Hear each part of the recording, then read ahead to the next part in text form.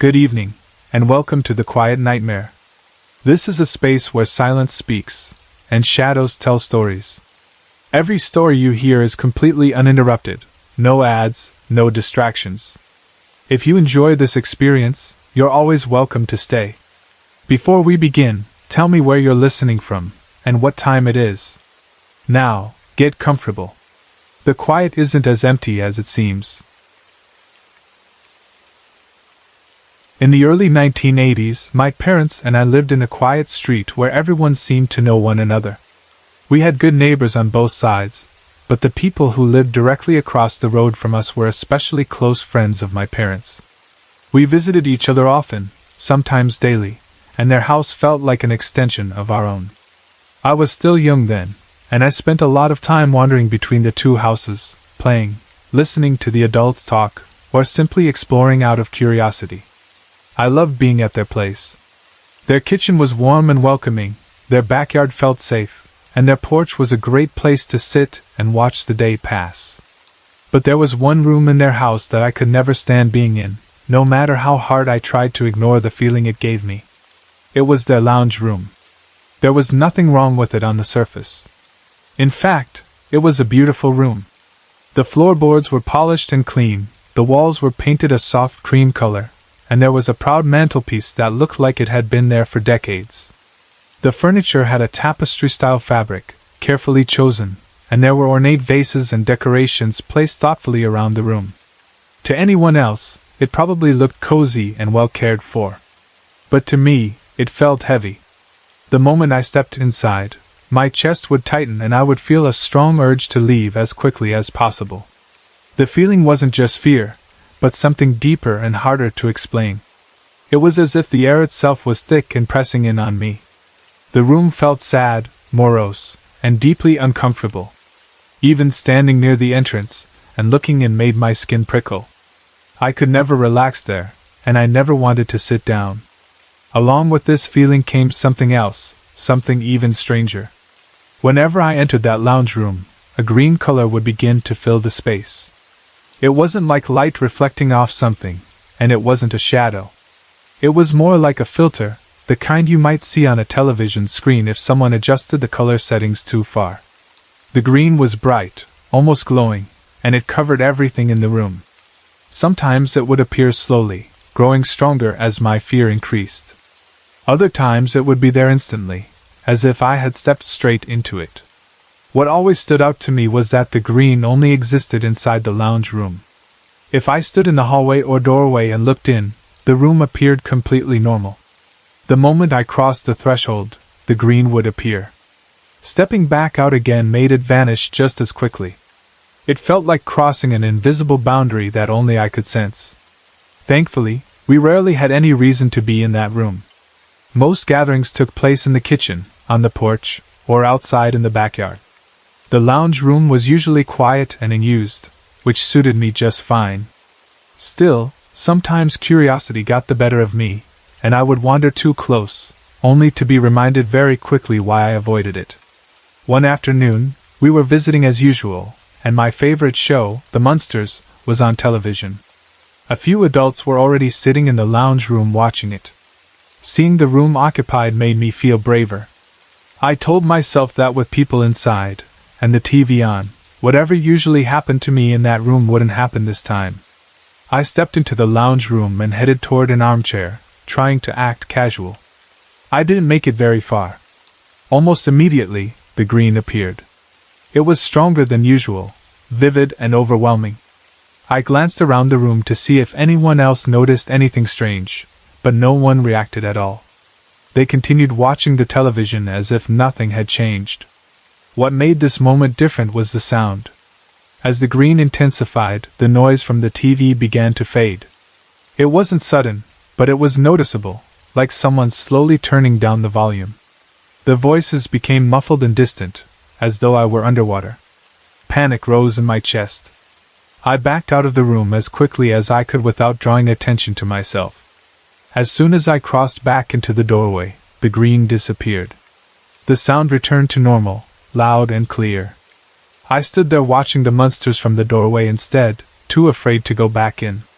I don't know if the sound had changed every other time I experienced the green, or if I only noticed it then because the television made it obvious. Either way, it left a deep impression on me. For years, I tried to explain these experiences away. I told myself I was an anxious child, overly sensitive, with an active imagination. It seemed easier to believe that than to think something truly strange had been happening. Eventually, the memories faded into the background of my mind, filed away as odd childhood experiences that didn't really mean anything. That changed many years later, around Christmas of 2015, when the house came up in conversation again. I had always known there had been a murder on that street. It was something whispered about, something adults spoke of carefully. I had always believed it happened in a different house further down the road. That was what I had carried with me all those years. But during that conversation, I learned something that made my stomach drop. The murder had happened in that house. The house directly across the road. The same house with the lounge room that terrified me. The same room where I had seen the green. Suddenly, all those old memories rushed back with new weight. The fear, the need to escape, the strange atmosphere all made a kind of sense now.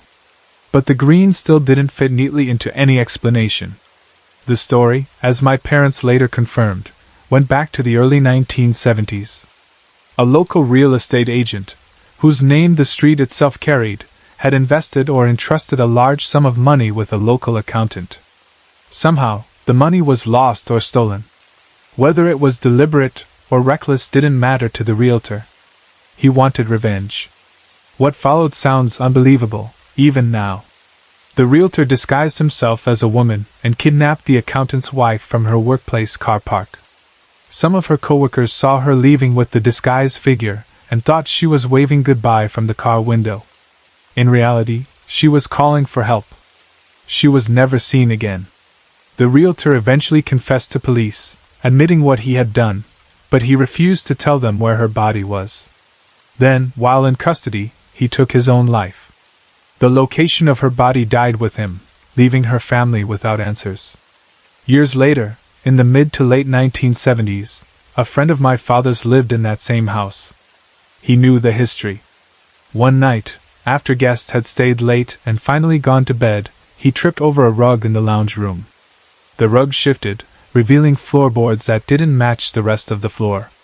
Suspicious and aware of the house's past, he and his friends began pulling up the boards. Beneath them, they found a hand protruding from the soil. They immediately called the police. That night, my parents woke to the sound of loud banging and commotion across the street. Police were tearing up the lounge room floor. The body was identified as the missing accountant's wife. After all those years, she had been there the whole time, hidden beneath the very room that had terrified me as a child.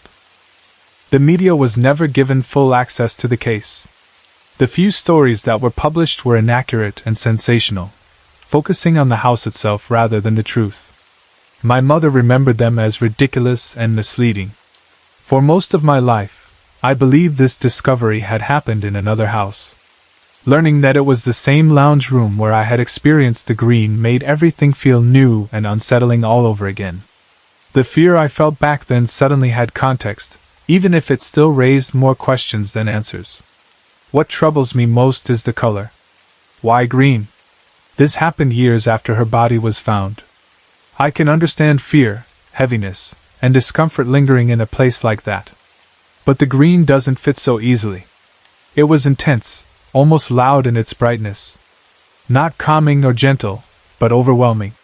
I've read that green is often associated with healing or peace, but this was not that kind of green. This was sharp and invasive, like an alarm that only I could see. Was it emotional residue? A psychological response? Or something else entirely? I'll probably never know. The man who found her eventually moved away, and my father lost touch with him. Apparently, before he found her body, he had his own strange encounter with what he believed was the same woman. His experience was calm and didn't involve any color at all. We don't know how or where she was killed.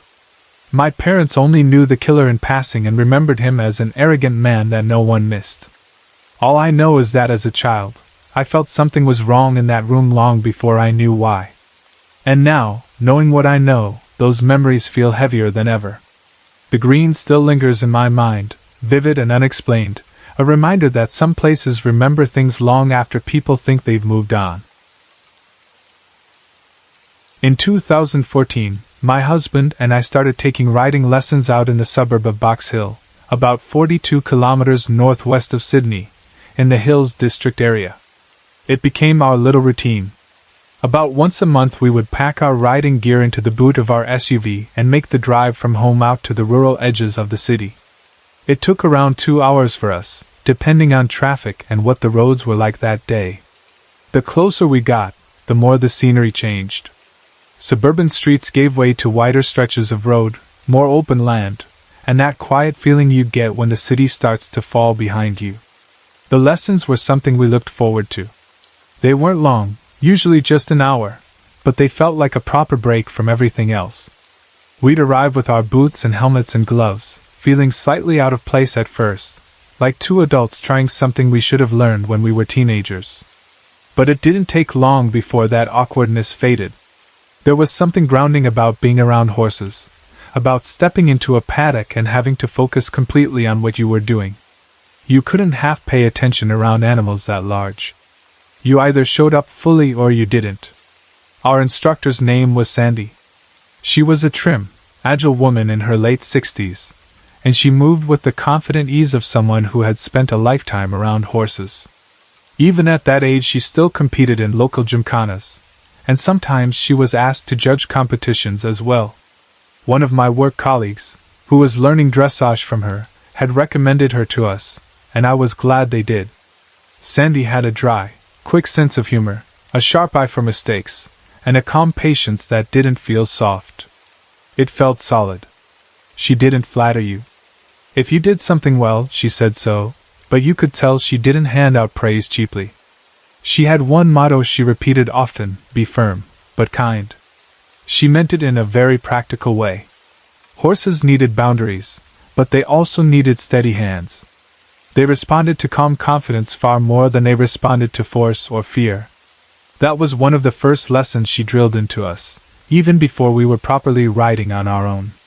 Sandy was well respected in the local equestrian community.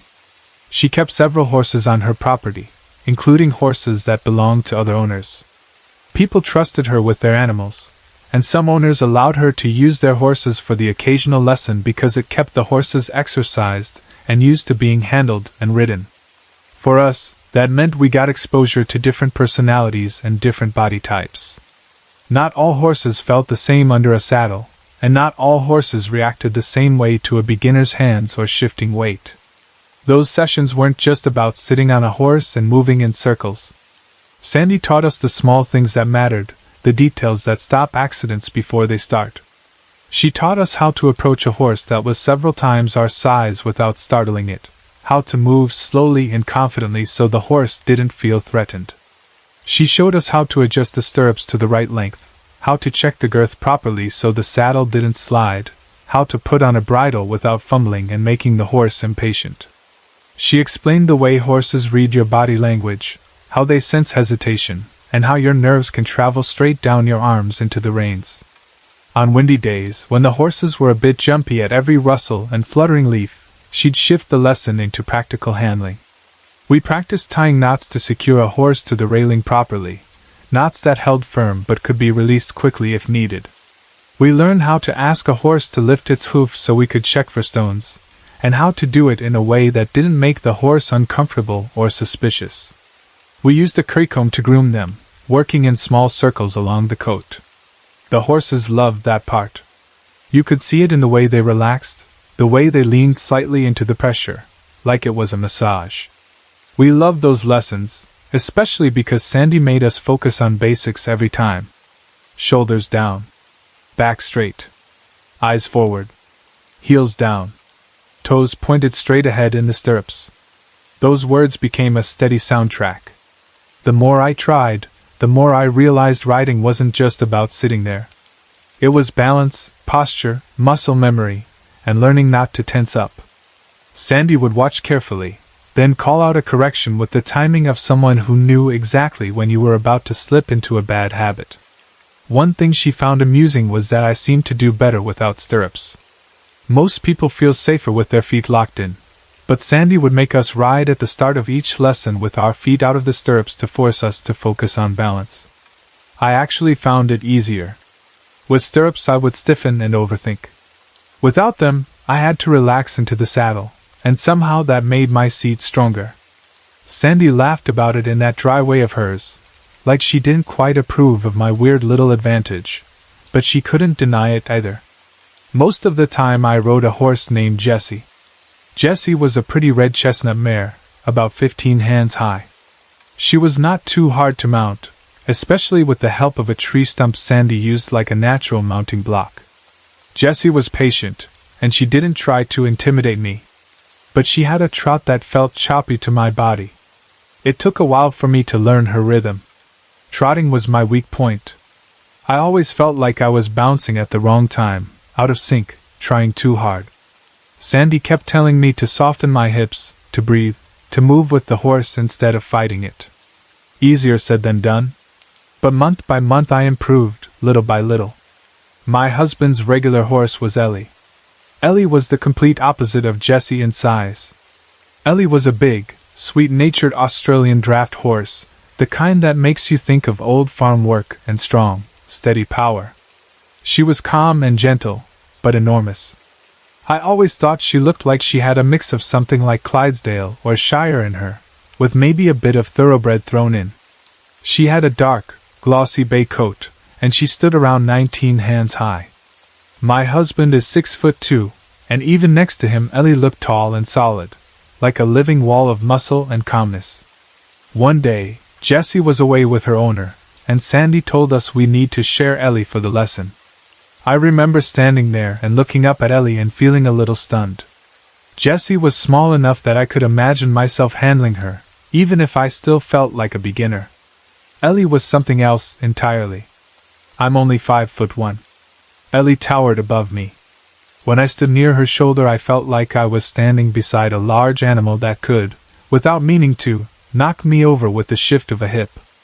Ellie wasn't scary, but her size made me very aware of my own.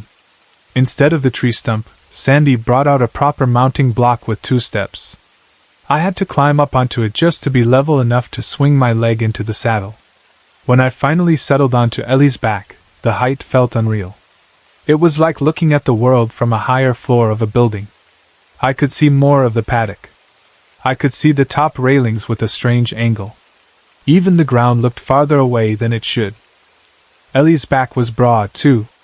Jessie felt narrow enough that my legs could wrap around her sides in a way that made me feel connected. Ellie was so wide that my legs didn't fully reach in the same way. At first it felt like sitting astride something too big for me to hold. I was not used to that shape under me. I gripped with my knees out of instinct, and then immediately tried to relax because Sandy was always telling us not to clamp down and tense. Sandy decided we would still do the lesson the way we usually did at the start. She had me drop my feet out of the stirrups and put my hands on my head. It sounds ridiculous until you do it. With your hands off the reins and your feet out of the stirrups, you feel every movement of the horse. It forces you to sit properly. Sandy held the lunge rope and walked Ellie around the paddock in a circle. It was safe. Controlled. Slow. At first, I felt awkward and very aware of my height above the ground. But Ellie moved with a long, flowing stride that felt completely different from Jessie. Where Jessie's trot felt like a quick series of bumps, Ellie's movement was smooth, like a gentle rocking. It was almost like sitting in an armchair that was being carried around. The longer we went, the more my body stopped bracing and started moving naturally with her. There was a moment, somewhere in the middle of that circuit, where I realized I actually felt comfortable. Not scared, but genuinely comfortable. I let my shoulders drop. I let my breathing slow. I felt the calmness of the horse under me, and it did something to my nervous system, like it switched off a background hum I hadn't noticed was there. I even closed my eyes for a few seconds. Not because I was careless, but because the motion was so steady and soothing. I could hear Sandy's voice now and then, giving corrections, and I could hear the soft rhythm of Ellie's hooves on the sand. There was a quietness in it, the kind of quiet that doesn't feel empty. It feels full of simple, steady things: breath, movement, balance. Sandy was pleased with my progress that day, and that was not something that happened often. She said my seat had improved. She said my back was nice and straight. She said I looked balanced. I remember feeling a small, proud warmth at hearing that. I didn't show off, but inside I was pleased. Sandy's compliments meant something because she didn't hand them out just to be nice. Eventually the lesson ended. Sandy brought Ellie to a stop. She said something to my husband, and I saw him move into position beside Ellie, but I hadn't caught the instruction clearly. Normally you dismount from the left side of a horse. That's how we had been taught. That's how the tack and habits are designed. But for some reason, my husband was standing on Ellie's right side instead. I assumed he was just standing there to be nearby. I didn't realize Sandy had positioned him there to help me down. Before either of them could stop me, I started dismounting the way I thought made sense in the moment. I swung my right leg over Ellie's rump. Then I took my left foot out of the stirrup iron. And then, without really thinking through the height, I released my grip on the pommel. The moment my body left the saddle, I realized my mistake. It was a long way down. A long, long way down. What I remember most is not screaming or flailing. What I remember is this strange calm that settled over me, fast and heavy, like a blanket. It was as if my mind decided panic would be useless and shut it off. In that calm, I heard something that didn't feel like my own thoughts. It was quiet, firm, and steady, reminding me to relax and stay calm. It wasn't loud. It wasn't dramatic. It was simply there, like a clear instruction. I took a deep breath in. I let it out slowly. And as I did, my limbs seemed to melt. That sounds strange, but that's the best way to describe it. My muscles stopped locking. My body went loose, almost boneless, like it had given up trying to fight gravity and instead chose to flow with it. People talk about time slowing down during accidents. In that moment, it truly felt like time stretched. Those seconds felt longer than they should have, like someone had pulled them out into thin, elastic strands. I had enough time to notice the air, the angle of the ground, the strange floating sensation of falling. It felt unreal, like my body was moving through a slowed-down version of the world. Then I hit the sand. My right shoulder took the main impact. The shock ran through me in a sharp, bone-jarring jolt. I wasn't knocked out, but my breath caught and my vision blurred for a moment. I was lying there on the hard-packed sand of the paddock, and before I could even properly register what had happened, I saw Ellie's hooves. 2 dark, hairy legs, hooves as large as saucers, right in front of my eyes. And I heard a command, urgent and clear. Move. It didn't feel like something I thought up. It felt like something I was told. Without thinking, without hesitating, I tucked my arms and legs in and rolled away, curling into myself and shifting my body as fast as I could across the sand. A moment later, Ellie's great iron-shod hooves stamped down where I had been, a heavy thud-thump that vibrated through the ground. The sound was so close it made my stomach drop. Ellie wasn't trying to hurt me, but she was restless, startled by the sudden movement and the awkwardness of me falling beneath her. My husband and Sandy rushed toward me. Sandy grabbed Ellie and secured her quickly, steady hands on the rope, calming her down the way only experienced horse people can. My husband bent down and offered his hand to help me up, his face pale with shock. I could see he was imagining broken bones, torn ligaments, something serious. Sandy's expression was tight too, not panicked, but sharply focused. I got to my feet carefully. My knees felt weak. My body felt shaky, but not in the way you feel after exercise. In the way you feel after a near miss. I did a quick mental scan, checking if my head felt dizzy, if my ribs hurt, if I could breathe properly, if my legs could hold me. Then I focused on my shoulder. My right shoulder ached, deep and strong, but I could move it. I rotated the joint slowly, carefully, expecting pain that would stop me. but the movement was there. It wasn't pleasant, but it worked. No obvious dislocation. No immediate sign of a fracture. My fingers worked. My arm lifted. I felt sore but intact. Both Sandy and my husband looked at me like they couldn't quite believe it. They said it was a miracle. And honestly, standing there in the sand, rubbing my shoulder, I felt the same disbelief. I was not a young person bouncing back from a tumble. I was on the wrong side of 50. A fall like that could have ended very badly. It could have meant months of recovery, surgery, or worse. Yet here I was, standing, breathing, moving, still whole. As I tried to steady myself, I thought of that old proverb about pride and a haughty spirit going before a fall. It made me almost laugh, even through the pain, because just minutes earlier I had been quietly pleased with myself for doing well, for sitting tall and balanced, for earning Sandy's rare praise.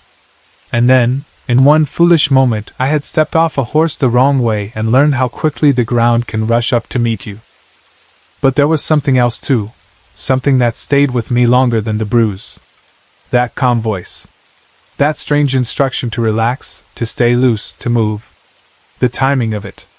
The way it seemed to arrive right when I needed it. The way my body responded, melting instead of bracing. The way I rolled away without hesitation, just before those heavy hooves stamped down.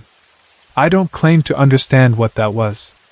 I don't claim it was a ghost or an angel or anything dramatic. But I can't deny what it felt like in that instant, like something caring had been watching out for me, guiding me through the seconds that could have ended in a much worse way. That day, after we packed up and drove home, my shoulders sore and my nerves still buzzing quietly under my skin, I kept thinking about it. About Ellie's sighs. About the long fall. About the stretched out seconds in the air. About how calm I became when I should have panicked. About the simple, urgent command to move. And the more I replayed it, the more grateful I felt, not just for being unbroken, but for the strange sense that, in the middle of a hard landing and a dangerous moment, I was not entirely alone. Sorry to interrupt. If you're enjoying the story, let me know in the comments and tell me where you're watching from. Don't forget to like and subscribe for more. My father passed away in 2016. He had been diagnosed the year before, in 2015, with a small-celled stomach cancer. From the day we found out to the day we lost him, I had less than a year with him, really. And the truth is, even while he was still alive, it didn't feel like I had him in the way other people talk about having a dad. I know people imagine a father as someone warm, protective, emotionally present, someone you can lean on. But my relationship with him didn't look like that. Most of the time it didn't even feel like a relationship at all. I didn't want to say this because it can sound cruel when someone is gone, but I have to be honest if I'm going to tell the story properly. He didn't feel like a father to me, and he didn't act like one in the way I needed. He did the basic duties. He fed us. He sheltered us. He made sure the house ran. In that sense, he did what a father is supposed to do. But emotionally, it was like there was a wall between us that never came down. I never felt truly seen by him. I never felt like an important part of his life. I never felt loved by him, not in a way I could recognize or hold on to. And that kind of thing messes with you. Because when you grow up without that warmth, you start thinking something is wrong with you. You start believing you aren't worth the effort. You watch other families and wonder what it feels like to be wanted. And then you get older and you try to make peace with it by telling yourself, maybe he just wasn't that kind of person. Maybe he did what he could. Maybe love looked different for him. But deep down, you still carry that ache, because a child always wants their parents' love, even when they pretend they don't care. Another thing that sat quietly in the background of our family was the fact that my dad didn't really enjoy family life. He wanted to be single. That was something you could feel, even if no one said it out loud all the time. He had ended up in an arranged marriage because of culture. It was like his life was decided for him, and he resented it. And when a person resents their own life, it spills over onto everyone around them. It becomes the atmosphere in the house. It becomes the tone in conversations. It becomes the way someone looks at you without warmth, like you are not their choice but their responsibility. So when he got sick, the complicated feelings in me got even more complicated. People assume grief is simple, like if you love someone you're sad, and if you don't love them you're not. But it's not like that. It's messy. You can feel angry and heartbroken at the same time. You can feel guilty for being angry. You can feel empty even if you tell yourself you shouldn't. And that's where I was. My dad died in Sri Lanka. He had wanted to try a treatment there, something he hoped would help him. So he traveled there, and we ended up having his funeral there too. By that point, most of his belongings were there as well. When we came back to Australia after the funeral, it felt like we returned to a life that had been cut in half. Everything looked the same, but it wasn't the same. The house was still there. The streets were still there. Schools still existed. People still expected normal behavior. But inside I felt broken. I didn't even understand my own grief at first. Because I kept thinking, why do I miss him? Why does it feel like I'm waiting for him? We didn't have a close relationship. We didn't have those tender moments people talk about. And yet, I would catch myself expecting him to walk through the door at any moment. I would hear a sound outside and think it might be him. I would forget for a second that he was gone, and then remember again, and it would hit me like a wave. It was like my mind couldn't accept the finality of it. School became hard. Not just hard in the normal way where you don't feel like studying, but hard because my brain felt heavy. I would sit in class and stare at the board and realize I hadn't absorbed a single word. I would go home and try to do homework and feel like my thoughts were sliding off the page. My grades started falling, and that only made me feel worse because it added another layer of shame. I already felt alone and confused, and now I felt like I was failing too. But there was one subject I still loved. Art. Art was the only thing that felt like a safe place in my mind. When I was drawing or painting, I could breathe again. I could focus. I could disappear into something that didn't demand words from me. And strangely, art was also the only place I had ever felt a connection with my dad. Because he loved art too. That was the one thing we shared without trying. Sometimes he would glance at what I was doing. Sometimes he would pause a little longer than usual. He didn't say much, but the fact that he cared about art at all made it feel like there was a small bridge between us, even if we never fully crossed it. 2 years passed. My grades were still falling. I still felt alone in most ways. And grief didn't vanish the way people think it does. It just changes shape. Sometimes it becomes quiet and sits in the background like a shadow. Other times it rises suddenly and hits you with a heaviness you weren't expecting. I was still carrying so much, and I didn't even know how to put it down. Then one night, something happened that changed the way I hold my memories of him. I was asleep, and in my dream, I woke up like I needed water. It felt so normal that I didn't even question it at first. In the dream, I walked out toward the kitchen, like I had done 1,000 times in real life. I switched on the lights. And my dad was sitting on the sofa. He was sitting the way he used to sit, like it was an ordinary day. But what shocked me wasn't just that he was there. It was how he looked. The last time I had seen him in real life, cancer had eaten away at him. He had become so thin and drained that he didn't look like the same person anymore. It was hard to see him like that. It was the kind of image that stays stuck behind your eyes even when you try not to think about it. But in this dream, he didn't look like that. He looked healthy. He had meat on his bones. His face had life in it. He looked brighter, almost like he had an unusual glow. And the strangest part was his expression. He looked happy. Not just okay, but genuinely happy. It was the happiest I had ever seen him in my entire life. It was such a foreign expression on his face that it made my whole body feel still. Usually, even if something like that happened in a dream, you'd feel fear. You'd feel shock and panic. But I didn't. I wasn't scared at all. Instead, I felt calm. I felt peace. It was like my heart recognized him before my mind could question anything. I just stood there and looked at him. and the feeling in the dream wasn't sadness. It wasn't even surprise after the first second. It felt like a normal day, as if he had always been there, as if nothing had been broken. It was like the world had quietly corrected itself for a moment. Then he spoke to me. He asked what I was doing.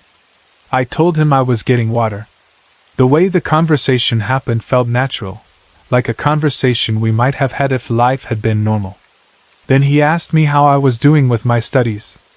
That question hit me in a strange way, because it was the exact kind of question a father should ask, the kind of question I always wanted him to ask when he was alive. In the dream, I answered automatically. I said I was doing okay. I didn't want to disappoint him, even in a dream. Then he told me to bring my art diary to him. That detail is important to me because my art diary was personal. It was where I kept my drawings, my practice, my thoughts on paper without words. It felt like a private part of me. In the dream, I went and brought it to him and placed it in his hands. He began to look through it. And he was the first person to ever look through my art diary. I remember watching his face while he turned the pages. I watched him like I was starving for some reaction, like I was waiting for proof that I mattered. And his face looked proud. He looked genuinely proud. It wasn't fake. It wasn't polite. It was the kind of pride that warms the eyes. The kind that softens the face. The kind that makes you feel like you are doing something right. I had not seen that look in a long time. Seeing it on his face made something inside me lift. It made me feel light, almost euphoric. It felt like the missing piece of me was being held up for a second, like I was finally being seen by the one person I wanted to be seen by. He looked up at me after turning through the diary and said, "You are doing well." Those words were simple. But they landed like medicine.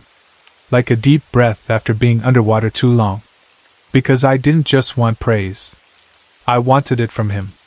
I wanted him to tell me I was doing well. I wanted him to tell me he saw me.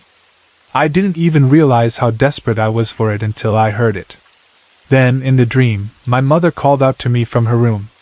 She asked me to bring her a glass of water. It was such an ordinary thing, something she would ask in real life. But when I heard her voice, I felt panic rise in me, not because of her, but because I knew what was about to happen. I looked back at my dad, and I felt unsure. Because in my mind, it felt like if I left him, even for a minute, I would lose him. I would never see him again. That fear was so strong that it almost made me freeze in the dream, like a child afraid of letting go of something precious. He nodded at me. He told me to go get her the water. So I took one last look at him, trying to hold that image in my mind, and I went to my mother's room to give her the water. When I came back, he was gone. Unsurprisingly, the sofa was empty again. But what shocked me was this: the art diary was still resting on the sofa. Even in the dream, that detail felt significant. It felt like proof. Like a mark that something had happened. Like he had been there long enough to touch something real, even if I couldn't understand how. Then I woke up. I opened my eyes in my bedroom, in the darkness, with that strange feeling you get when a dream feels too real. I checked the time immediately. It was 1:13 a.m. The next morning I told my mum. I talked to my mum about things. She's the person I share things with, especially when something sits heavy on my chest.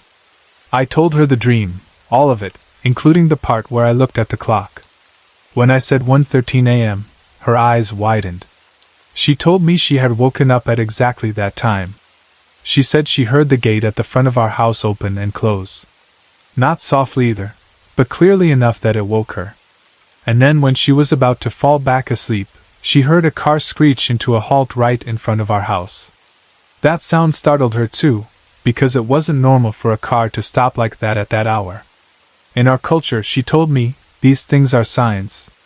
According to what she believed and what she'd been taught growing up, the gate and the car sounds can happen when a spirit passes over to the next world. It's like the spirit is moving through, like a transition, like a crossing.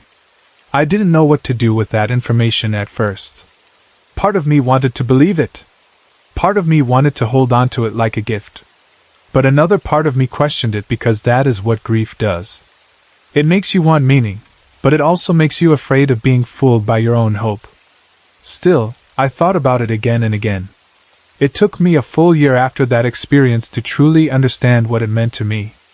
Because at first, I thought maybe it was just a dream created by my own mind to comfort me. But later, when I looked at the timing, and the way it felt, and the way he looked, and the fact that he seemed happier than I had ever seen him, I started to feel like it was something else. I began to realize that he didn't just come to visit me. He came to say goodbye. And not just goodbye in a cold, distant way, but goodbye in a way I never got to experience while he was alive. He came at a time when I was struggling and felt unseen. He came at a time when my grades were falling, when I felt alone, when I needed reassurance and didn't know how to ask for it. He came and gave me something I had wanted from him for years: approval, pride, warmth, and a sense that I mattered. He told me I was doing well. And what hurt me later was realizing how badly I had needed those words. I had been desperate to hear them, especially from my mother, because she was the one still here. But somehow it was him, the person I thought didn't love me, who gave me that moment. Then another realization came, and it hit me hard. Before he passed on, he had only said goodbye to me, out of my brother and my mother. That detail hurt in a complicated way because it made me think, maybe he did care about me more than I understood. Maybe he struggled to show it. Maybe he didn't know how to be a father in the way I needed. Maybe his resentment, his cultural pressure, his regrets about his own life, all of that made him emotionally distant. But maybe underneath it, there was still love in him, even if it was buried under everything else. And that realization made me feel both comforted and devastated. Comforted because it meant I wasn't invisible to him. Devastated because it made me realize how much time we wasted. After that, I started feeling angry at myself. Not in a dramatic way, but in a quiet, heavy way. Because I had loathed him so much when he was alive. I had carried resentment. I had judged him for not being what I needed. And maybe I had every right to feel that pain, but the guilt still came anyway, because grief doesn't care about fairness. It just digs its fingers into you. I started thinking about all the times I could have tried harder to understand him. All the times I could have asked him questions. All the times I could have tried to get closer. And then I would stop myself and think, why is it my job as the child to make the relationship work? Why wasn't he the one trying? Why wasn't he the one reaching? Those thoughts would fight with each other inside me, like two sides of the same wound. But no matter which side I leaned toward, the sadness stayed. Because the truth is, I never got the chance to tell him I loved him. And that is the part that stings the most. Not because I think saying, "I love you," would magically fix everything, but because it would have been closure. It would have been my choice, my voice, my final offering. Even if the relationship was broken, even if he didn't know how to respond, I wish I had said it. I wish I had given him that truth before he left. The fact that I didn't makes me feel like I missed something important, like I missed the last chance to soften the story. And now I feel like I will never see him again. That dream felt like a visit, and if it was a visit, it felt like a final one. It felt like he came, did what he needed to do, and moved on. That idea makes me sad because part of me wants reassurance again. Part of me wants to know if he's okay now. If he's happier now. If he's free from everything that made him bitter or distant, or trapped. I want to know if he finally became the version of himself that could smile like he did in my dream. I also think about how grief can reshape your memories. When someone dies, you start rereading the past, looking for hidden meanings. You start wondering if love was there in small ways you missed. You start remembering tiny moments that didn't seem important at the time. Like the way he cared about art. Like the way he asked about my studies in the dream, as if that had always been his concern but he never knew how to show it. And now I sit with this strange mixture of emotions. I miss him. I resent him. I love him. I feel guilty. I feel comforted. I feel angry at myself. I feel sad that I never got to know him properly. I feel sad that he never got to know me properly. And yet, when I think of that dream, I also feel something gentle. Because for that short moment, he looked at me like I mattered. For that short moment, I felt like I had a father. Not the father I wished for my whole life, but a version of him that finally seemed free enough to be warm. Maybe that is what death does. Maybe it strips away the weight people carry and leaves only the truth underneath. Or maybe it was my mind giving me the comfort I needed. I honestly don't know. But I do know that the experience helped me survive a hard time. It gave me a small piece of peace when I didn't have much else. And if it really was him, if it really was his way of saying goodbye, then I hold on to one thing. He was happy. That glow, that jolly face, that proud look, those are not images of suffering. They are not images of regret. They are not images of sickness. They are the opposite. They feel like a release. Like he finally became light. Like he finally escaped the life he didn't choose and the body that betrayed him. And maybe that's why he came to me. Not to reopen wounds, but to close one. Not to demand forgiveness, but to give comfort. Not to ask for love, but to show it in the only way he could. Even if it was only once. Even if it was only in a dream. Even if I never see him again. I think I finally understand something that has bothered me on and off for almost 30 years, and the more I think about it, the more it feels like one of those moments where your stomach drops because the answer is both interesting and awful at the same time. When I was about 10 years old, my Auntie F gave me a few little gifts for Christmas. She was my maternal uncle's wife, and she was always into drama, theater, costumes, and anything that looked a bit glamorous. Even when I was little, she had that energy. She loved attention, loved telling stories, loved making an entrance, and she also loved anything that looked special. When I was growing up, she would sometimes give me old costume jewelry, the kind of sparkly stuff she used for outfits and performances. As a kid, I thought that was the coolest thing in the world. I didn't care whether anything was real or expensive. If it shined, if it looked like something a singer would wear, I was obsessed.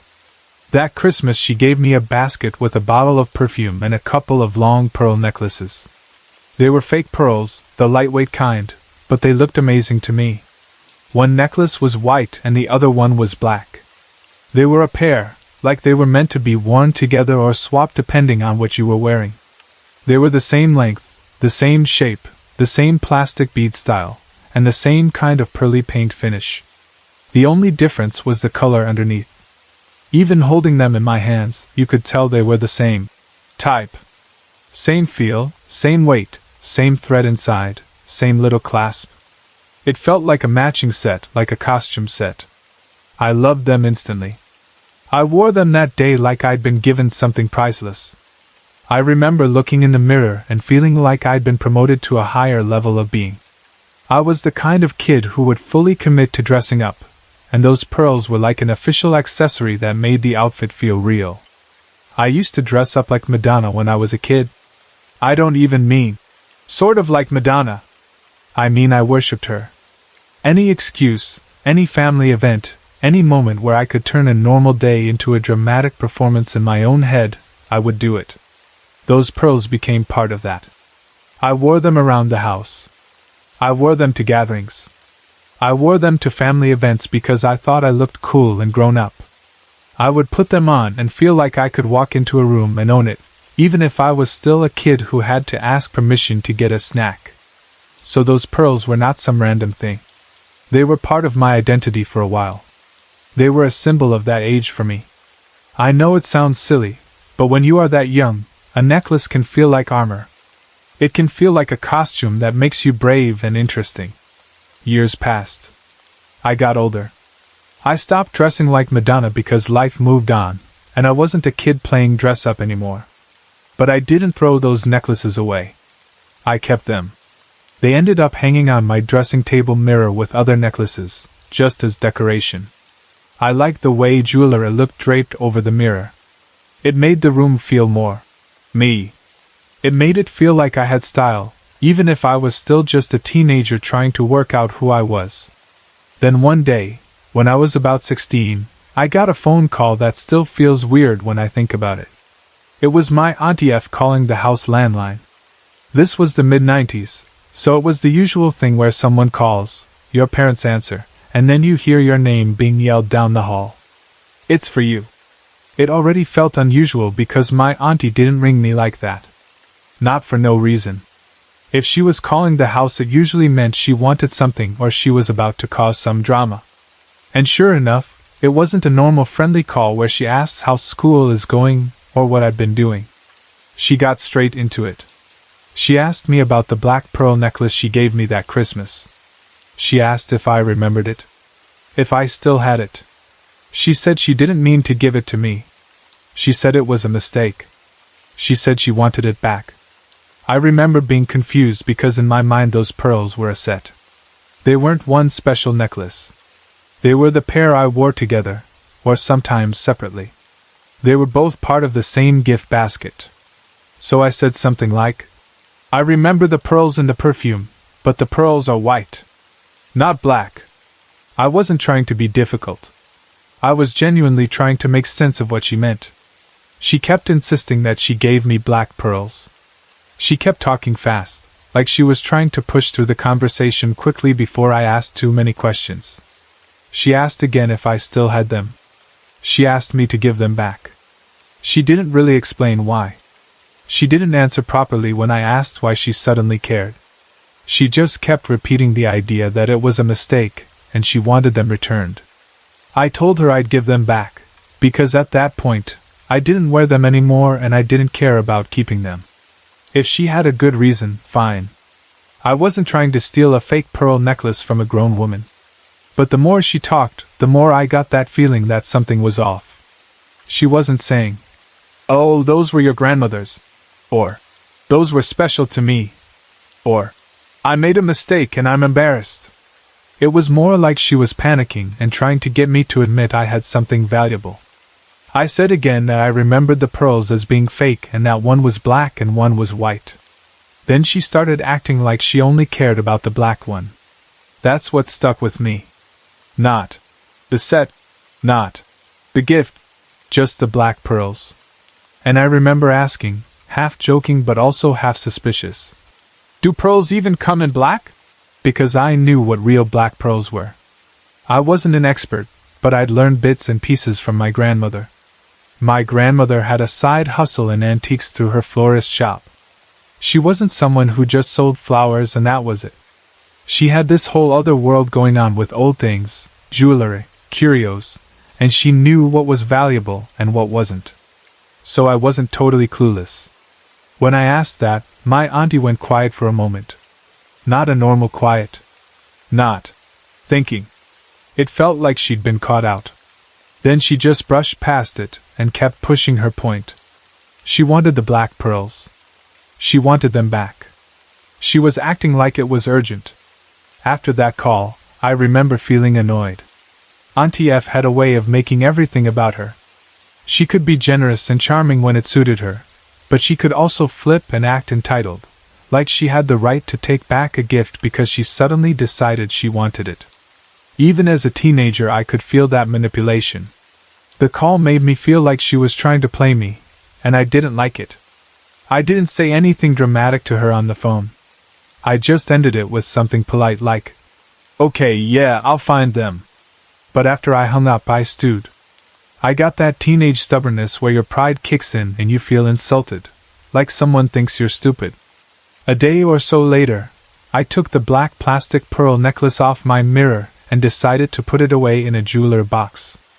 I did it partly because I didn't want drama if my auntie and uncle came over and saw it hanging there. My mirror was visible from the bedroom door, and I had this image of my auntie walking past, spotting it, and making a big deal in front of everyone. I didn't want a scene. I also didn't want to give her the satisfaction of thinking she could just demand something and I'd jump. So I opened my jewelry box to put the black plastic pearls inside. And that is when the weird part happened. Inside my jewelry box, sitting there like it belonged, was a pearl necklace that I had never seen before in my life. Not plastic. Not costume. A real-looking pearl necklace. White pearls. The kind that looked delicate and old. The kind you don't throw around. The string looked fragile.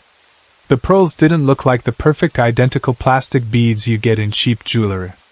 They looked like they had tiny differences, like real pearls do. It didn't look like something from a costume basket. It looked like something someone's mother or grandmother would own. I stood there staring at it like my brain had stopped working. At first my mind tried to solve it quickly, because that's what brains do when something doesn't fit. My first thought was that it must have been my mum's. Because I borrowed my mum's jewelry sometimes. If I was going somewhere and wanted to look a bit nicer, I'd borrow her earrings or a necklace. So it made sense that something of hers could be in my jewelry box. But I didn't remember borrowing a pearl necklace. And I didn't even know my mum had one. So I went and asked her. I remember thinking she'd say, "Oh yeah, I put it there," and it would be solved. But she didn't.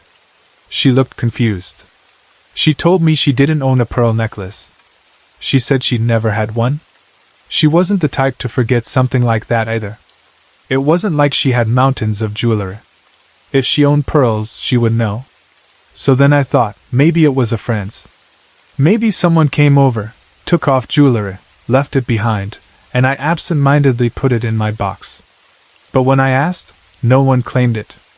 None of my friends had pearls. None of my friends' mums had given them pearls to wear around as teenagers. It didn't match my world. The only person I knew who had real pearls was my grandmother. But I didn't borrow her jewelry. I never did. She was careful with her things, and I was careful around her things. It just wasn't part of our dynamic. And even if she had wanted to give me pearls, she would have done it openly. She wouldn't have snuck them into my jewelry box like a fairy. Still, I asked her. The next time I saw my grandmother, I brought it up. I asked her if she had put it there. She said no. And then she said something that has stayed with me ever since. She said something like, "I think it's best not to question these things." Not in a joking way. Not in a dramatic, spooky way. In a calm, matter-of-fact way, like she was telling me not to poke at something that might poke back. That was her style. She wasn't someone who screamed, "Ghost," at every noise. But she also wasn't naive about strange things. She had her own quiet beliefs and her own quiet boundaries. For a few weeks after that, I was obsessed with working it out. I would open my jewelry box and stare at the pearls. I'd touch them carefully.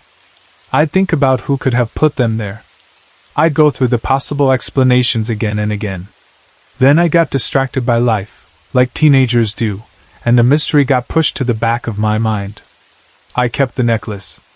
I never wore it. The string looked too fragile and I didn't want to break it. But I kept it. It became one of those weird little mysteries you carry around without thinking about every day. Years turned into decades. The pearls stayed with my other jewelry. They were always there, quietly sitting in the background, like a question mark I didn't have the energy to answer. Then today, almost 30 years later, something clicked into place so suddenly that it made me feel sick. It started with a memory of a conversation from a long time ago, maybe about 20 years ago. I was in my early 20s. It was late, probably Christmas night, or some late family gathering where everyone was tired and a bit loose and talking too much. I remember sitting there while my stepmom was talking about her mother, V, who had passed away years before. My stepmom was talking to a group at the table. Not a private whisper. A full story told to everyone listening. She talked about her mother, and then she talked about her sister-in-law, another woman with that same grasping, entitled personality. The kind of person who shows up early when someone dies and starts taking things like it's a shopping trip, not a death. There was no will, from what I remember. And after V passed away, this sister-in-law apparently went in and took anything she could get her hands on. Books, clothes, plants, jewelry, whatever. She piled it into her car before anyone could stop her. It was ugly. It was selfish. It was the kind of thing that leaves scars in a family because it isn't just about objects, it's about respect and grief and trust.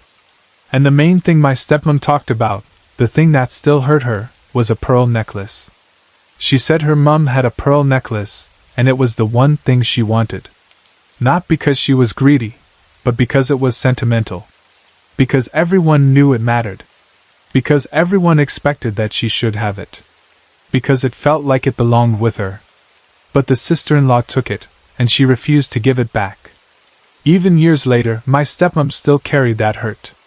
It wasn't just a necklace. It was the feeling of being robbed while grieving. It was the feeling of someone taking something precious and then acting like they had the right.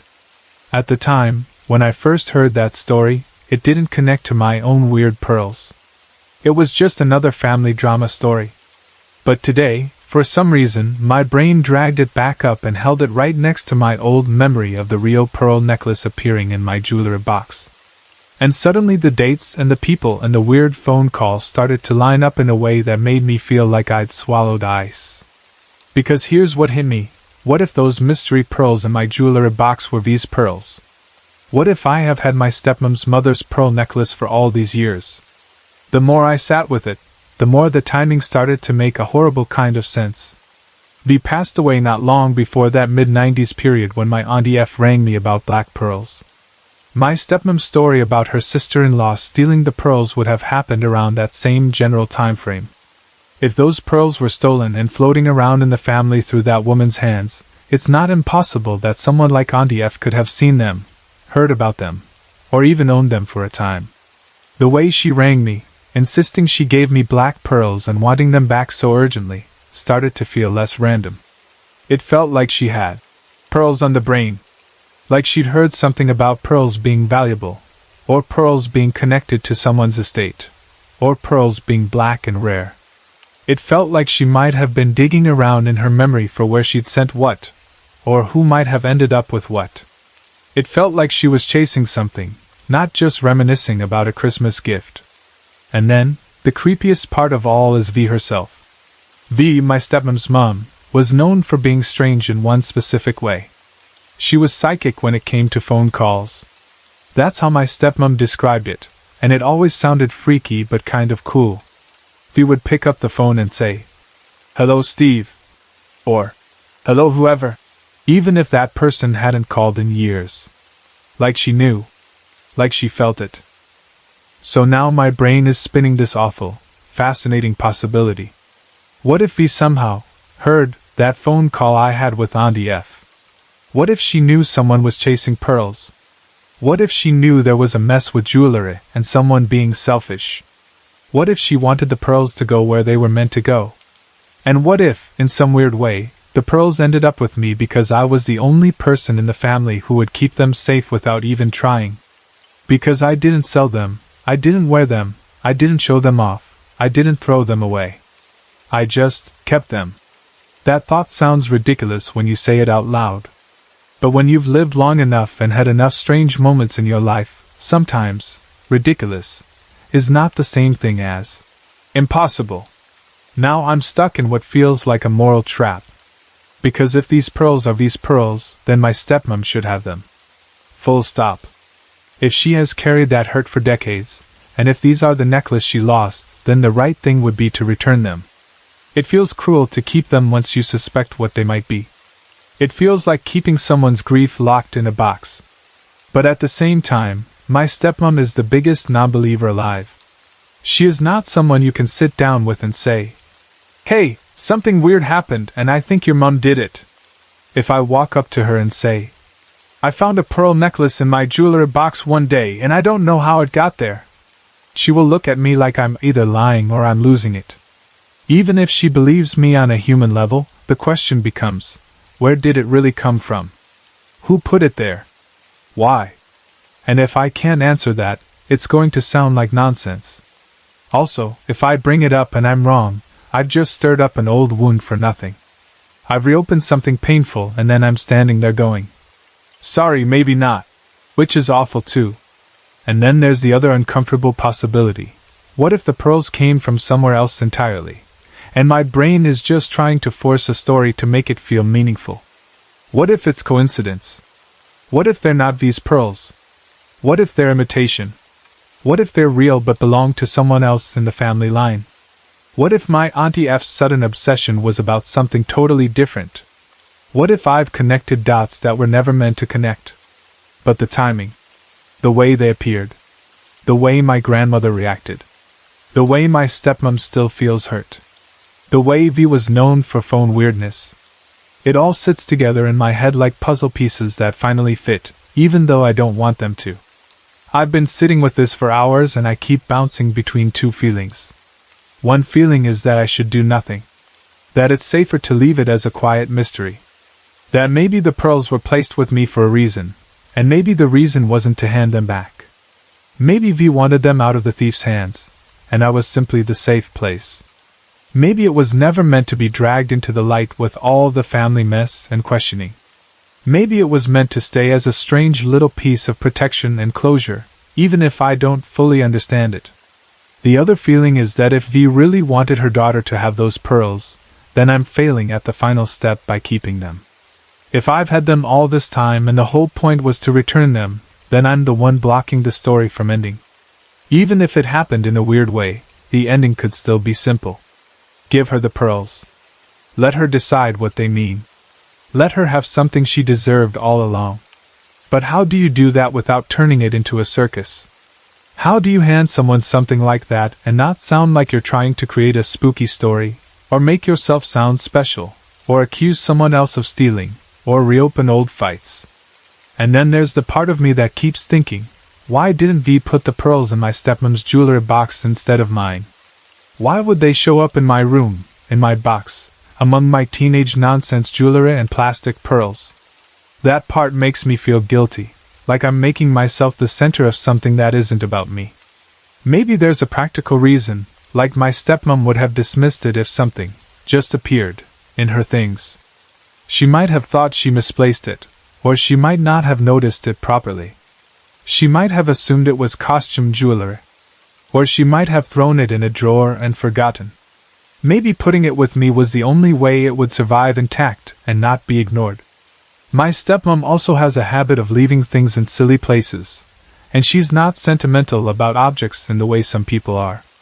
She is sentimental, but she doesn't always show it through items. Maybe V knew she needed a different route. Maybe V knew I would pay attention. Maybe she knew I would keep it safe. Or maybe I'm overthinking and the truth is simpler, like it always is. Maybe someone in the family put them there and never admitted it. Maybe my mum found them somewhere and slipped them in my box thinking they were mine. Maybe someone thought it would be safer with me. Maybe it was a weird attempt to hide them from someone else. Families do odd things when there's conflict. But that still leads me to the same question, what do I do now? Right now it's the middle of the night, and I can't stop thinking about it. I keep imagining my stepmom telling that story at the table, her voice tight and angry and sad, her carrying that bitterness even after all this time. I keep imagining V, the kind of woman who could pick up a phone and name the caller, listening in on my silly teenage conversation with Auntie F about black pearls, and somehow deciding, enough. This has gone on long enough. And I also keep imagining the thief, the sister-in-law who took everything. If these pearls really are V's pearls, then it's almost funny in a dark way that they didn't stay with the person who stole them. Like the universe didn't allow it. Like they slipped out of her grasp. Like something refused to let her keep them. That's satisfying to think about, but it doesn't solve my actual dilemma. If I'm being honest, I think the part that scares me most isn't even the "how did they appear?" part. It's the idea of taking something that has been quiet for decades and dragging it into the messy daylight of family history. Because families don't just accept answers. They ask more questions. They argue. They remember. They accuse. They defend themselves. They twist things. And suddenly you've created 10 new problems just by trying to fix one. But the other part of me feels like I already have the problem, whether I admit it or not, because the moment I suspected these pearls might be V's, it stopped being a harmless mystery. It became a responsibility. So here I am, stuck between staying silent and doing the right thing, even if the right thing feels complicated. The only thing I know for sure is that I can't unknow what I just worked out. I can't go back to the old version of the story where the pearls were just a weird necklace that appeared and I shrugged and moved on. Now there's a possible owner, a possible meaning, and a real person who has lived with loss over it. And I keep thinking, if I do nothing, will I still be thinking about this 10 years from now? Will it sit in my jewelry box like a weight? Will I keep hearing my stepmom's voice telling that story? Will it feel like I kept something that wasn't mine, even if it arrived in a way I can't explain? I don't know. But I do know this: bloody ghosts, bloody family drama, and bloody jewelry that decides to turn your life into a moral puzzle at 1:45 in the morning. Me and my friends never even wanted to see whatever it was that showed up that night. We were just kids trying to have a normal slumber party, nothing more. But the whole time, even before anything big happened, I had this strong feeling like we weren't alone. Like someone was watching us from somewhere inside the apartment, just out of sight. I didn't want to say anything because I didn't want to sound dramatic or scare everyone, but it sat in my chest like a heavy stone. It was my friend Christina's place. We brought our bags, pulled out blankets and pillows, and dragged the mattresses into the living room so we could all sleep together. We kept checking the door, making sure it was locked, like that would make us feel safe. I remember my new friend Amy noticing my face while we were setting up. She looked straight at me and quietly asked, "Are you all right?" I nodded quickly like everything was fine, even though my hands were shaking a little as I pulled my blanket out of my bag. When we finally had everything laid out, we decided who would sleep where. Amy and Christina and the other Amy, yeah, there were 2 Amys that night, were set up closest to the hallway and the kitchen. Me, Letitia, and Carla were closer to the TV and the window. Even picking spots felt serious, like we were choosing where we'd be safest. Carla kept saying she might not even be allowed to sleep over, and I could tell she was nervous too, trying to act like she wasn't. We ate junk food Christina's mom bought for us, laughing and trying to feel normal. We had pizza, snacks, and sweets, and for a while it was actually fun. But the feeling never left. It was always there, like a cold draft that wouldn't stop. Then the girls decided we should go get Letitia's things and also go ask Carla's parents one more time if she could stay. Carla lived in the next apartment, so dropping her off wasn't a big deal. But Letitia lived far, far away, and the idea of walking at night made all of us tense. None of us said it clearly, but you could tell we were scared. The moment we stepped outside, the air felt different. The street felt too quiet. Even the sound of our shoes on the ground felt too loud. I remember Amy leaning close to me and whispering that she felt something following us. My stomach dropped because I felt the same thing but had been trying to ignore it. I told her quietly. Me too. We held onto each other, almost hugging while we walked, and the other girls got strangely quiet. Nobody was making jokes anymore. Nobody was laughing.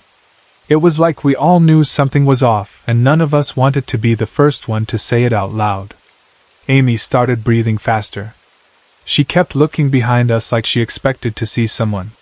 Then she stopped walking for a second, grabbed my arm, and whispered, "It's following us for real."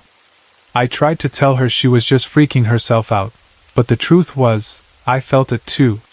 The pressure in the air, the feeling of eyes on us, the weird silence in the spaces between our footsteps. It felt like we were being hunted, even though we didn't know by what. Amy suddenly muttered, almost like she couldn't control it, "It's coming!" Right after she said that, a car sped past us way too fast and splashed water up onto the sidewalk, spraying me and Amy. We screamed so loud it felt embarrassing, but we couldn't help it. Our nerves were already stretched thin, so that small thing felt huge. We took off running for a bit, half running, half stumbling, like our legs didn't work properly. We ran until we were out of breath, then slowed down because we had to keep going to Letitia's place. Amy looked pale and terrified. I put my arm around her and tried to sound calm. I told her, "Ghosts can't hurt us." I don't even know if I believe that, but I wanted her to stop panicking. She didn't answer me. She just kept walking forward, staring ahead like she didn't want to look anywhere else. Then we heard it. A scream. Not like a normal scream. Not like a person yelling. It sounded like it came from somewhere deep and wild, like it echoed through the night. It was the kind of scream that makes your blood turn cold instantly. A sound like something suffering, or something warning you. We all froze. Every single one of us stopped moving at the same time, like our bodies just locked up. Slowly, we turned around. And that's when we saw movement near the trees. A shadow, too dark, too fast, running through the forest. It didn't look like a normal person running. It was just this shape, this black blur, sliding between the trees. The second we saw it, none of us even spoke. We just started walking faster. Not running, because it felt like running would make it chase us more. We walked quickly, barely breathing, barely making noise, pretending we didn't see it even though we all did. When we finally got to Letitia's place, we rushed inside like we were escaping something. Grabbing her stuff was chaotic. Her family was confused why we were so jumpy, but we didn't explain properly. While we were there, a small cat suddenly rushed at me, scratching and startling me so badly I yelped and almost fell back. It wasn't a serious attack, but in that moment my heart nearly stopped. Everything felt like a threat. Then we walked back to Christina's apartment, and the whole way I felt like something was behind us. The streetlights felt too dim, the shadows too deep. Carla was already waiting outside Christina's building, bag in hand, like she had decided she didn't care what her parents said, she wasn't going to be left out. Seeing her standing there should have made me feel better, but it didn't. It just made me feel like we were all in this together now. Once we were back inside the apartment, we tried to convince ourselves it was over. We locked the door again. We put on music. We ate more pizza and cake.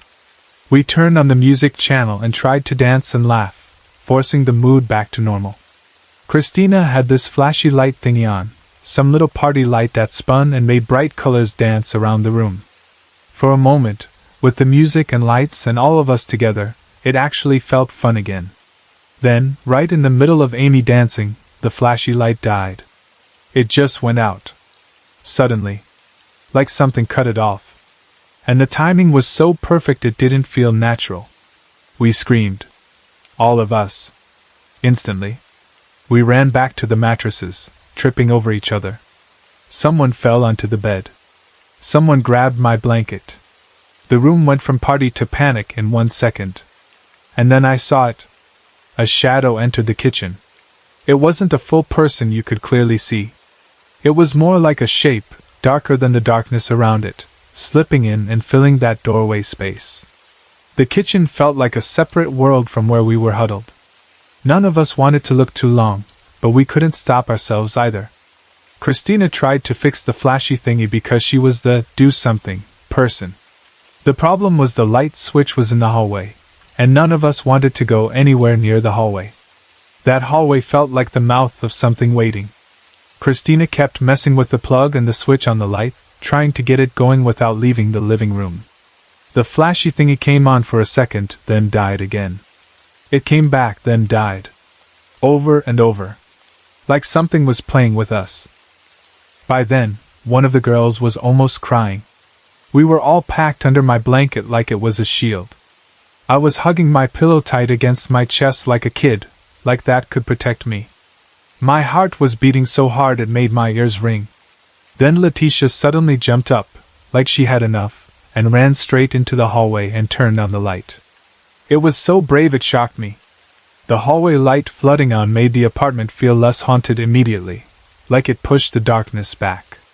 We all screamed at her to come back, but she was already there, already flipping the switch. Nothing grabbed her. Nothing pulled her. She came back fast, breathing hard, but she was fine. After that, we tried again to be normal. We decided to do something nice to reset the mood.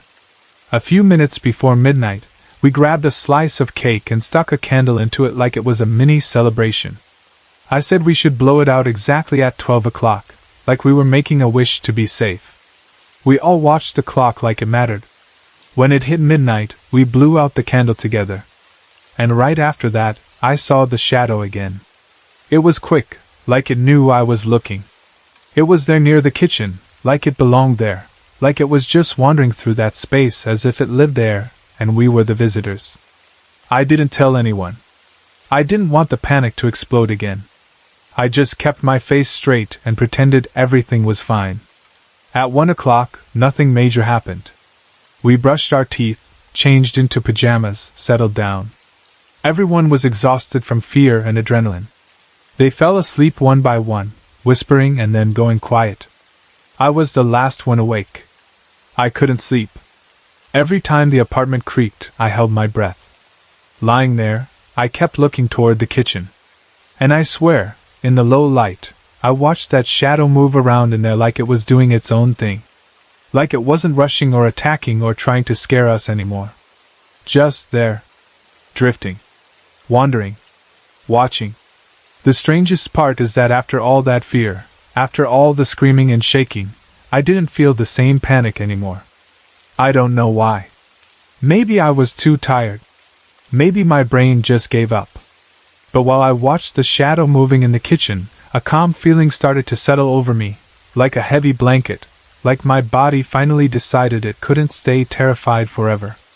And eventually, even though the kitchen still felt wrong and the shadow still felt real, I closed my eyes and fell asleep. My mom was one of those rare people who was gentle by nature.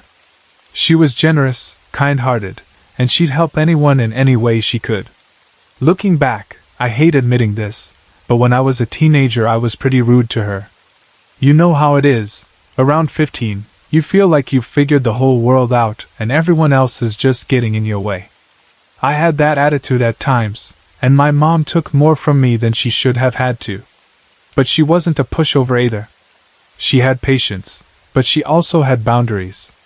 She would let things slide up to a point, and then, calmly and firmly, she'd let me know when I was being a jerk. She didn't scream or carry on. She had a way of making you feel embarrassed just by being reasonable, like she didn't need to fight dirty to make her point. I think she understood I was just being a teenager. I think she knew it wasn't really me, that I'd grow out of it, and she was willing to wait for that version of me to come back. Then one day something shifted in me. I can't even tell you what triggered it. Nothing dramatic happened. It was more like I suddenly saw my mom properly, like I woke up and realized how lucky I was. I realized she wasn't just my mom in the background of my life. She was a person. A really good person. And I had been taking her for granted. That was when I started treating her differently. I started making time for her, not because I had to, but because I wanted to. I started taking her out for coffee and shopping, talking with her more, hanging out with her like she was my friend, because she was.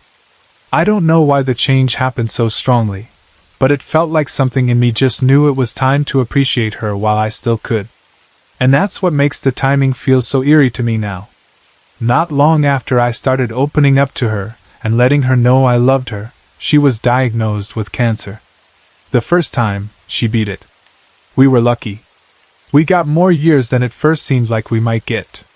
Life went on, and for a while we were able to breathe again. But 5 years later the cancer came back, and this time it was different. It spread quickly, and it took her away from us.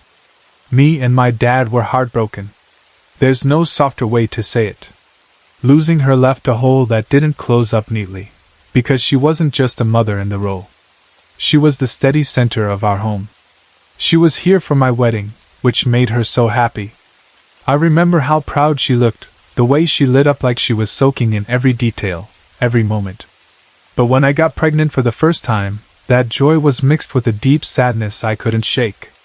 I kept thinking about how she wouldn't be there for what came next. She wouldn't see my first baby. She wouldn't hold her first grandchild. I thought of her constantly. In quiet moments. In strange moments. Times when I'd suddenly want to call her, and then remember I couldn't. Then my son was born. And in the middle of all the exhaustion, the nerves, the shock of it, we realized something that felt almost ridiculous. Me and my husband had forgotten to bring a camera to the hospital. It sounds silly now, because people take photos on their phones all the time, but back then it wasn't like that. We didn't have a phone full of pictures. We had nothing. And we didn't even think about it until the lady in the next bed's husband started taking photos of her and their baby. I remember hearing the clicks and watching them, and it hit us like a punch. We had no way of capturing those first moments. I think that woman overheard us talking about it, because she did something incredibly kind. She offered to lend us her instant Polaroid camera so we could take a few pictures. It was one of those simple gestures you never forget, because it comes from a stranger, and it's pure generosity, exactly the kind of thing my mom would have done for someone else. So we took the camera and carefully took a few photos. The first was me, exhausted, holding my newborn, this wrinkly little bundle, resting kind of down on my lap because I was so tired. Then I took one of my husband holding the baby. And then another one of me holding the baby again, just trying to get one decent photo where we looked like a family. We gave the camera back and waited for the pictures to develop. When they were ready, we looked down at them, and one of them made my stomach flip. The first one of me holding my baby was wrong. Or maybe different is the better word. My image was clear as anything. But around my baby, there was a big orb, like a hazy, glowing shape, covering his whole body. It wasn't just a little spot. It wasn't just a light flare in the corner. It was around him, as if something had wrapped itself around him. The other photos taken with the same camera were completely normal. No orb. No strange haze. Just regular pictures. I stared at that one photo for ages, and I got this rush of emotion that didn't feel like it came from logic. It felt like a knowing. Like something inside me said, "She's here. She found a way." In my heart, it felt like my mom saw her first grandson after all. I'm not saying I can prove it. I'm not claiming I understand exactly what it was. But the timing, the way it showed up around him and not around anything else, and the way it hit me emotionally, it didn't feel random. It felt personal. It felt like a sign meant for me, a small comfort dropped into a moment I didn't realize I needed comfort in until it appeared.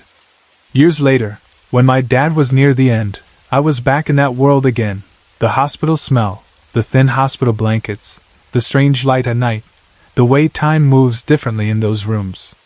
He was very weak. Most of the time he was only semi-conscious, drifting in and out. But whenever he woke up and was aware, he was completely lucid. He was himself. The dad I knew. The dad I loved. The version of him that could look you in the eye and really see you. On his birthday, he told me something that made my throat tighten. He said he had seen my mom at his window the night before, and he told me he was ready to go with her. I didn't want to hear it. Every part of me wanted to shut it down, to pretend it meant nothing, to hold on to him tighter. But I believed him. He wasn't confused. He wasn't rambling.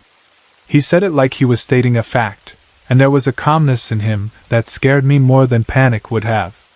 It was like he had already accepted what I was still fighting against. The next day was my birthday. He wished me happy birthday. We chatted for a while, as much as he could handle. I remember trying to keep my voice steady, trying to make it feel normal, like we were just talking on any regular day. But under it all was this heavy sense of time running out. Eventually he got tired and drifted off. He never woke up again. After that, something else happened, nothing dramatic, nothing scary, but it felt meaningful in its own quiet way. I haven't really had any experiences involving either of my parents since then. No signs, no strange moments, no unmistakable. They're here, feeling like I had with that photo and my son. And honestly, part of me finds that comforting. Because in my head it makes sense. If there's any kind of after, then maybe they're together now. Maybe they're busy with each other, reunited, finally at peace. Maybe they don't need to reach through to me the way they did before because they know I'm okay. Or maybe they did what they came to do. My mom came to see her grandson, and then she came again to bring my dad home. And maybe that's enough. My mother always warned me not to mess with Ouija boards. She wasn't the kind of person who said things like that for dramatic effect either. It came from real fear, the kind of fear you only carry when you've seen something you can't explain, and you don't ever want to invite it back. As I got older, I understood why she felt that way, But when I was younger, curiosity was stronger than caution. Looking back now, I can honestly say there are only 4 Ouija-related experiences that stand out clearly in my memory. They're spaced out across different ages and different places, and each one felt like it raised the stakes a little more. The last 2, especially, are the ones I still think about when it's late at night and the house is too quiet. The first time I ever saw a Ouija board, I was really little, probably 6 or 7. I was at my best friend's house, and we were doing what kids always do, following older kids around like puppies, wanting to be part of whatever grown-up, mysterious thing they were doing. My friend had an older sister who seemed so cool at the time, and her sister had a friend over too. The 2 of them had dragged out a Ouija board, and I remember sitting on the floor, feeling excited and nervous, like I was watching something I wasn't supposed to watch. I didn't fully understand what the board was meant to do, but I knew it was connected to ghosts, and that alone made it feel dangerous and thrilling. I can't remember exactly what question they asked, or what the planchette spelled out, but I do remember the sudden shift in mood. One moment they were laughing and acting brave, and the next the older sister's face changed. She went pale, her eyes got wide, and she looked honestly frightened. She snatched the board up like it was contaminated, and without even hesitating she snapped it in half. It wasn't a gentle bend or a crack. She broke it with real force, like she was trying to stop something from continuing. Then she shoved the pieces toward me and my friend, and told us to take it out to the trash immediately. I still remember the feeling of carrying that broken board outside. The night air felt colder. Everything felt too quiet. My friend and I didn't say much, but we moved fast, like we both wanted to get it away from the house. We threw it into the bin and ran back inside, relieved, like it was over. But the next morning, something happened that I can still see in my mind as clearly as if it was yesterday. My friend and I ran to the closet to get out a board game we loved, Trouble, because we were kids and we'd already forgotten most of the fear from the night before. We opened the closet door, and sitting right on top of the stack of games was a Ouija board box. At first, my brain tried to do the simplest thing, assume it was a different one. Maybe there were 2 boards. Maybe the older sister had bought another one and forgotten about it. But my friend froze, and I could tell instantly that she knew something was wrong. The older sister came in, saw the box, and her face went white all over again. She grabbed it, ripped it open in a panic, and there it was. The board inside was the exact same one. It wasn't just the same brand or same design. It had her name written across the back in big red letters. That was the part that burned into my memory, because it removed any chance of it being a mix-up. And the board was not broken. No crack. No snap marks. No damage at all. Like it had never been touched. The older sister started crying. Not little embarrassed tears, but real crying, shaking, overwhelmed, like something had reached out and touched her life and she couldn't pretend it was a game anymore. After that, nobody wanted to talk about it. The whole house felt tense. Even as a child, I understood that whatever had happened wasn't going to be solved by adults laughing it off. It was the first time I felt that awful thing where you know something is real, but you also know no one wants to hear it. We didn't speak about it again for years. Recently, after we reconnected, I brought it up carefully, expecting her to brush it off as childhood imagination. She didn't. She remembered it exactly as I did. Same details. Same shock.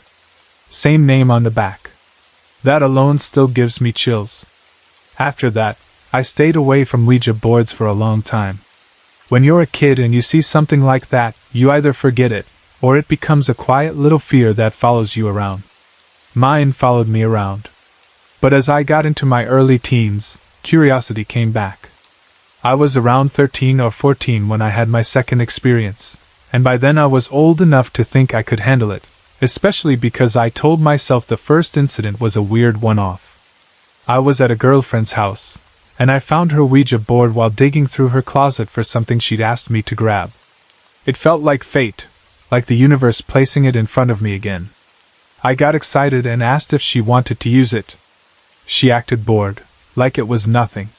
She told me it never worked, that it was just a toy. That attitude made me feel braver. I asked if it could work with just one person, because she didn't seem interested in sitting with me and doing it properly. She said you needed at least 2 people, and then she wandered off into her sister's room to sit on the computer and chat with some boy she liked. So I sat on her bed alone with the board. I remember thinking I'd try it for 5 minutes, see nothing happen, and then drop it. I didn't even take it seriously at first. I placed the planchette on the board, rested just the tip of my finger on it, barely touching it, like I was trying to prove there was no way my own hand could move it. Then the planchette moved. At first I assumed it was me. Fingers twitch. Muscles shake. The mind plays tricks. That's what I told myself. But then it started moving more decisively, more quickly, and it wasn't sliding in the way I'd expect if I was unconsciously pushing it. It felt like it had purpose. It spelled out HELLO. My stomach dropped. I remember calling out toward the other room, trying to sound casual even though my voice had gone tight. I asked her, again, if she was sure it couldn't work with one person. She barely looked up from the computer and said yes, she was sure, and asked why. I didn't answer right away. Instead, I started whispering questions, half terrified that if I spoke aloud I'd make it more real. I asked its name. It gave me a full name, first and last, clearly, like someone signing a document. I wrote it down because I was afraid I'd forget it or convince myself later that I imagined it. I asked if it was related to anyone in the house. It answered yes. I asked who? What came next was not a normal name.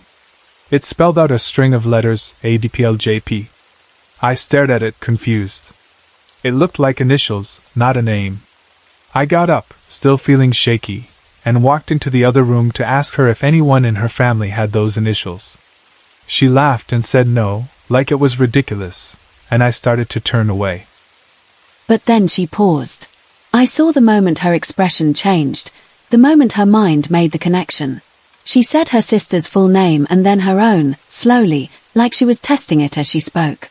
Her sister was Amy Dawn Proctor. She was Lana Jolene Proctor. ADP LJP. The air in that room felt thick, like the temperature shifted. I felt thrilled and sick at the same time. Because up until then, I didn't know her middle name. I didn't even know her sister's middle name or, honestly, her sister's full name at all. It wasn't the kind of thing kids just volunteer when you've only been to someone's house a couple of times. I went back into her room with her following behind me now, suddenly very interested. I showed her the full name the board had given me. She said she didn't recognize the first name, but the last name sounded familiar in a vague, uncomfortable way. Then she walked over to a chest she used like a nightstand. I didn't even know it opened with a key. She pulled a key from a drawer, unlocked it, and took out a family album that belonged to her mother. She flipped it open, and on the very first page was the name I had written down. It was her mother's grandfather. I remember the feeling of standing there, staring at the page. It felt like the room tilted. Like a line had been crossed, and there was no way to uncross it. After that, the board stopped working. We tried to ask more questions, but it was like the connection snapped shut. The planchette wouldn't move again. Part of me felt relieved, and part of me felt disappointed, because the human brain is complicated like that. It wants proof, and when it gets proof, it wants more. But that experience scared me enough that I didn't touch another Ouija board for years. Then my mother died when I was 18. Grief changes you. It makes you do things you know you shouldn't. It makes you desperate, and when you're desperate, warnings don't sound as loud. My mother had always told me not to try to contact her if she ever passed, not because she didn't love me, but because she believed it could invite something else in. She had her own terrible experience with something called ghost in a glass, where she and her friends had used a glass the way people use a planchette, and the glass had exploded once they touched it. After that, she never went near anything like it again. She told me about it with a seriousness that stuck. But when she was gone, that seriousness didn't stop my sadness. A few weeks after she died, I bought a Ouija board. Even writing that now makes me feel guilty, because it was exactly what she didn't want. I told myself I just needed one moment, one sign, One tiny confirmation that she still existed somehow. I didn't want a ghost story. I wanted my mother. I went into her bedroom and lay down on the carpet beside the bed where she had died. The grief hit me like a wave. I cried until my throat hurt. I begged out loud, like a child, for her to answer me. I remember feeling embarrassed and not caring at all at the same time. At some point my friend Adam found me there. He was alarmed, and he wanted to pray, to pull me away from what I was doing, because he could tell I was not in a normal state of mind. I was a mess, shaking, sweaty, exhausted. And then the planchette moved. It moved without me touching it. I wasn't on it. I was watching it, almost frozen. Adam didn't see that first movement, and a strange part of me still aches about that, because I wanted him to witness it. I begged him to stay anyway, to sit with me, to watch, to help me. He reluctantly put his fingers on the planchette, not because he believed, but because he cared about me. And then something happened that made my whole body go cold. The planchette started moving in a pattern, not spelling words at first, but tracing shapes and circles across the board. It wasn't random scribbling. It was deliberate.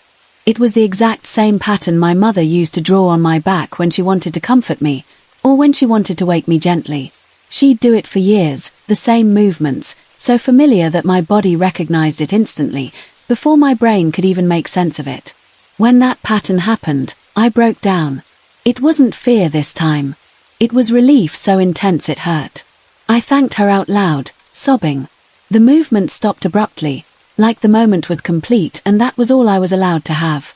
Adam told me the room felt strange when he walked in, overly hot, almost heavy. And for days after, that room stayed warm in a way that didn't match the rest of the house. My father even complained about it. The rest of the home was air-conditioned and normal, but that bedroom felt like a pocket of heat. He ended up sleeping on the couch for a couple of nights, irritated and uncomfortable, not understanding why it wouldn't cool down. I knew, deep down, that I'd probably upset her by doing what I did. I apologized over and over. I told myself I'd stop. I told myself I'd been given enough. But the experience also lit something in me. It made the paranormal feel less like a scary rumor and more like a door that had cracked open. And once you believe a door is there, it's hard not to look at it. That led to the fourth experience, the one that still feels like it belongs in a movie even though I lived it. I was 19. My girlfriend at the time had just moved into an apartment downtown Calgary, in an old historical building. The kind with thick walls, strange echoes, and a feeling that other lives had happened there long before you. We had a friend named Bob who owned a Ouija board but refused to use it. He had his own bad experience with it years before and didn't want any part of trying again. But he agreed to come over and watch. One evening we started talking about ghosts, swapping stories, laughing nervously, acting braver than we felt. It felt harmless at first.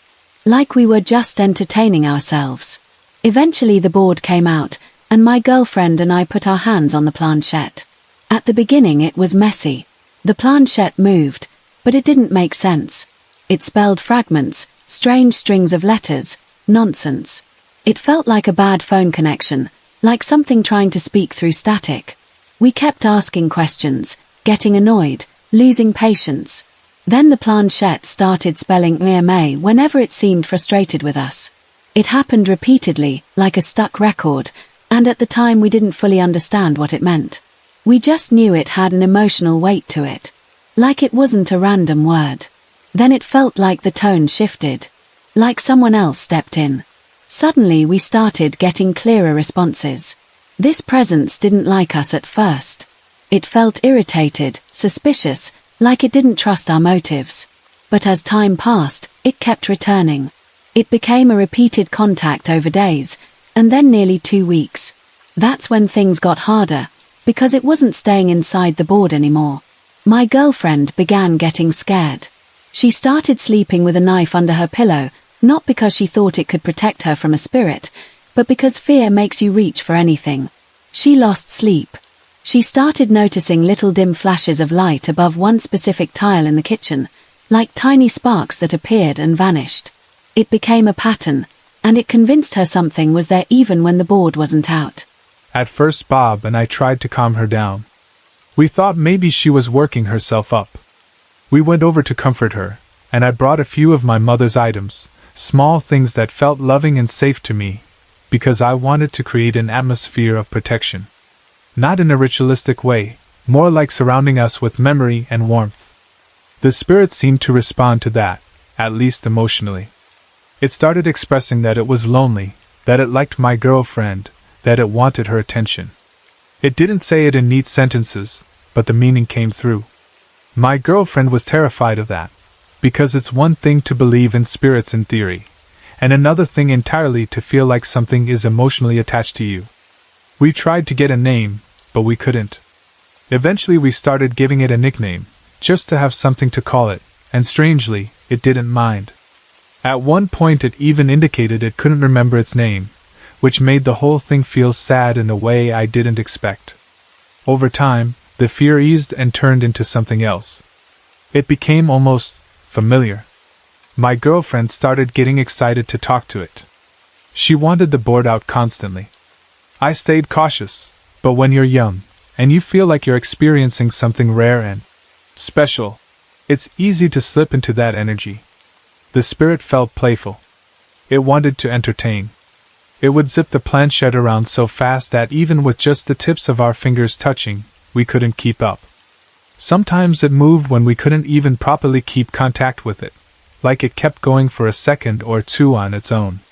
It circled that kitchen tile again and again, like it was claiming it. And the tile was always warm compared to the rest of the floor, which made no logical sense. The final night we ever interacted with it was the most intense. Bob came over again, and he brought a buddy who wanted to see what we were talking about. The energy in the room felt charged, like everyone was half laughing and half tense. The spirit seemed to love having an audience. It was like a kid showing off. I asked it if it could show us a trick. It answered yes. We watched, waiting, hands on the planchette, and before any of us even said anything else, the planchette suddenly shot off the board and flew into a CD player sitting nearby on the floor. It wasn't a gentle slide. It smacked into it hard enough to shock us. We froze, staring, trying to figure out how that could even happen. Then we heard a whirring noise. We opened the CD player, and the disc inside was spinning incredibly fast. The CD player was unplugged. That moment felt like the air got sucked out of the room. We freaked out, laughed in disbelief, swore, grabbed at each other's arms. It was terrifying and exciting in the worst way, like you'd just seen a rule of reality break. After that, I asked if we could hear its voice. It said yes. It told us to laugh. We tried, but it's hard to laugh on command when your nerves are shot. It pushed again, telling us we needed to laugh, like it wanted to time something. I told it to tell us a joke. It spelled something out that made us laugh for real, and we were roaring, and then from the corner of the room near my girlfriend's bed we heard it. A deep male laugh, loud and real, lasting about 3 seconds. It wasn't inside our heads. It was in the room. We all stopped at the exact same time, every laugh cut off mid-breath. We looked at each other, eyes wide, faces drained. And then we ran. We bolted out of the apartment, down the stairs, out into the night like something was chasing us.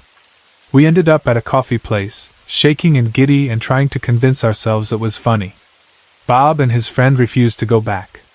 They'd had enough. My girlfriend and I eventually returned, but on the way back we both started feeling awful, like a wave of sickness and dread.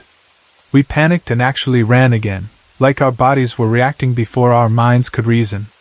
We stopped, tried to breathe, tried to calm down. I felt guilty. I felt like we'd been cruel. Whether it was a spirit or something else, it had been trying to communicate, and we'd treated it like entertainment, and then we'd abandoned it when it proved it could be real. Back inside the apartment, we sat on the floor with a glass of beer each, trying to act normal. My girlfriend had her finger partly inside her glass while she talked, and I noticed her finger tapping the side rapidly, like a nervous habit. I asked if she was okay. She looked down and went pale. She said she wasn't doing that. Then her elbow began to lift, slowly, unnaturally, and she started crying, insisting she wasn't moving it. I got angry at first because my mind wanted a rational answer. I told her it was impossible, that she had to be doing it. But the fear in her eyes looked real, and I realized she was genuinely not in control. I shouted, "Stop!" And it stopped immediately. The room fell silent, heavy and tense, like someone had been caught doing something they shouldn't. I grabbed the board and told the spirit, firmly, that using our bodies without consent was not acceptable. I told it that we had trusted it too much, and if it ever did that again, we would end the contact permanently. The atmosphere shifted. The playful feeling disappeared. The room felt sad, almost ashamed. We put our hands back on the planchette, and it seemed to apologize, in its own broken way. It kept expressing that it didn't mean to scare us, that it didn't understand why we ran away, that it wanted us to stay, that it was lonely. We talked for a long time, trying to calm everything down. Eventually it started joking again, lighter, gentler. We relaxed a little, though the fear never fully left. Then it spelled out, slowly, "You're fading." We asked what it meant. It spelled, "You are fading." Then, "I can't hear you." Then, "I am so happy, thank you." And then the board stopped working, like a phone line going dead. We sat there staring at each other, both feeling something building in the air, like pressure. I said quietly, half wondering, "Maybe he passed over?" And in that moment, a tingling sensation started in my feet. It moved up my legs like electricity. I thought my legs were falling asleep, but then I looked at my girlfriend and she said it was happening to her too. The tingling rushed up through our bodies, and then both of our arms lifted into the air without us choosing to move them. We weren't raising them. They rose. At the same time, a single tear rolled down each of our cheeks. Not sobbing, not crying, just one tear like something had pressed it out. And then it was gone. After that, the presence never returned. The tiles stopped being warm. The lights stopped flashing. The board became a dead object again, and no matter what anyone did, it wouldn't work. I refused to touch one after that. Even being in the same room when someone played with a Ouija board made my skin crawl. The weirdest part is that afterward, I started hearing the word "me" come up in relation to boards even when I wasn't the one using them. I'd been in situations where people complained their board wouldn't work and kept spelling "me," and they had no idea about my experience. I've heard it from people in other rooms, even neighbors once, like the same pattern was echoing around me. I don't know what any of it ultimately means, and I'm not going to pretend I have a clean explanation.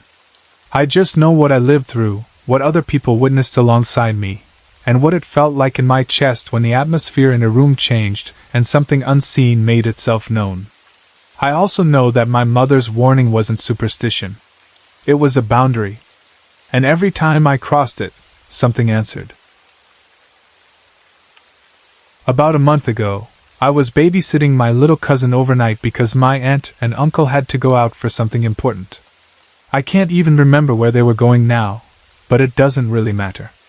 What matters is that it was an all-night job, and I'll be honest, I wasn't exactly the most enthusiastic babysitter. I was tired, a bit lazy about it, and I kept telling myself the baby was asleep and everything was fine. My girlfriend came over to keep me company and help out, so at least I didn't feel like I was doing it completely alone. We put the baby to bed early, did the usual checks, and by around midnight my girlfriend and I went to sleep too. I wasn't knocked out properly though.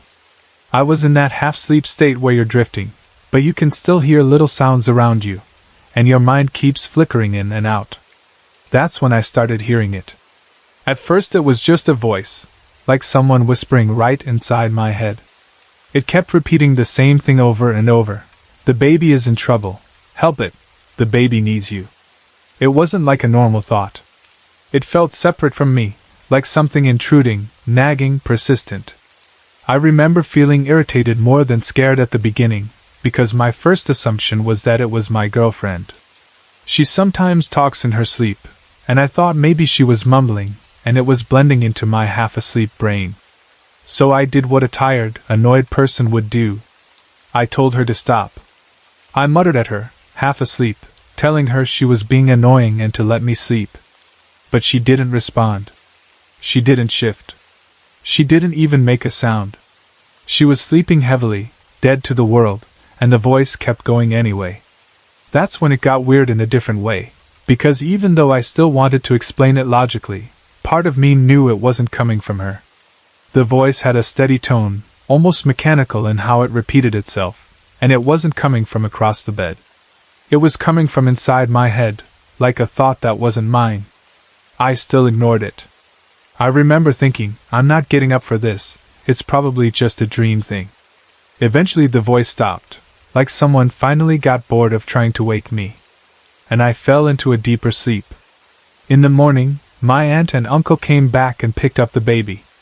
Everything looked normal. The baby looked normal.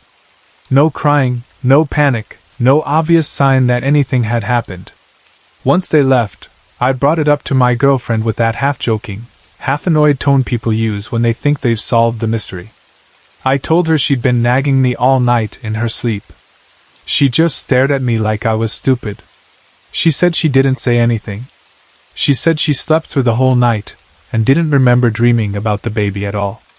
I laughed it off and told her she probably didn't realize she was doing it. That's how convinced I still was that it had to be something normal. But then the next night happened. My girlfriend wasn't even with me. She was at her own house, nowhere near me. I went to bed, thinking the weirdness was done, and then the voice came back. The baby needs help. It needs help. Same words, same tone. That's when the cold fear hit properly, because now I had no easy explanation. It couldn't be my girlfriend talking in her sleep. It couldn't be her mumbling right beside me. It was just there. Again. I remember lying there in the dark with my eyes open, feeling my heart thump, trying to decide what to do. Part of me wanted to jump up and do something, anything, just to prove I wasn't frozen by it. Another part of me was angry, like, why is my brain doing this to me? And the biggest part of me was scared of what it might mean, because the voice sounded urgent, like it wasn't trying to scare me, it was trying to warn me. Still, I ignored it again. I told myself, I'm not going to let some random voice control me. I'm not going to freak out over nothing. I forced myself to sleep, or at least I think I did. Eventually the night passed without anything happening in my house, without any obvious event to justify the voice. And that almost made it worse, because it left me sitting there the next day thinking, okay, so what was that? The next day went normally. I saw my girlfriend and told her what happened, that I'd heard the same voice again even when she wasn't around. I expected her to laugh or tease me, but she didn't. She went quiet. She told me that was really unsettling. I told my parents too, and they didn't know what to say either. Nobody did. Everyone defaulted to the usual answers: stress, imagination, half asleep dreaming, maybe you're overtired. And I wanted to accept those explanations because they were comforting. At the same time, something in me felt stubbornly certain that it wasn't just a dream. I also didn't want to tell my aunt and uncle. Not at that point. I kept thinking, what if I freak them out for no reason? What if I plant some fear in their heads and nothing is actually wrong? So I stayed quiet. I tried to move on. Then that night, it escalated. I was in bed again, and the voice wasn't just whispering now. It felt louder, sharper, almost like it was yelling directly into my skull. Go phone them. Something's happening with the baby. It hit me like a jolt of electricity. I sat up, suddenly fully awake. My mouth went dry. I remember staring into the darkness like there was something standing there, even though I couldn't see anything. I felt ridiculous, and I felt terrified, and I felt pulled in two directions. One part of me said, don't do this. You'll sound crazy. You'll embarrass yourself. You'll annoy them. The other part of me said, if you don't do it, and something is actually wrong, you'll never forgive yourself. That second part won. I got up and grabbed my phone. My hands were shaky. It felt insane to call them based on nothing more than a voice in my head.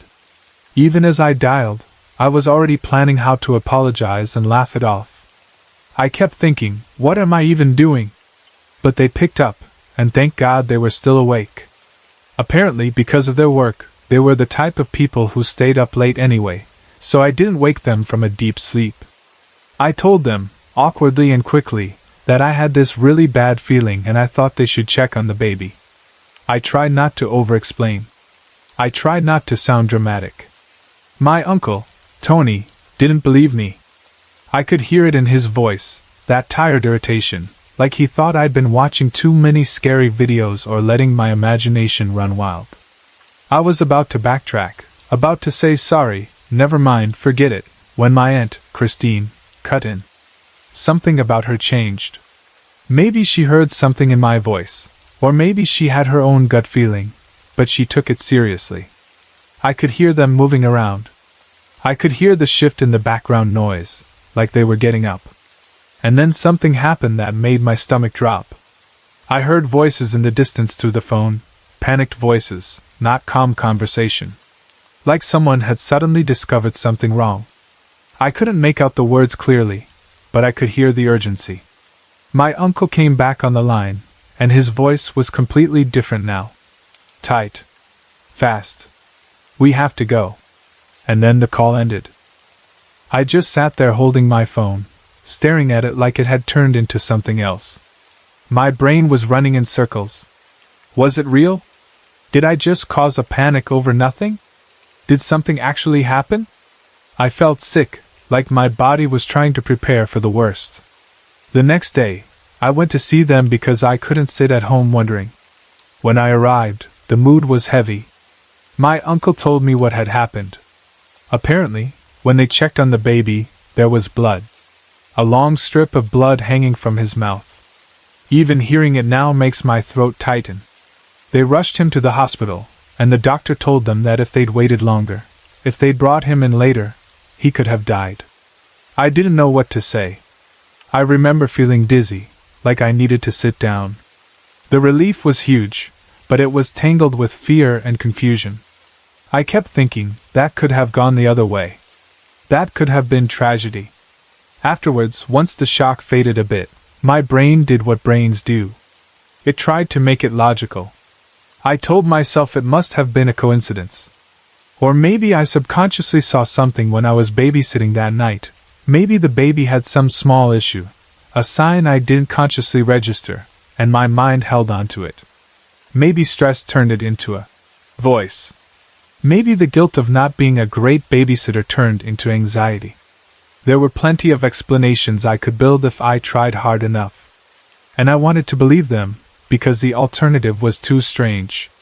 But then that night, something happened that tore away the last bit of maybe. I was asleep, or half asleep, and I heard a faint voice again, softer this time, almost gentle. You're welcome. I woke up instantly, and the room felt different. Not scary exactly, but charged, like the air was thicker. I sat up, heart racing again, and that's when I saw her. It wasn't like seeing a normal person standing in the room. It was more like a presence forming into a shape, faint and pale, like mist learning how to look human. A young woman, beautiful in a way that didn't feel modern. She wore clothes that looked like they belonged to a different era.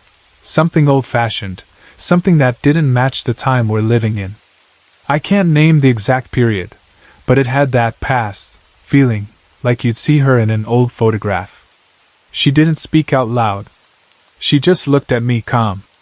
And then she lifted her hand and waved, almost casually, like someone saying goodbye after doing you a favor. And then she vanished. Not walking away. Not fading slowly like smoke. Just gone. I sat there frozen, staring at the spot where she'd been, trying to breathe normally. My entire body felt prickly. I kept blinking, like maybe my eyes were playing tricks on me. But the memory of it felt too sharp, too clean, too real to be the kind of hazy dream you forget by morning. I don't tell this story because I want to sound special or because I think I'm some kind of medium. I'm not. I don't even know what I believe fully. Part of me still wants to reduce it to coincidence and stress, because that's safer. But another part of me can't ignore the chain of events. The warning, the call, the emergency, and then that quiet. You're welcome. Like something, or someone, was letting me know I'd done the right thing. And the strangest part is, If that voice hadn't pushed me, I probably wouldn't have called. I would have stayed in bed and tried to sleep. I would have woken up the next morning with no idea anything had been wrong, and I would have lived with that guilt forever if the outcome had been worse. So even though it scares me to admit it, I can't fully dismiss it. Because whatever it was, intuition, a guardian, a spirit, something I don't have the words for, it saved that baby. And it chose me, of all people, the lazy babysitter who didn't even want to get out of bed, to be the one to make the call. That's the part one still struggled to understand. This happened about 3 years ago, and it's a true story. I'm going to be honest right away. I don't remember the name of the Castle Hotel. I wish I did, because it would make the memory feel more complete, but my brain has never been good at holding on to names, especially after a lot of travel. What I do remember clearly is the country, the setting, and the feeling of it all. It was in Scotland, in an old castle that had been turned into a hotel. It wasn't in the middle of a big city. It was a few hours away, out where the roads start to feel quieter and the views start to feel wider, the kind of place where the sky looks bigger than it does back home. My family and I were on a vacation tour bus, part of a group doing a planned route. It was one of those trips where everything is scheduled and you're always either arriving somewhere, leaving somewhere, or being told what time to meet in the lobby. We had already been traveling for almost 2 weeks. By that point, I had the tired but happy feeling that comes from seeing too many things in too little time. You start to lose track of what day it is. You start to forget what city you slept in 2 nights ago. But you're also full of memories and little moments, and it all blurs together in a way that feels unreal when you look back on it.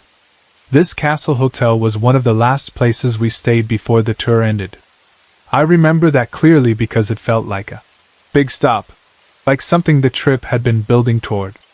When the bus finally pulled up, the building looked exactly like the kind of thing you'd expect in Scotland if you've ever seen postcards or movies.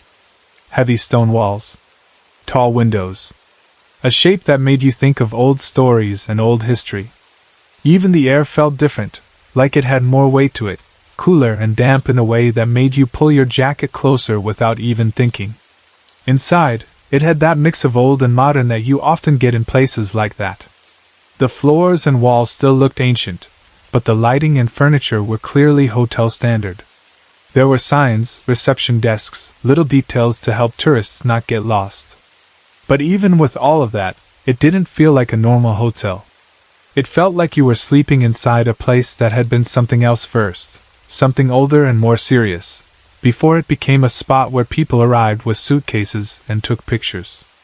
That evening, our tour group had a choice. We could meet downstairs in the pub area with the rest of the group, or we could do our own thing. The guide made it sound casual, like, "If you want to come down for a drink and socialize, great. If you're tired, you can just rest." There was also a wedding happening at the hotel that night, which I remember because it added a lot of noise and movement. You could hear music somewhere. You could see guests dressed up, laughing, walking in groups, going in and out of rooms.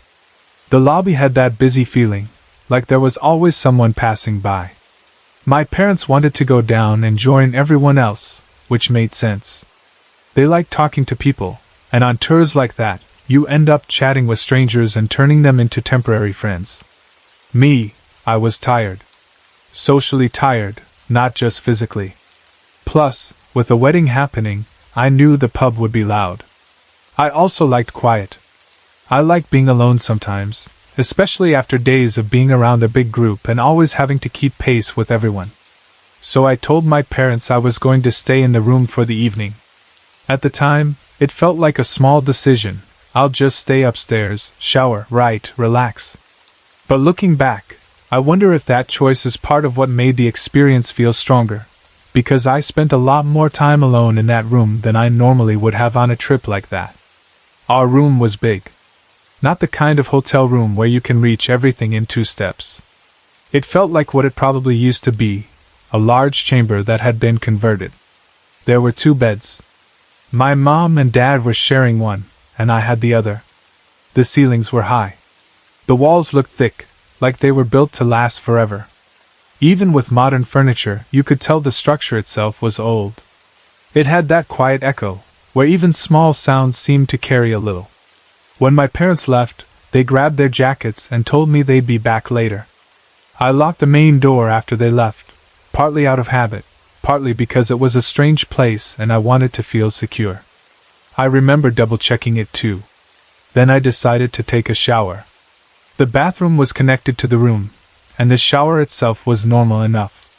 But while I was in there, something happened that is hard to explain in a simple way without sounding dramatic. It started with a physical reaction.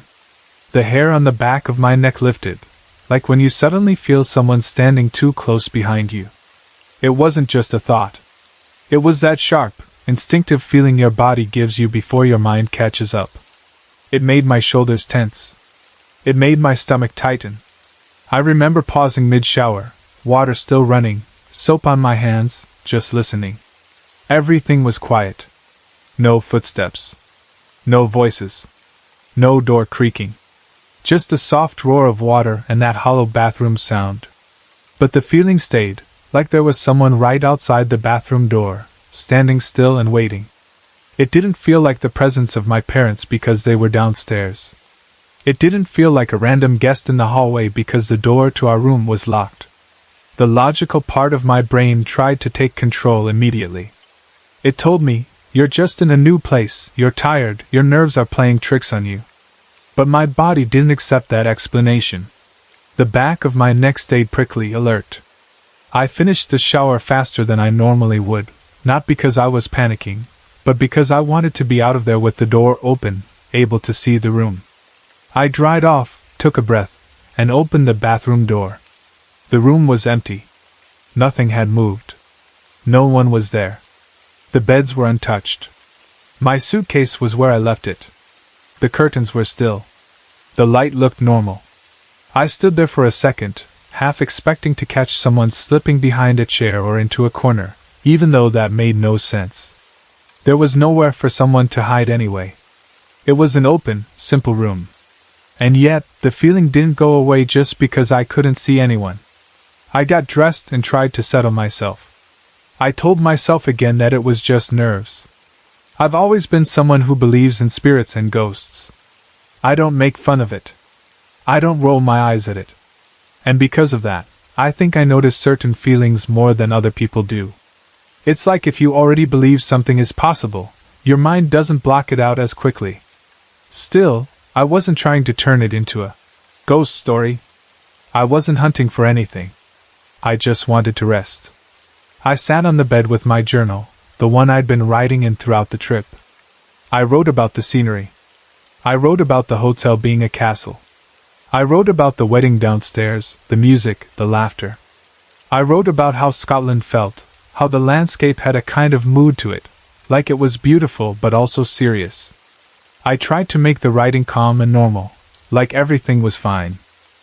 But even while I wrote, I kept getting that same sensation. The hairs on my neck would lift again, like someone had stepped into the room and stood behind me. Sometimes it felt like the someone was near the bathroom. Sometimes it felt like it was closer to the middle of the room. I kept glancing up without meaning to, pausing mid-sentence, listening. Every time I looked, there was nothing. Eventually, I started doing that thing people do when they want to feel more grounded. I started noticing details.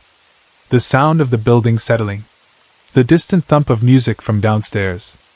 The faint voices in the hallway outside, muffled through thick walls. The smell of the sheets. The way the light looked against the stone-colored walls. I was trying to remind myself, this is just a hotel room. But it didn't feel like just a hotel room. When my parents came back later, the room felt different almost immediately. Not because the presence vanished like a movie scene, but because the energy of the room changed when I wasn't alone anymore. My parents were talking, telling me about the pub, about people they'd met, about the wedding. My mom looked happy, slightly flushed from being around a crowd. My dad had that relaxed look he gets when he's had a drink and a good conversation. The room felt warmer with their voices. We got ready for bed. We turned out most of the lights. My mom and dad climbed into their bed. I got into mine. The room went quiet again, but it was a different quiet than before, because there were now 3 people breathing in the dark, 3 people in a shared space. It should have felt safe. I remember lying there and listening to the normal sounds you hear when people fall asleep. The soft shifting of blankets. The clearing of throats. The familiar rhythm of my parents' breathing. My dad snores sometimes, not extremely loud, but enough that you notice it once the room is still. My mom's breathing is lighter. Those sounds were normal to me. Comforting, even. They reminded me, I'm not alone in here. At some point in the night I woke up. It wasn't like I snapped awake from a nightmare. It was more like my body pulled me out of sleep because it noticed something. I'd opened my eyes in the dark, not fully awake yet, and for a second I just lay there trying to figure out why I'd woken up. Then I realized I was hearing something. I wear hearing aids. When I sleep, I usually take them out. Without them, the world is softer, duller, like you're underwater. I can still hear things, but not clearly. That night, I could tell there was a sound that was trying to reach me through the muffled quiet. It felt important enough that I sat up and reached for my hearing aids on the bedside table. As soon as I put them in, the sound sharpened. It was breathing. Not just my parents' breathing, not just my own. Something else. At first, I tried to convince myself it was nothing. I told myself maybe my dad's snoring pattern had changed. Maybe my mom had shifted, and her breathing sounded different. Maybe I was hearing an echo, because the room was large, and sounds bounced differently in big old spaces. But the more I listened, the more it didn't fit. There was a third breathing pattern. Offbeat. Separate. It wasn't coming from my parents' bed, and it wasn't coming from my own bed. It sounded like it was coming from the space between us, the middle area where there was nothing but empty air and old floorboards. The strangest part was the feeling attached to it. It didn't feel like a random sound. It felt like a presence, like something was there, quietly watching over us. I remember lying there completely still, afraid that if I moved, the sound would change or stop, and then I'd spend the rest of my life wondering if I imagined it. My heart started pounding. Not wild panic, but that deep, steady thump that comes when your body is preparing for something. The hair on the back of my neck rose again, and this time it stayed that way. I told myself I was being ridiculous. I remember thinking, maybe I'm still half asleep, maybe my brain is inventing a sound. So I did something simple. I turned slightly, just enough to see the outline of the room. The darkness was thick, but you could still make out shapes, beds, curtains, the faint line of a window. I couldn't see anyone in the middle of the room. But the breathing stayed. It wasn't loud. It wasn't dramatic. It was just there, steady and close enough to feel personal, like it belonged to something that was sharing the room with us. Eventually, I forced myself to lie back down. I tried to slow my breathing so I could compare it, like a weird experiment. I tried to match the rhythm of my parents' breaths. The extra breathing didn't match. It remained its own thing. I stayed like that for a long time, listening, until exhaustion pulled me back towards sleep. I don't know if I slept deeply after that. I think I drifted in and out. And every time I half woke again, that same prickly feeling on my neck would return, like my body remembered even when my mind tried to forget. In the morning, we got up for breakfast and to meet the tour group. The Castle Hotel looked less creepy in daylight, more like a charming historic place again. Sunlight makes people braver. The room looked normal when we packed our things and left, like nothing strange had ever happened there. Part of me wondered if the whole thing would fade in my mind as soon as I stepped outside. But it didn't. As we walked toward the tour bus, I stayed close to my mom. My dad walked slightly ahead, focused on the day's schedule, not thinking about ghosts or strange breathing. My mom leaned toward me and lowered her voice, like she didn't want other tourists to hear. She asked me, very quietly, "Did you hear an extra breathing in the middle of the night?" I remember freezing in mid-step. I looked at her and nodded. I didn't even know what to say at first, because her asking that meant I wasn't imagining it. It wasn't just my tired brain making patterns out of nothing. My mom heard it too. I told her I thought I was being crazy. I told her at first I tried to blame it on us snoring, or on the way the room echoed. Then I admitted something I hadn't told anyone yet, that before they came back from downstairs, when I was alone, I had felt like someone was in the room with me. In the shower, while writing, while sitting quietly. That feeling of being watched. My mom listened with a serious face. She didn't laugh. She didn't tell me I was being dramatic. She just nodded slowly, like it made sense to her, like she'd had her own strange feeling but hadn't wanted to plant the idea in my head. My dad, of course, didn't believe any of it. Or maybe he would have believed it if he'd heard it, but he didn't. He slept through the whole thing like nothing unusual had happened. That's part of what makes this memory feel so strange to me. 3 people in a room, 2 of us aware of something, 1 of us completely untouched by it. We spent the day doing tourist things. We visited historic sites. We walked through old streets and looked at old buildings. We saw places that had been there for centuries, the kind of places that make you feel small. We went into graveyards too, which I genuinely loved. I know that sounds odd to some people, but graveyards in Scotland feel different than modern cemeteries. They're full of history. The stones are weathered. The names are old. Some markers are so worn you can barely read them. It feels like you're walking through layers of time. While some tourists stayed in their little groups, chatting and sticking close to the guide, I wandered more slowly on my own. I liked looking closely at things. I liked taking my time. I liked seeing if I could sense anything, not in a forced way, not like I was trying to summon spirits, but more like I was listening with something deeper than ears. After what happened in the hotel, I was curious. I kept wondering, if that presence was real, what was it? What did it want? Was it even wanting anything, or was it just there? That night, we returned to the same castle hotel, because our schedule had us staying 1 more night. Part of me felt tense about it. Part of me also felt weirdly calm, like, well, it didn't hurt us the first night, so maybe it's not dangerous. Still, I didn't like the idea of being back in that room. When it was time to sleep again, I tried not to make a big deal out of it. I got into bed. My parents got into theirs. The lights went out.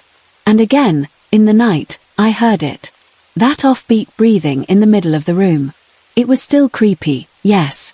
But this time, maybe because I was expecting it, maybe because I'd already survived the first night, I managed to get more sleep. I didn't sit up for as long. I didn't fight my own mind as much.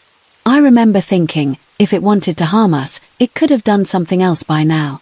Breathing feels almost human, almost normal, in a strange way. But it still left me with questions I couldn't answer. When the trip ended and we went home, life went back to normal. I got back into routines. I looked through my photos. I tried to remember the names of places. I tried to place memories in order. But that moment in the castle room stayed sharper than a lot of the tourist stuff. It stayed because it wasn't just a sight you can photograph. It was a feeling, a sound, a shared experience between me and my mom. Even now, I still think about it sometimes. I miss the trip.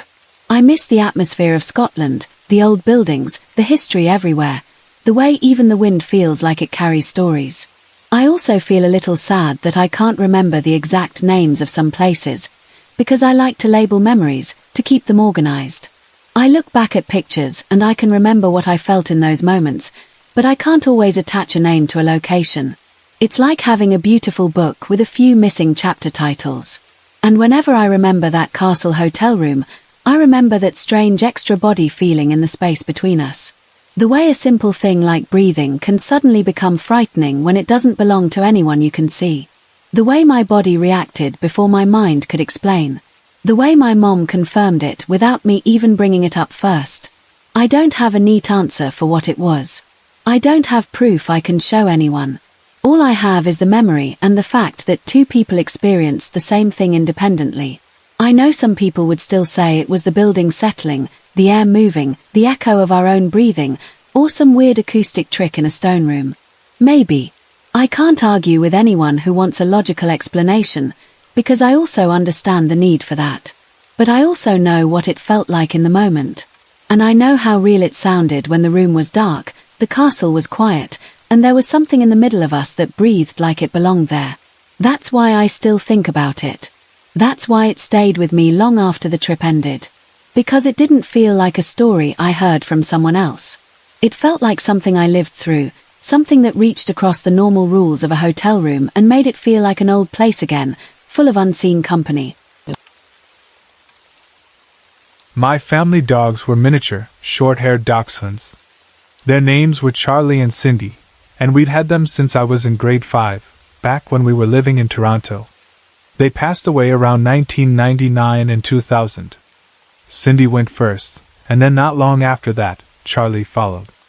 Even now, when I say their names out loud, I can feel my throat tighten a little, because they weren't just dogs to me.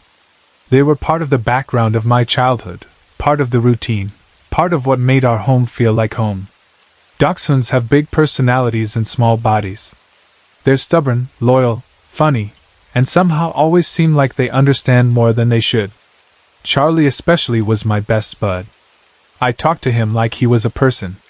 I told him everything, who I liked, who I couldn't stand, what I was worried about, what I was excited about. Obviously he couldn't answer me with words, but he listened. I could tell he listened. He would sit close, look up at me with those serious little eyes, and it felt like he was taking it all in. When you're a kid, that kind of steady presence matters more than you realize. He kept me company through some of my worst times, and I didn't fully understand how much I leaned on him until he was gone. With dachshunds, the sad reality is that back problems are common. They have those long spines and short legs, and all it takes is one wrong slip or jump, one bad landing, and suddenly everything changes. That's what happened to Cindy. She hurt her back in a way that couldn't really be fixed, and she was in pain. My family made the decision to put her down so she wouldn't have to suffer. I know people argue about decisions like that, but when you're watching an animal you love struggle just to exist, and you can see they're hurting, it doesn't feel like kindness to keep them going for your own sake. It feels cruel. So we let her go, and it broke our hearts. After Cindy died, Charlie wasn't quite the same. I don't know if people believe dogs grieve, but I've always believed they do, in their own way. He seemed quieter. He seemed older. Then, in the year 2000, Charlie's health really started to go downhill. He had a disc in his back that basically gave out. He couldn't walk properly.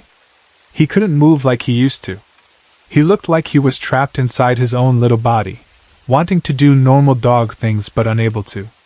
Watching that happen to him was horrible because in my mind Charlie was still the dog who used to follow me around, the dog who'd sit with me like he was guarding my secrets. Seeing him unable to get up without pain made the whole house feel heavy. When Charlie finally passed, it was a sad day for all of us, but for me it felt personal in a way that's hard to explain.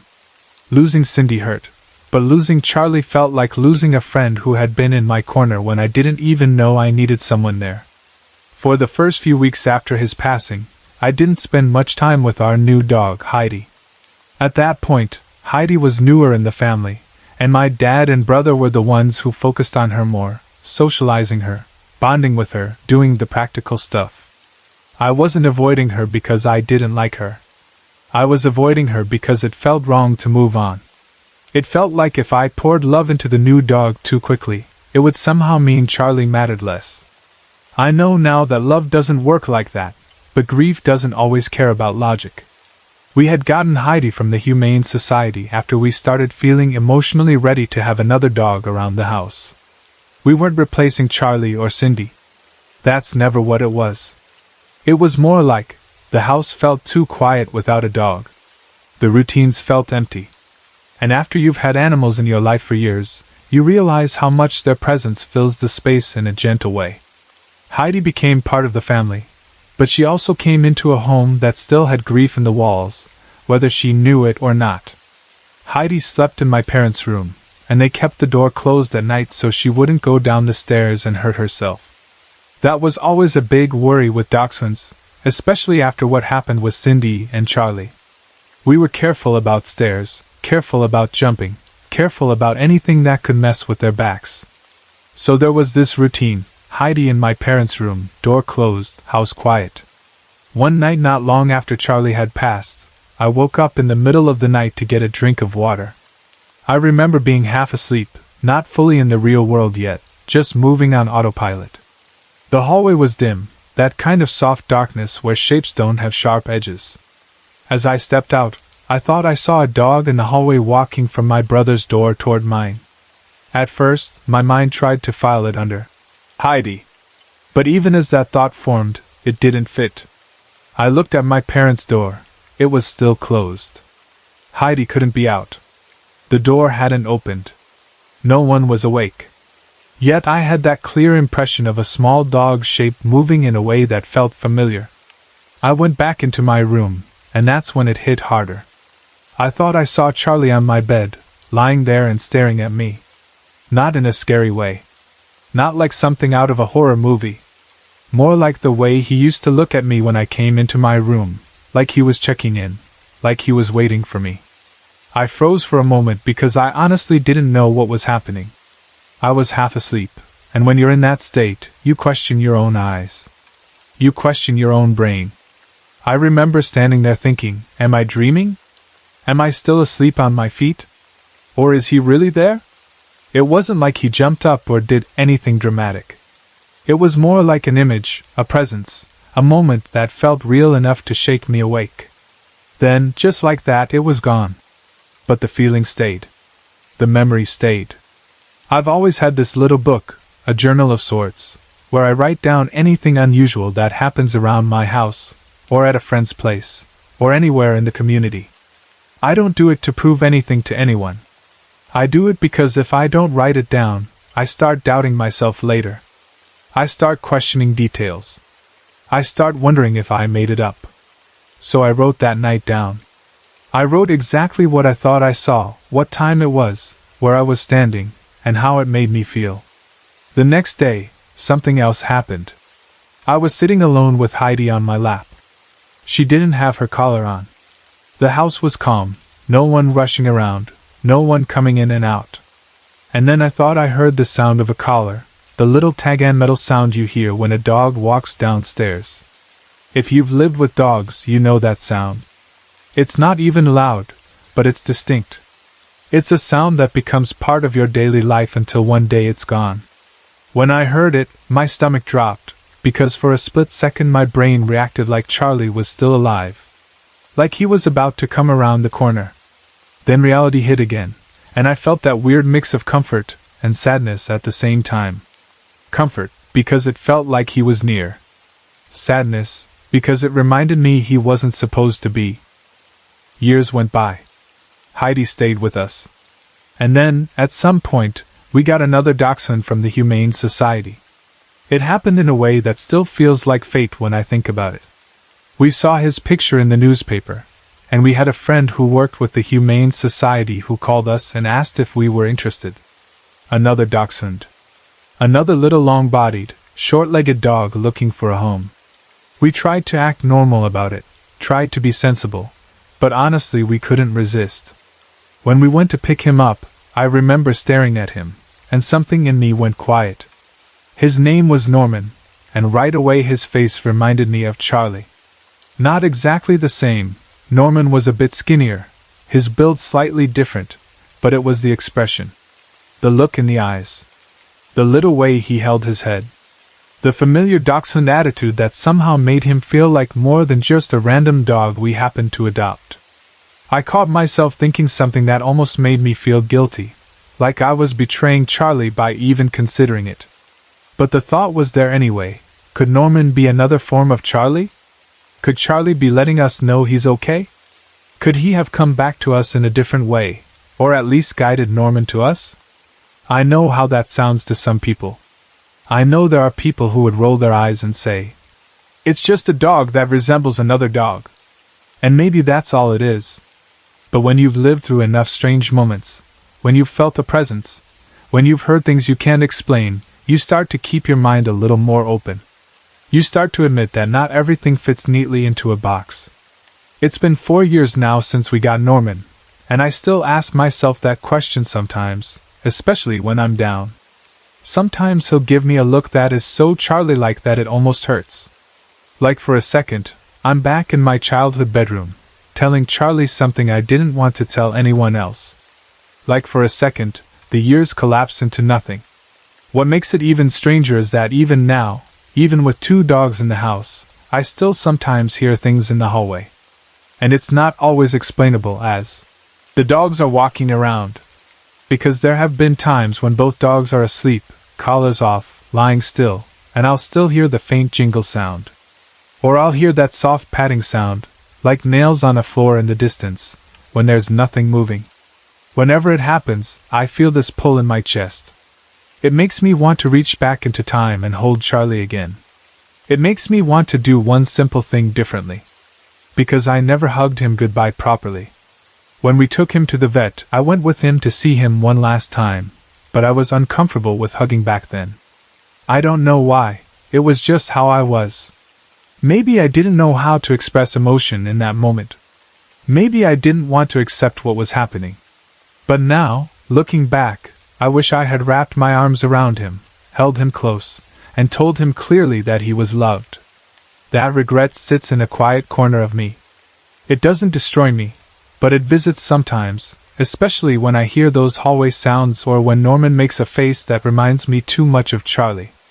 Last night, something happened again, which is what brought all of this back up in my mind. I had my door closed, and there were no dogs in my room. Both Heidi and Norman were somewhere else, not near me, and definitely not in my bed. I remember waking up and feeling like someone was sitting at the foot of my bed. Not a person, exactly. It felt small. Familiar. Like a dog curled up near my feet the way Charlie and Cindy used to do. It wasn't a scary feeling. It wasn't heavy or threatening. It was almost comforting. Like a quiet presence keeping me company. I woke up properly and looked, expecting to see nothing, and of course there was nothing there. No dog. No movement. Just the quiet dark of my room. But the feeling was so real that it stayed with me. And what's strange is, it hasn't happened to me in a long time. The last time I can clearly remember feeling something like that was in 2004. After that, nothing. No strong sense of Charlie or Cindy. No clear moments where I thought they were close. So for it to happen again now felt like reopening a door I thought had been closed. Whenever I write things like this down, whether in my journal or telling someone out loud, I get teary-eyed. It happens every time. It doesn't matter if it's about my dogs, or a friend who passed away in 2005, or my grandparents.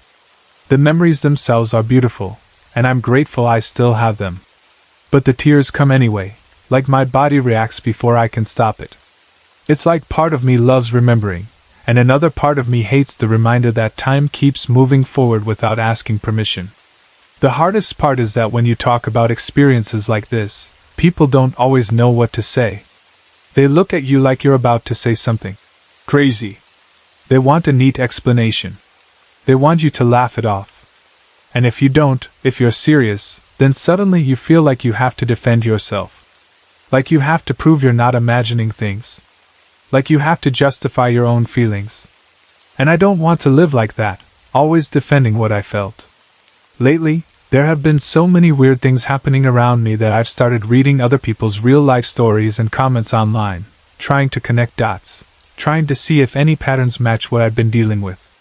Sometimes reading other people's experiences makes me feel less alone, like, okay, I'm not the only one who has heard something in an empty hallway.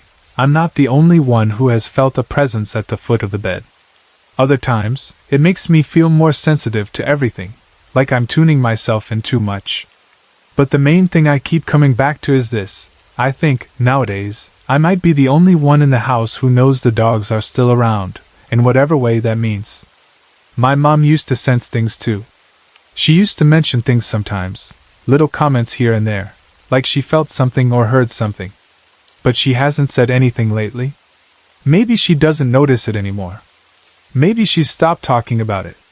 Or maybe I'm the only one still listening closely enough to catch it. I don't know what the truth is. I don't know if Charlie and Cindy are really still here sometimes, or if grief and love have a way of echoing in the places where we felt safest. I don't know if Norman is connected to Charlie in some deeper way, or if my heart just wants that to be true because it brings comfort. What I do know is that when I hear that faint collar sound, or when I wake up feeling like there's a small warm presence at my feet, it doesn't feel like a haunting. It feels like a reminder. Like love doesn't vanish just because a body does. Like the bond is still there somewhere, even if I can't explain it in a way that would satisfy someone who only believes what they can measure. And maybe that's okay. An unknown roommate, or an old friend. That question has been sitting in the back of my mind for a long time now, and I can't seem to put it down. It's been years since my high school friend passed away on December 23, 2005, but in a strange way, it feels like she never fully left. Or maybe something else arrived in her place. Sometimes I honestly can't tell which it is, and that uncertainty has become part of the story. The last time I saw her alive was the final day of school before the Christmas holidays. We weren't the kind of friends who were always together. We only had one class together, but I'd still see her before the bell, while everyone was switching rooms, or during breaks. We talked when we could. We had similar problems with people. We both knew what it felt like to be left out, and sometimes that's enough to make someone feel like family, even if you don't hang out after school or sit together every day. I still regret that we didn't spend time together outside of school. I wish I had invited her over once. I wish I had asked her to come shopping with me, or asked if she wanted to hang out on a weekend. At the time, it didn't feel urgent. It felt like there would always be more days later. And then suddenly there weren't. On December 22nd, she and her mother were in a car accident. They were driving to a relative's house for a Christmas party. Her father stayed home that day, and I don't even remember why. I just remember thinking afterward that it was a mercy, in a horrible way, that he wasn't in the car too. When the news spread, the whole school changed overnight.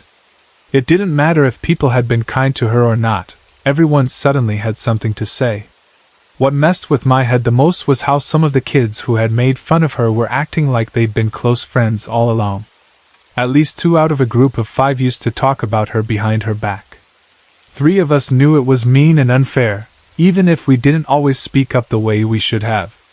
But at the funeral, the same people who had been cruel were standing up and speaking like they'd lost the greatest friend in the world. I remember sitting there and feeling stunned. Part of me was angry, part of me was just numb, and part of me was thinking, how can people do that with a straight face? Still, I stood up and spoke too, because I needed to say something real. Not something pretty, not something for attention, but something that actually meant something. Her family appreciated it. People thanked all of us for speaking. But even after that, it didn't make anything feel better. It didn't erase the fact that she was gone. That Christmas didn't feel like Christmas at all. My aunt came over and kept asking what was wrong with me, and I couldn't even explain it properly. My dogs tried to make me laugh. My parents tried too. My other aunt and uncle came over for dinner, and normally I loved Christmas dinners, but that year I barely ate. I went days without eating properly. I wasn't trying to be dramatic. It was just like my body didn't know how to act normal when everything felt wrong. Then, about a month later, something changed in the house. It started small. When I was sad, I would hear a voice, clear enough to make me pause, telling me, "Don't be sad." It didn't sound like my parents. It didn't sound like the TV. It felt like it was meant only for me, like it was coming from somewhere close but not physical. When we went back to school after the break, one of my teachers asked where my friend was. I froze. I didn't want to say it. I didn't want to be the person who brought the news into the room. But then, again, that voice came, gentle, encouraging, almost like a push on my shoulder, saying, "Go on. Tell her. It'll be okay." So I told her. The teacher went quiet. Her face changed. She left the room for a few minutes even though we were right in the middle of class. People stared at me like I had done something wrong, like I had ruined the mood on purpose. A couple of them even whispered, "Why'd you have to tell her now?" As if there was ever going to be a perfect time. I got home that day and just broke down. I cried so hard I could barely breathe. I remember sitting there feeling empty, exhausted, and guilty for surviving when she didn't. Then I felt it, what I can only describe as a hand on my back. Not heavy, not scary. Comforting. Like someone was trying to steady me. And I heard words that felt more like a message than a sound. You'll be fine. I didn't know what to do with that. I didn't know if it was grief making my brain do strange things, or if it was her, or if it was something else entirely. But in that moment it helped. It softened the sharp edge of the pain, just a little. 2 years later, I don't hear those words in the same way anymore. I don't get the clear, "Don't be sad," the way I used to. But I still feel like I have a roommate. It's hard to explain to someone who hasn't lived it. It's like walking into your room and sensing you're not fully alone, even if the room is empty. Sometimes it feels familiar, like the same presence from 2005. Other times, it feels slightly different, like the shape of it isn't the same, or the energy isn't the same. That's why I keep wondering, is it her, or is it someone else who found me when I was grieving and just stayed? I have a photo of her mom, and her dad sitting on a little ledge near the floor in my room. Ever since I put that picture there, the presence has felt stronger. I don't know if it's because the photo is a kind of anchor, or because having her image nearby keeps my mind open to her, or because it simply reminds me of her so often that I notice every little sound and shadow. But the connection feels real. It feels like someone is still aware of me in that space. And honestly, part of me likes it. It's oddly comforting to think she might still be around, or that someone is watching over me in a quiet way. It makes the world feel less cold. It makes death feel less final. But then there are the nights that mess with me. Because comfort is one thing, and fear is another. I can handle a gentle presence. I can handle a soft feeling in the room. What I can't handle is being jolted awake at 3 in the morning and seeing a shadowy figure sitting on my chair, like it belongs there. Worse, seeing it spin around slowly, like someone is turning to look at me. That happened just 2 nights ago, and I'm still trying to shake it off. Maybe it was just my eyes playing tricks on me in the dark. Maybe it was sleep paralysis, or that half-dream state where your brain mixes reality with nightmare. I can accept that as a possibility. But in that moment, it didn't feel like imagination. It felt like something was genuinely there.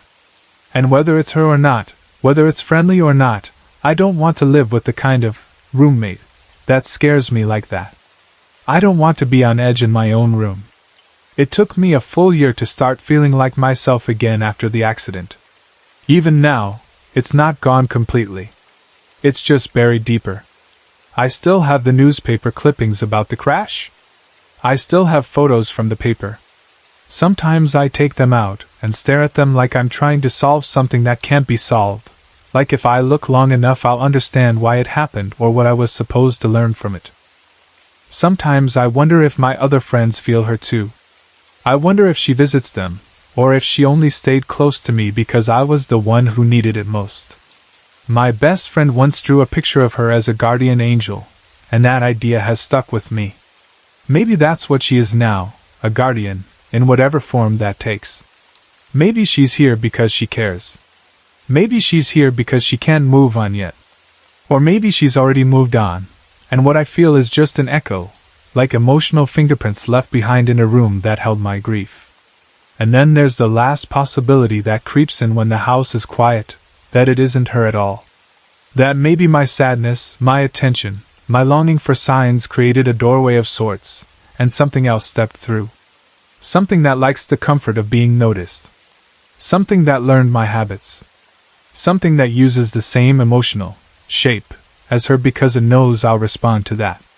That idea scares me more than anything, because it means I can't fully trust what I'm sensing.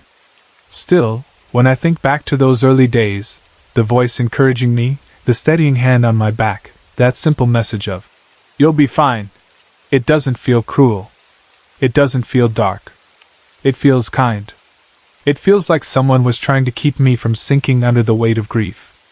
So I keep circling back to the same question, the one I started with. An unknown roommate or an old friend? Maybe the truth is that it's both. Maybe it started as her, and then something else attached itself to the space. Maybe it's her presence sometimes, and other times it's my own memory, and other times it's something that simply enjoys the warmth of a familiar room. Or maybe she really did stay for a while, long enough to help me survive that first year, and then drifted away when she felt I could stand on my own again. And what I'm left with now is the leftover energy of that time, plus the fear that shows up at 3 a.m. when the brain is vulnerable and the dark feels too deep. I don't have a neat answer. But I do understand why this has stayed with you for so long. When someone dies young, especially someone who understood you, it leaves a gap that doesn't close properly. And if anything, even a voice, a touch, a presence, seems to fill that gap for a moment. You notice it. You remember it. You carry it. I was 13 in 1978, living in Winnipeg, and I still remember that day with a strange kind of clarity. My mother and I went to the airport to pick up an elderly woman arriving from Indonesia. Her son was a family friend, and she had come a long way to see him before she died. Even before she spoke a single word to me, she felt different. I was a kid, and I didn't have the language for it, but my body noticed it anyway. Some people walk into a room and everything stays the same. She walked in, and it felt like the air changed. Her name was Farida. The moment I saw her, I remember the color first. She wore a purple wrap, thick like a blanket, draped around her shoulders as if she was bringing warmth with her from wherever she had come from. She looked small under it, but not weak. There was something steady in her face, something that made my noisy teenage brain go quiet for a second. She looked tired, the way older people can look when they've traveled too far and carried too much, but her eyes were sharp. When she looked around, it wasn't the nervous scanning of a tourist. It was like she was noticing things other people didn't even know were there. I didn't know her, but I kept staring, the way kids do when they feel curious and a bit uneasy at the same time. I watched her hands and the way she held her bag. I watched how my mother and the adults softened around her, like they automatically became more careful with their words. I didn't understand why, but I felt it. Farida wasn't just visiting. It felt more like she had arrived with a purpose, like she was following a path that was already laid out. Not long after, she came over for dinner at our house. I can still see her sitting there, not taking up much space, but somehow holding the center of the room. My family talked like normal at first. People tried to make her comfortable. There were polite questions about her trip, about how she was feeling, about whether she needed anything. But very quickly the mood shifted, because Farida was not a normal guest. She was a psychic, and everyone knew it. She wasn't bragging about it, and she didn't talk like a performer trying to impress an audience. She spoke calmly, like she was simply stating what she could see. Someone said she was friends with J. Allen Hynek, who had been involved with Project Blue Book. That detail stuck in my mind because even as a kid I knew his name had weight. It sounded official, like it belonged to government files and secrets and late-night radio voices. It was the kind of thing that made you lean in closer even if you didn't fully believe it. The adults said Farida had experienced alien visitation herself. They said she had strange round scars on her feet where an alien had touched her, burning the impressions permanently. I didn't ask to see the scars. I was shy and also scared that if I saw them, something inside me would click into place and I wouldn't be able to pretend the world was normal anymore. But I couldn't stop thinking about it. The idea of a person carrying marks from something not human felt both ridiculous and terrifying. A part of me wanted to laugh it off, because that's what you do when you're 13 and uncomfortable. But another part of me believed it in the same way you believe a storm is coming when the air goes heavy and the birds go quiet. During that dinner she made predictions. Not vague, fortune cookie statements, but clear enough that people actually listened. She told us we would move to the West Coast. I remember how everyone reacted. There was that half-laugh people do when they don't want to be rude, and then there was that moment after where the laughter fades and they realize she isn't joking. Years later we did move to Vancouver, and when that happened, her words returned to me like a hand tapping my shoulder from the past. That night in 1978 was cold. I remember winter pressing against the windows, and the quiet that comes when snow is falling. Farida wasn't feeling well. The adults tried to make her comfortable, and my parents had her lie down on the couch. I can picture the couch like it's still in that room. I can see the shape her wrapped body made against the cushions. I can see how the purple fabric looked under the lamplight. I remember sitting there with my attention fixed on her, even though I was usually a loud kid, the kind who couldn't sit still for long. Something about her made me watch. It wasn't morbid curiosity. It was more like a sense that something important was happening and I didn't want to miss it, even if I didn't understand it. At one point Farida got up and went into the bathroom. Then she shrieked. It was sharp, sudden, full of fear. It cut through the house like a knife. Every adult jumped. My heart jumped too. For a second I felt my stomach drop, the way it does when something falls and you can't catch it. They asked her what was wrong. She said she saw something in the mirror. That was all I remember clearly, the mirror. The idea that the mirror showed her something that the rest of us couldn't see. The bathroom mirror in our house suddenly didn't feel like a normal object after that. It felt like a surface you could accidentally look through instead of into. Farida came back into the living room and lay down again. There was a strange stillness, like the house itself was holding its breath. I remember the adults fussing, voices low, movement careful. And then, quietly and horribly, Farida died there on our couch. I had never seen death up close before. Not like that. Not in the middle of an ordinary evening. The image of what happened afterward is burned into me. Paramedics arriving fast. People moving around her. The sound of urgency. The sense that everything was suddenly out of our control. I remember discarded wrappings and waste left behind by the paramedics who tried to revive her, like little remnants of a battle that didn't work. I remember staring at those things more than I stared at her body, because my mind didn't know how to take in the larger reality. So it clung to details. It looked at objects. It counted seconds. It listened too hard.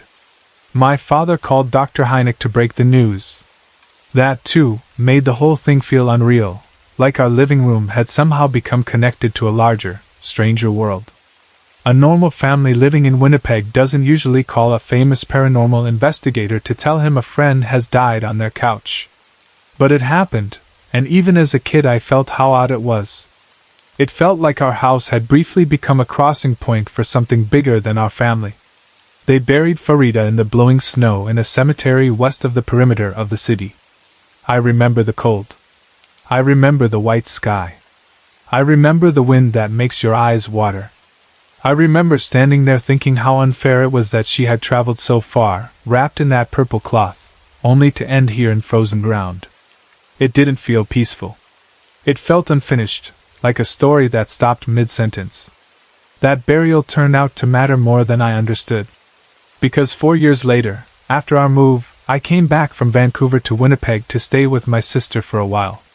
She lived not far from where that cemetery was, and although I didn't visit the grave, the fact that it was nearby sat in my mind like a quiet pressure. I didn't think about Farida every day, but she wasn't gone from my memory either. She lingered in a strange corner of my head, like a book you once read and can't fully forget. I was 17 then. Old enough to think I understood the world, but still young enough to be shocked by what I didn't know. One morning I woke up in a room where my young nephew was sleeping too. There was already daylight. The air had that soft, early morning feeling where everything is pale and quiet. At first it seemed normal. Then I realized something was very wrong, because I was looking down at myself lying in bed. It's hard to describe the shock of that. It wasn't like a dream where things are blurry, and your mind floats from one image to another. This felt clean and sharp. I could see my own body on the bed. I could see the blankets. I could see the angle of my head, the shape of my shoulder. I could see my nephew asleep on his air mattress nearby. I could see the room the way you see a room when you're fully awake, with detail and depth and distance. For a moment my brain refused to accept it. I tried to move, and I couldn't move my body on the bed. I tried to shout, and I couldn't make a sound. I tried to force myself back into my body like you force yourself out of a nightmare, but it didn't work. It went on longer than a simple sleep jolt. Time felt strange. I couldn't tell if it was seconds or minutes. I only knew I was up near the ceiling, stuck, aware, and absolutely terrified. Then suddenly she was there with me. Farida. I hadn't thought about her in years in any serious way. She wasn't part of my daily life.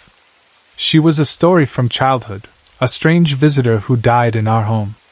But there she was, as clear as anything in that moment, present in the space where I was hovering. I didn't hear her speak out loud, not like a normal voice. It was more like her presence itself was communicating, like she knew exactly what was happening to me and wasn't surprised.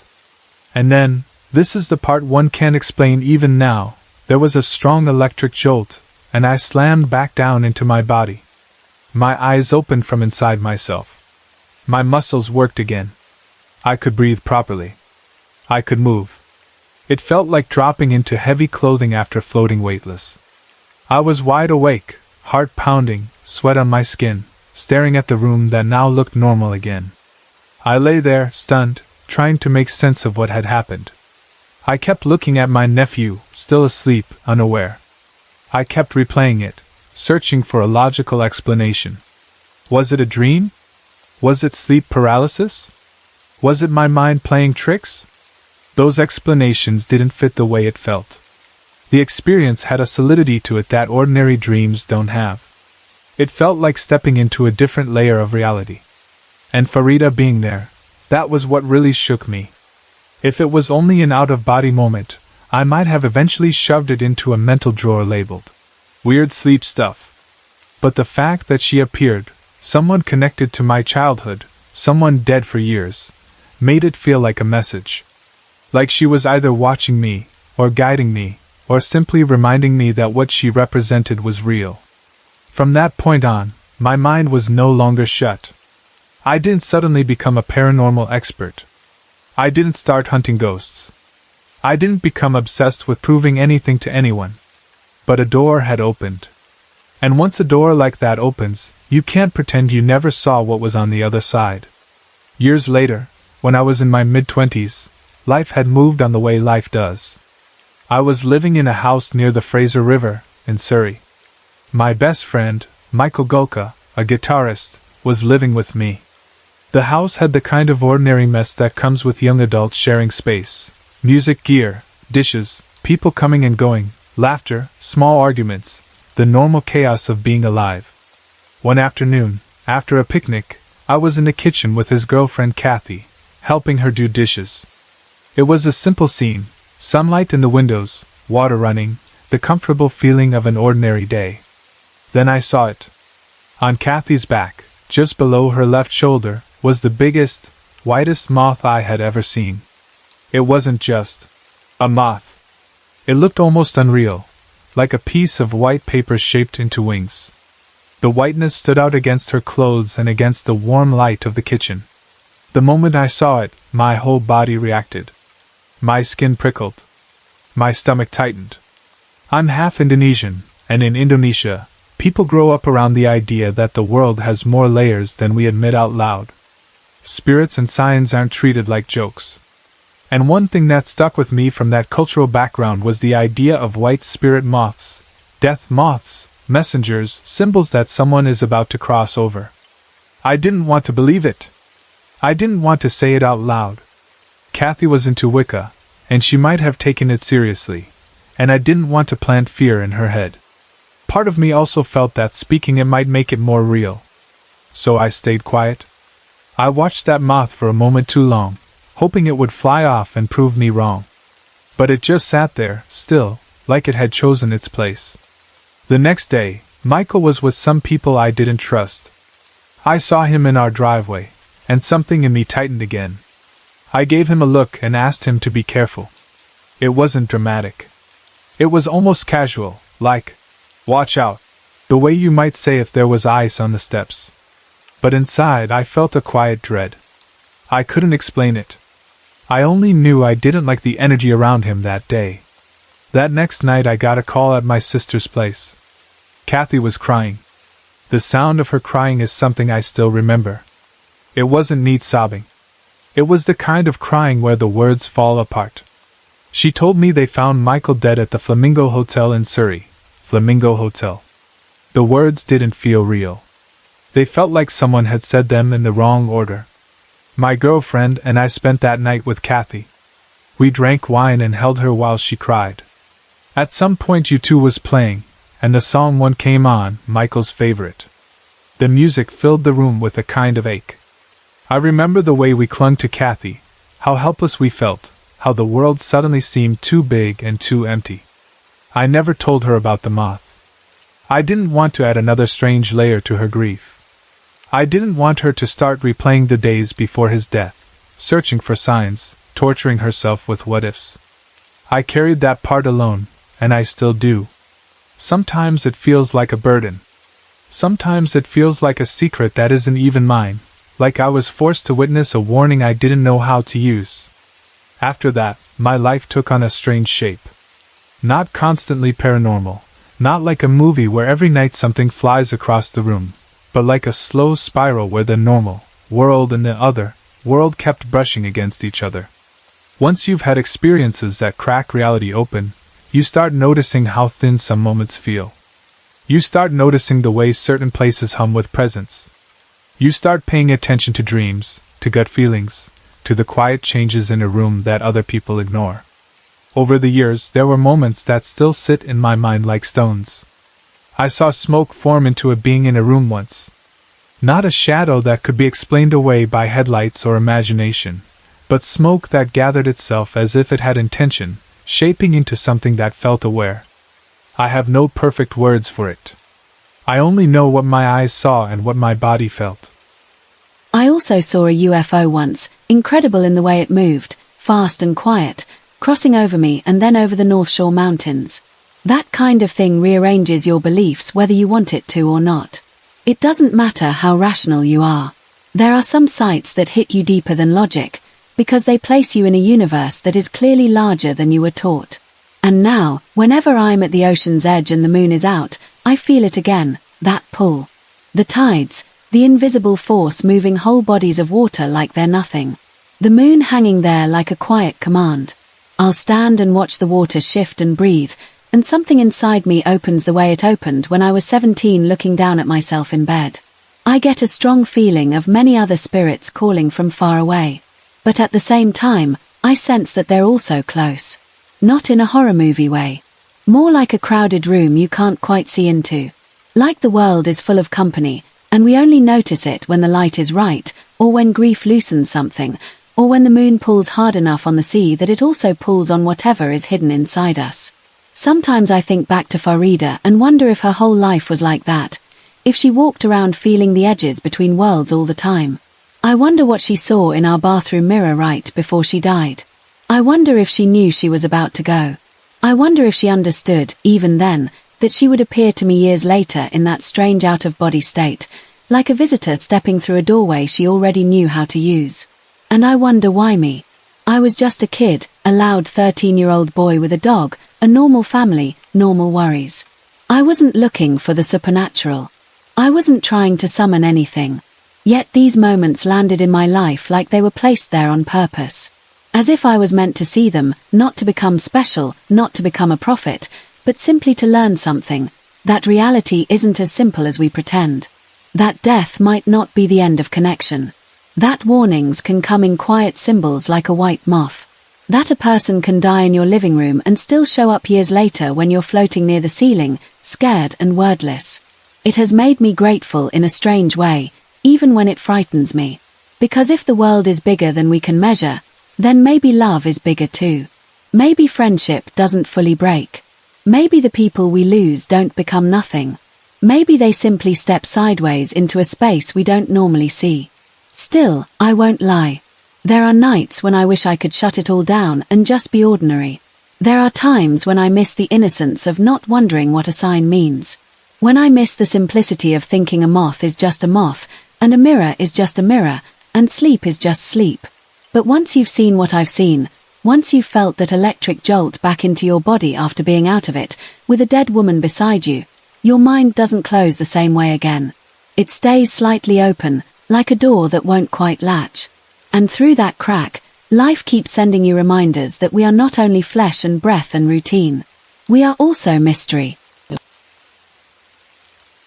One evening when I was about 14 or 15, I was doing what I always did when my parents went out for dinner together and left me at home to watch the dogs. We had 2 dogs, both toy poodles, and anyone who has been around poodles knows the reputation: yappy, demanding, always ready to make noise over nothing. But our 2 weren't like that. They were small, yes, and cute, yes, but they were calm most of the time. They didn't bark just because a leaf moved outside. If they made noise, it was usually for a reason. If they were suddenly alert, it was because something unfamiliar was nearby: someone at the door, a strange sound outside, a car pulling into the driveway that didn't belong there. That was what made this whole night stick in my head. It wasn't just that I felt spooked. It was that the dogs reacted too, and they reacted in a way I hadn't seen from them often. That evening started out normal. My parents were still at home, getting ready to leave. I was in the living room, doing typical teenage stuff, on the computer, half paying attention to whatever was on the screen, half focused on being on the phone. I was talking to a friend who lived up in Sylvan Lake, someone I hadn't spoken to in a while. It felt nice to catch up. We were doing that thing where you talk about absolutely nothing but it still feels important, because you're young and friendship is everything and even the small details matter. I remember I was sitting comfortably, relaxed, not thinking about anything strange at all. Then, right in the middle of our conversation, I heard what sounded exactly like glass shattering. It was a sharp, sudden crash, the kind of sound that doesn't leave room for debate. It wasn't a soft thump. It wasn't something sliding. It wasn't the house settling, or pipes clanking, or one of those normal little noises you can ignore. It was the unmistakable smash of something brittle breaking into pieces. The sound seemed to come from the same room I was in, close enough that I felt it in my chest for a second, the way you do when something loud surprises you. I froze. My friend on the phone froze too, because he heard it on his end. "What was that?" he asked immediately. I don't know," I said, but even as I said it my heart kicked into a faster rhythm, because my parents were still home and my mother had rheumatoid arthritis. That detail mattered a lot.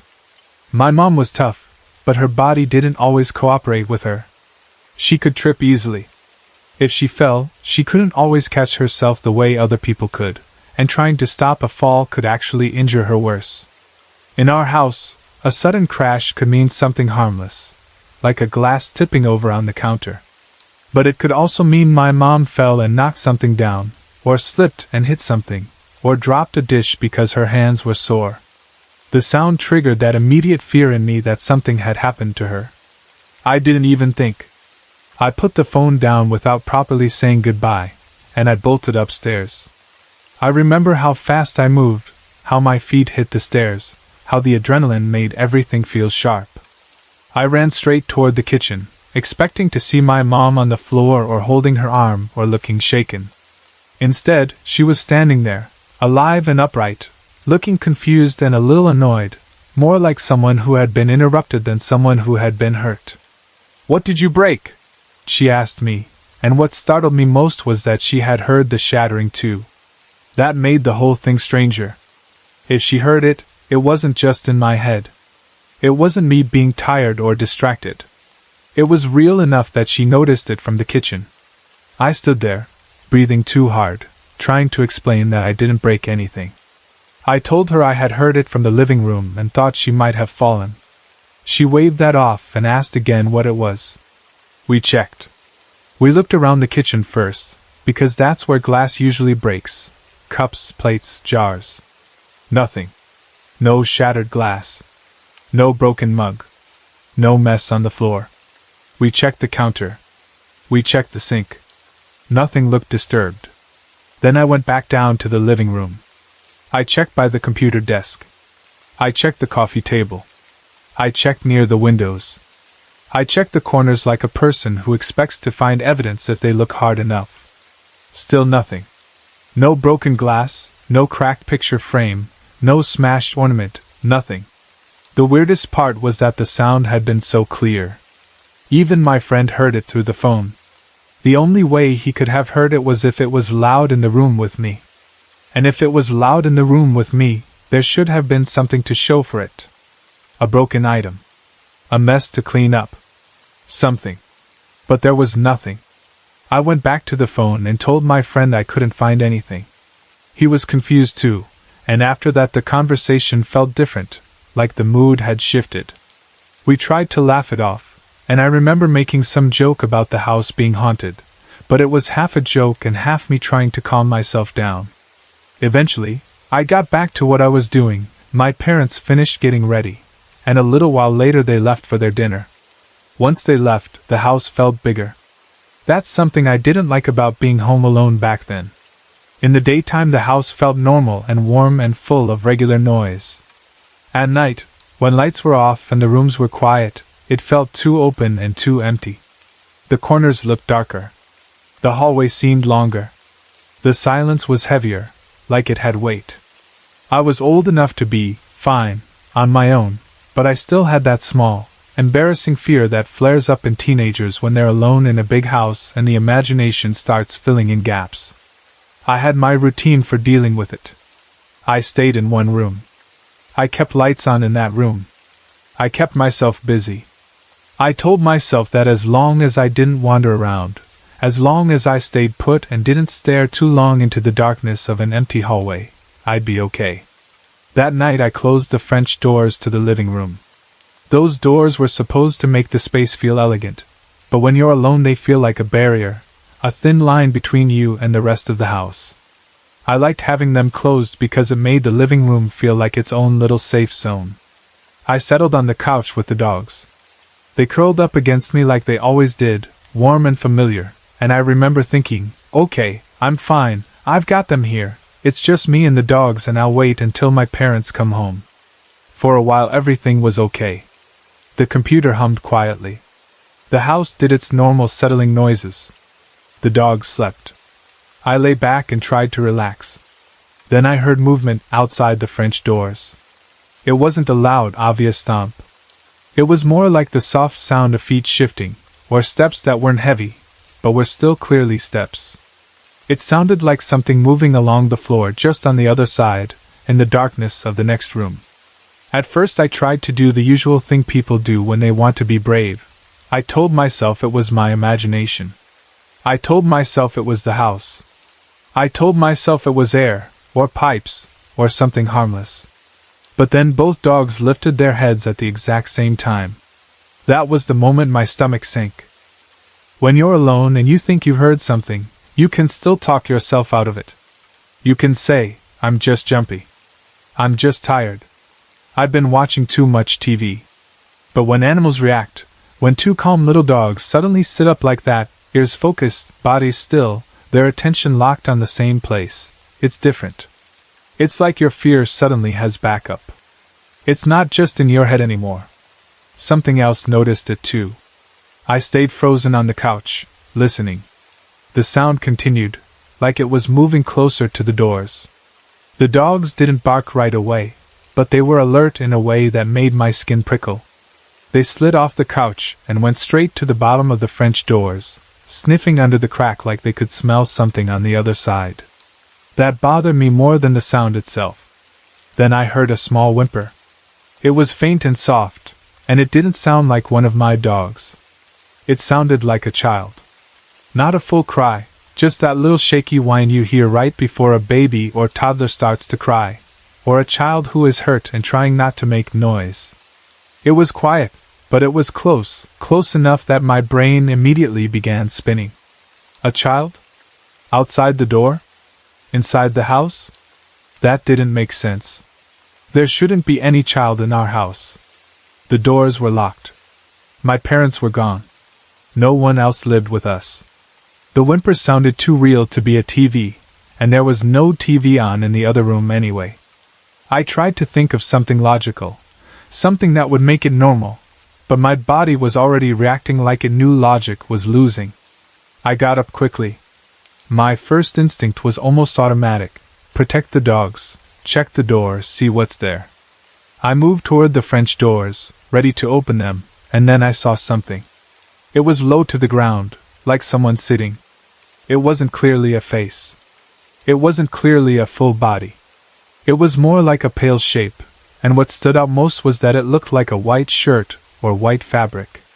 The whiteness wasn't bright like a light. It was dull, like cloth in dim lighting. For a split second it reminded me of an infant in a white top, sitting on the floor, close enough that if I opened the door I'd be right there with it. And I froze. I panicked so hard my mind went blank. The idea of opening the door suddenly felt impossible. Not because I thought it was a child who needed help, but because something about it felt wrong. The dogs were still sniffing and making little anxious sounds, and one of them gave a small whine like they didn't know what to do. That made my throat tighten. I didn't know if I was seeing something real or if the shadows were playing tricks, but my gut screamed at me not to open that door. So instead of opening it, I grabbed my phone and called my parents. When my mom answered, I could hear the background noise of a restaurant, voices, dishes, the muffled sound of being out in public. And I remember how hard it was to explain what I was feeling without sounding like a kid telling a scary story. "Mom," I said, and my voice shook. "I'm freaking out. I need you to come home." She tried to soothe me right away. "We'll be about 15 minutes, honey. Just let us get things squared away here and I'll be right there. It's just the dark playing tricks on you." Normally that would have helped. Normally I would have clung to her calm voice and forced myself to breathe. But I was past that point, because I had the dogs reacting and I had that pale shape outside the doors. I was standing there with my heart hammering, and the house felt like it had turned into something unfamiliar. "Yeah, but Mom," I said, trying to keep my voice steady, "you always told me that if the dogs couldn't notice it, it wasn't there, right?" "Right," she said, and I could hear the hesitation. She was listening now. "They're at the door," I said, and the words came out fast. "They're sniffing and whimpering, Chico's barking." Right on cue, one of the dogs barked, sharp and sudden, as if he'd heard his name and wanted to prove my point. My mom went quiet for half a second, and then her tone changed. She didn't sound like she was brushing me off anymore. "I'll be right there," she said and hung up. Those 15 minutes felt endless. I didn't sit back on the couch. I didn't open the doors. I didn't even go near them again. I grabbed the dogs and pulled them back with me, keeping them close, trying to calm them, trying to calm myself. I turned on more lights in the living room even though the brightness made me feel exposed, like I was lighting up a stage for whatever was in the dark. I remember my hands shaking so badly I could barely hold the phone. I remember glancing again and again toward the doors and then forcing myself to look away, like if I stared too long something would happen. By the time my parents' car pulled into the driveway, I was close to tears. Then something happened that I can't explain even now. As my parents started opening the garage door, all the lights in the house turned on. Not one light. Not just the living room.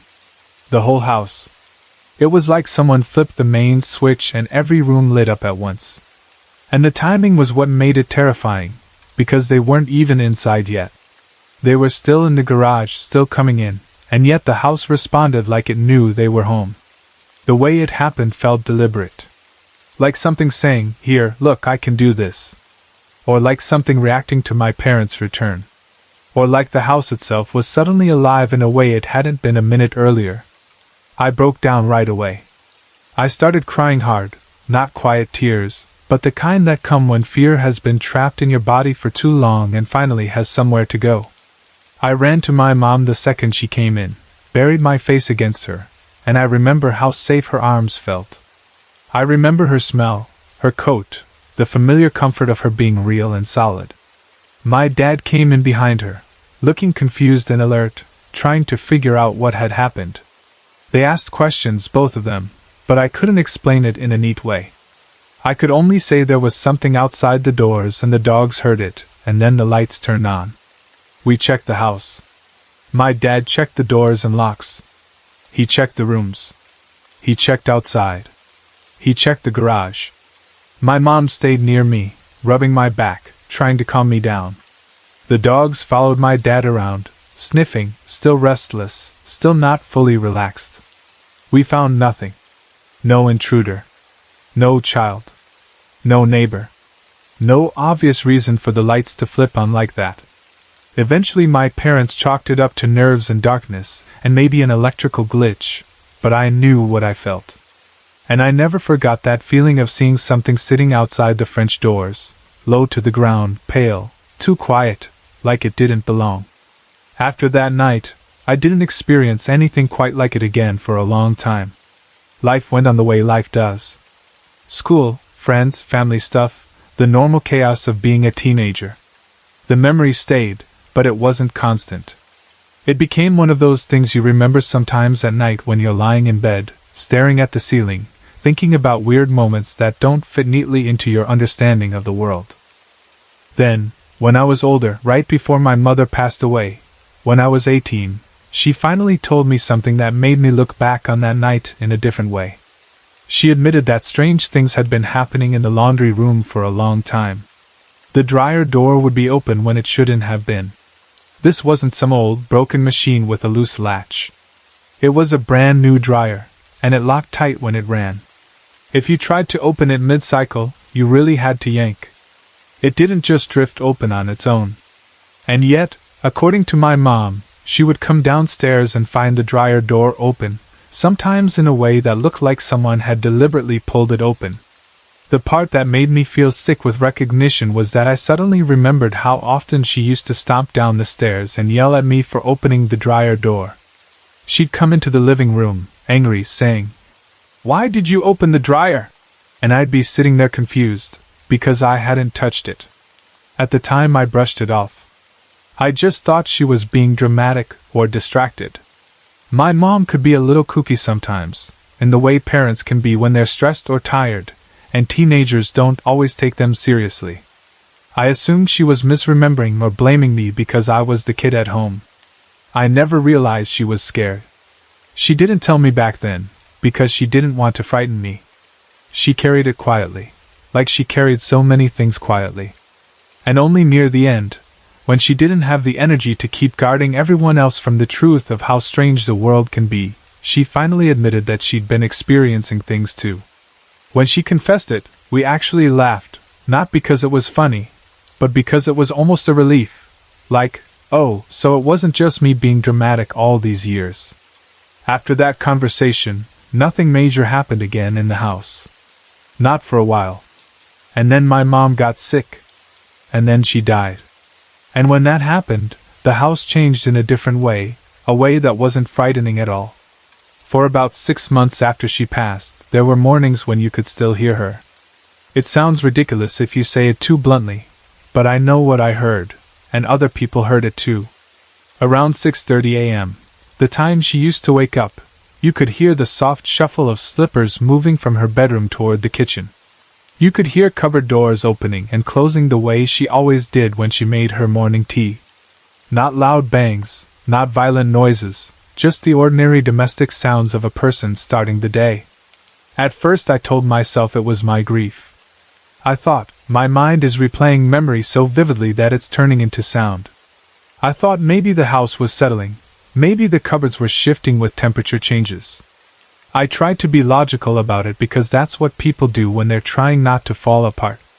When your mom dies, part of you wants proof that she still exists somewhere, and part of you is terrified to believe it because it means the world isn't as simple as you thought. But then 2 different friends stayed over at different times, and both of them woke me up, scared, whispering, asking if someone was upstairs. They described the same thing. Shuffling footsteps. Kitchen sounds. A presence moving around as if someone was there making tea. That was the moment it stopped being only my experience. That was the moment it became something shared, something witnessed. And strangely, it didn't scare me. It comforted me so deeply that I didn't even feel the need to jump up and investigate. Both times I just said, half asleep, "Don't worry. It's just Mom." And I rolled over and went back to sleep. I know how that sounds. Like something from a movie. Like something people say to seem brave. But it was honest. In that period of grief, The idea that she was still doing her familiar routine, still moving through the house the way she always had, felt gentler than silence. The house had been full of her for so long. It almost made sense that it didn't go quiet immediately. It felt like she was easing herself out of it slowly, the way you leave a room you've loved, lingering for a moment at the door before you go. Those sounds happened for about 6 months, and then they faded. Not abruptly, not like a switch flipping off, but slowly. Like the house was learning to be without her. Like she was moving on, or like we were. And I still think about that night when I was 14 or 15, when the dogs were at the French doors, sniffing and whimpering, and I saw that pale shape sitting outside the glass. I still don't know what it was. I can't tell you if it was a spirit, or something residual, or my eyes misreading shadows in a moment of fear. But I can tell you the dogs reacted, and the lights turned on, and my mother, who later admitted she had her own strange experiences, believed me enough to rush home. Sometimes that's all you get in life. Not a clear answer, not a neat explanation, just a handful of moments that don't fit together the way they should, but still feel true when you hold them in your mind. And if there's one thing I've learned from all of it, it's this: not every strange thing has the same feeling. Some things feel cold and wrong and make you want to run into your mother's arms.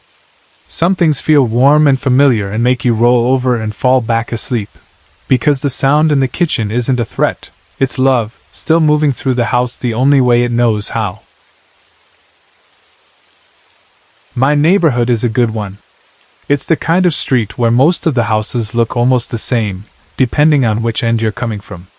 Some are big, some are smaller, and you'll see different mixes of brick, stone, and wood. But in 2003, something happened that still stands out in my mind. Movers brought in this all-wood, cottage-looking house and placed it on the empty lot right next to my home. From the start, the woman who lived there wasn't pleasant. She wasn't friendly to the neighbors, and what bothered me most was how she treated her dogs. They looked like they hadn't been fed properly in days. It was genuinely sad to see. If anyone commented on her house or questioned anything, she would get aggressive and threaten people. She even called by law about our bug zapper being too noisy, which felt petty and personal. I always suspected she did it to get back at us because we had called by law about her dogs being in our yard. She didn't stay there long. She lived there with her sons and the dogs, but after a year or two, she moved out. Once she was gone, the house sat empty for a couple of months, and it became even worse to look at. It turned into this creepy, neglected place that made the whole corner feel off.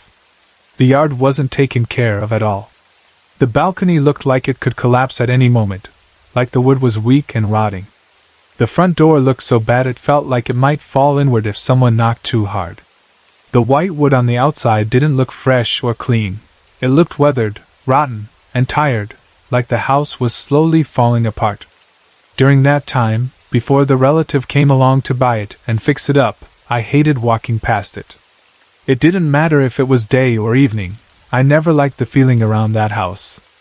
Even now, after everything has been repaired and it looks much better, I still don't fully like it. The strange part is that the bad feeling didn't leave when the mean lady left.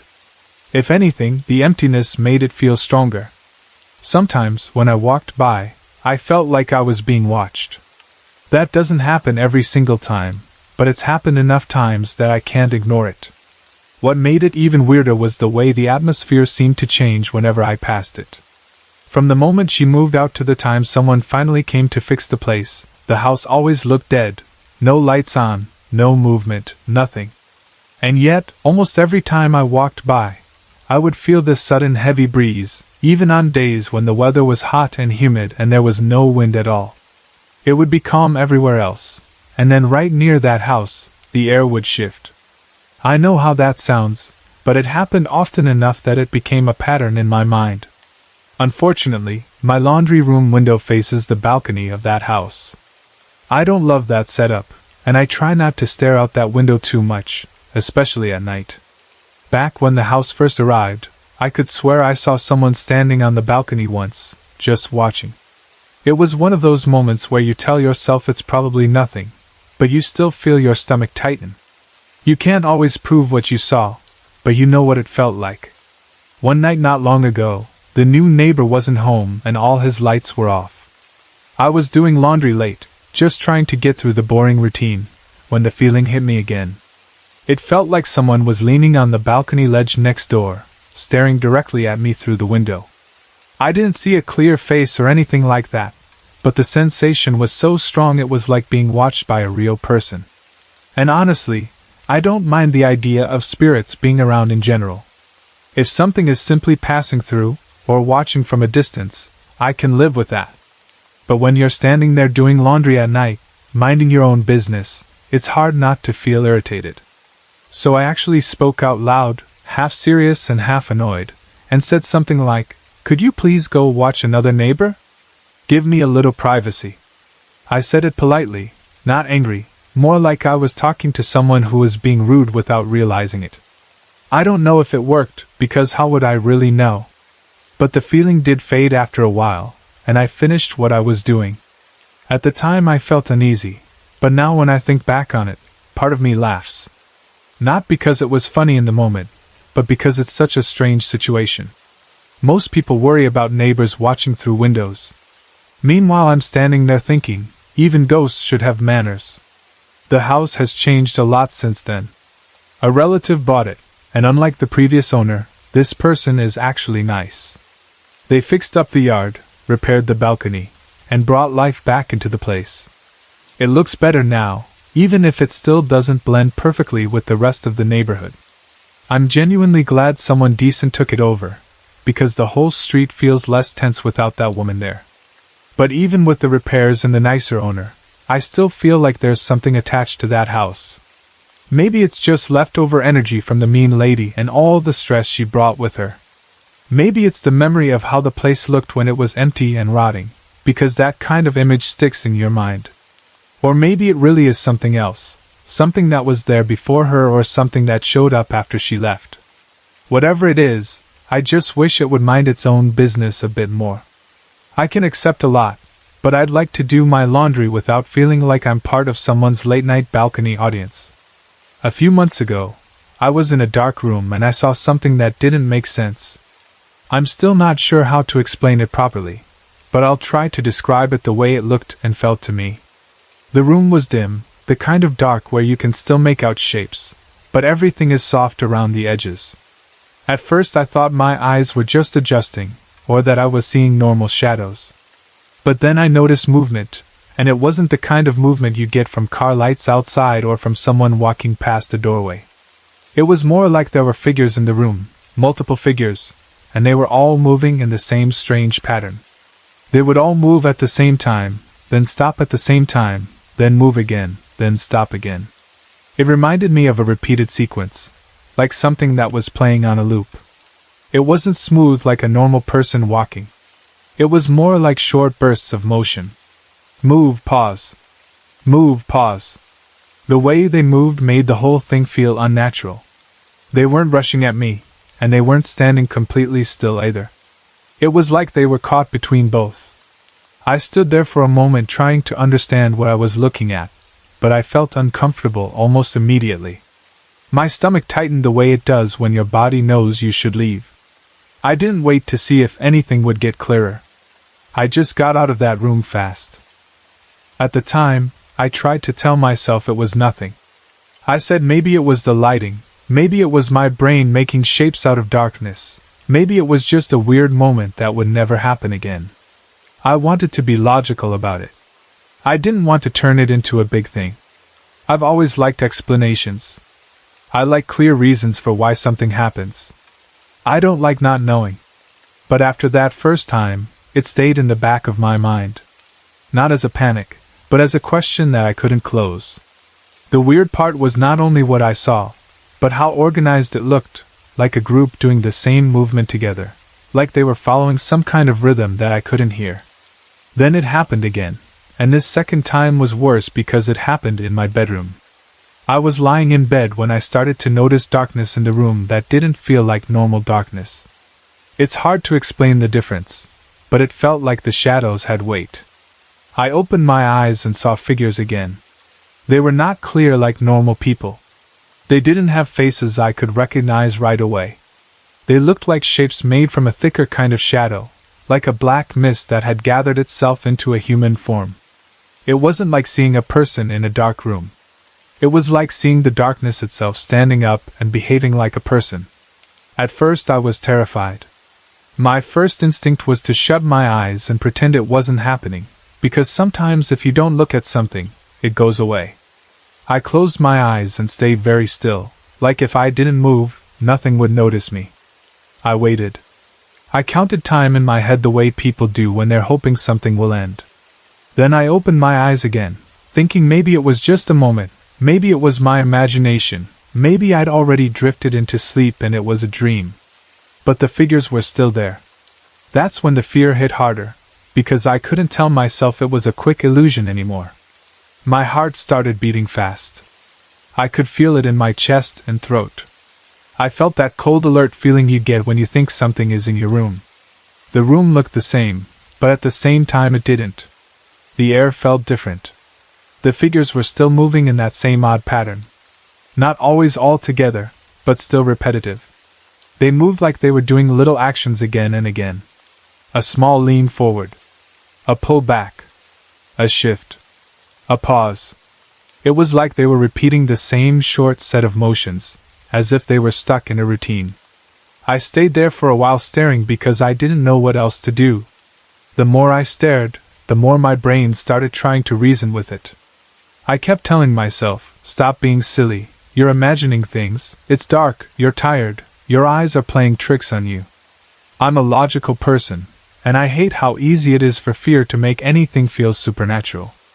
I've always told myself that if something seems impossible, then there's probably a normal reason that I just don't understand yet. So I forced myself to calm down. I forced myself to breathe slower. I told myself I needed to test it, because if I didn't, I would spend the rest of the night frozen and scared. So I moved. Even that felt like a big step. I shifted my body on the bed and watched closely to see if the figures reacted. And they did. That was another moment that shook me, because I expected them to disappear once I started acting normal. Instead, it was like they noticed I was aware of them. Their movements seemed to tighten, like their attention had turned toward me. I know how that sounds, but that's honestly the feeling I had, like the air shifted from, I'm watching something strange, to, something strange is aware that I'm watching. I slowly put my hands out, not fully sitting up at first, just reaching into the space in front of me as if I could touch the darkness. I didn't expect to feel anything. I thought my hands would move through empty air, and that would prove my point, that it was just shadows. But when I reached out, the dark shape seemed to move toward my hand, and it felt cold. Not like touching ice, but like when you put your hand near something that pulls warmth away. It was a weird cold, the kind that doesn't feel like normal room temperature. It felt like the air had thickened around my fingers. And the strangest part was the way it seemed to wrap around my hand. I don't mean it grabbed me like a human hand. It didn't clamp down or squeeze. It was more like mist flowing over skin. It didn't hurt. It didn't burn. But it didn't feel imaginary either.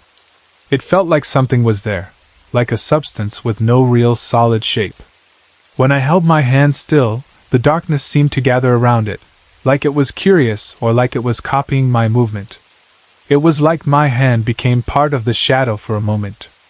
I tried to cup it the way you might cup smoke. And that's exactly what it acted like. It didn't stay caught in my hands. It flowed away, slipping through the space between my fingers, thinning and then thickening again. That's why I keep thinking of mist or smoke, because it behaved like something that can surround you but not be held. The figures were still shaped like people, though. They were hunched and low at times, crawling or crouching on the bed, moving around in a way that reminded me of someone climbing carefully without making noise. They didn't have clothes I could describe. They didn't have clear hair. They were just forms. Dark forms with a kind of depth to them, like darkness layered over darkness. I don't know how long I watched them. Time felt strange. It could have been 10 minutes. It could have been longer. At some point, my fear wasn't as sharp. I wasn't calm exactly, but the panic started to drain. I think part of my brain decided that if nothing had attacked me yet, maybe nothing was going to. That's when curiosity took over. I kept trying to understand what the interaction was.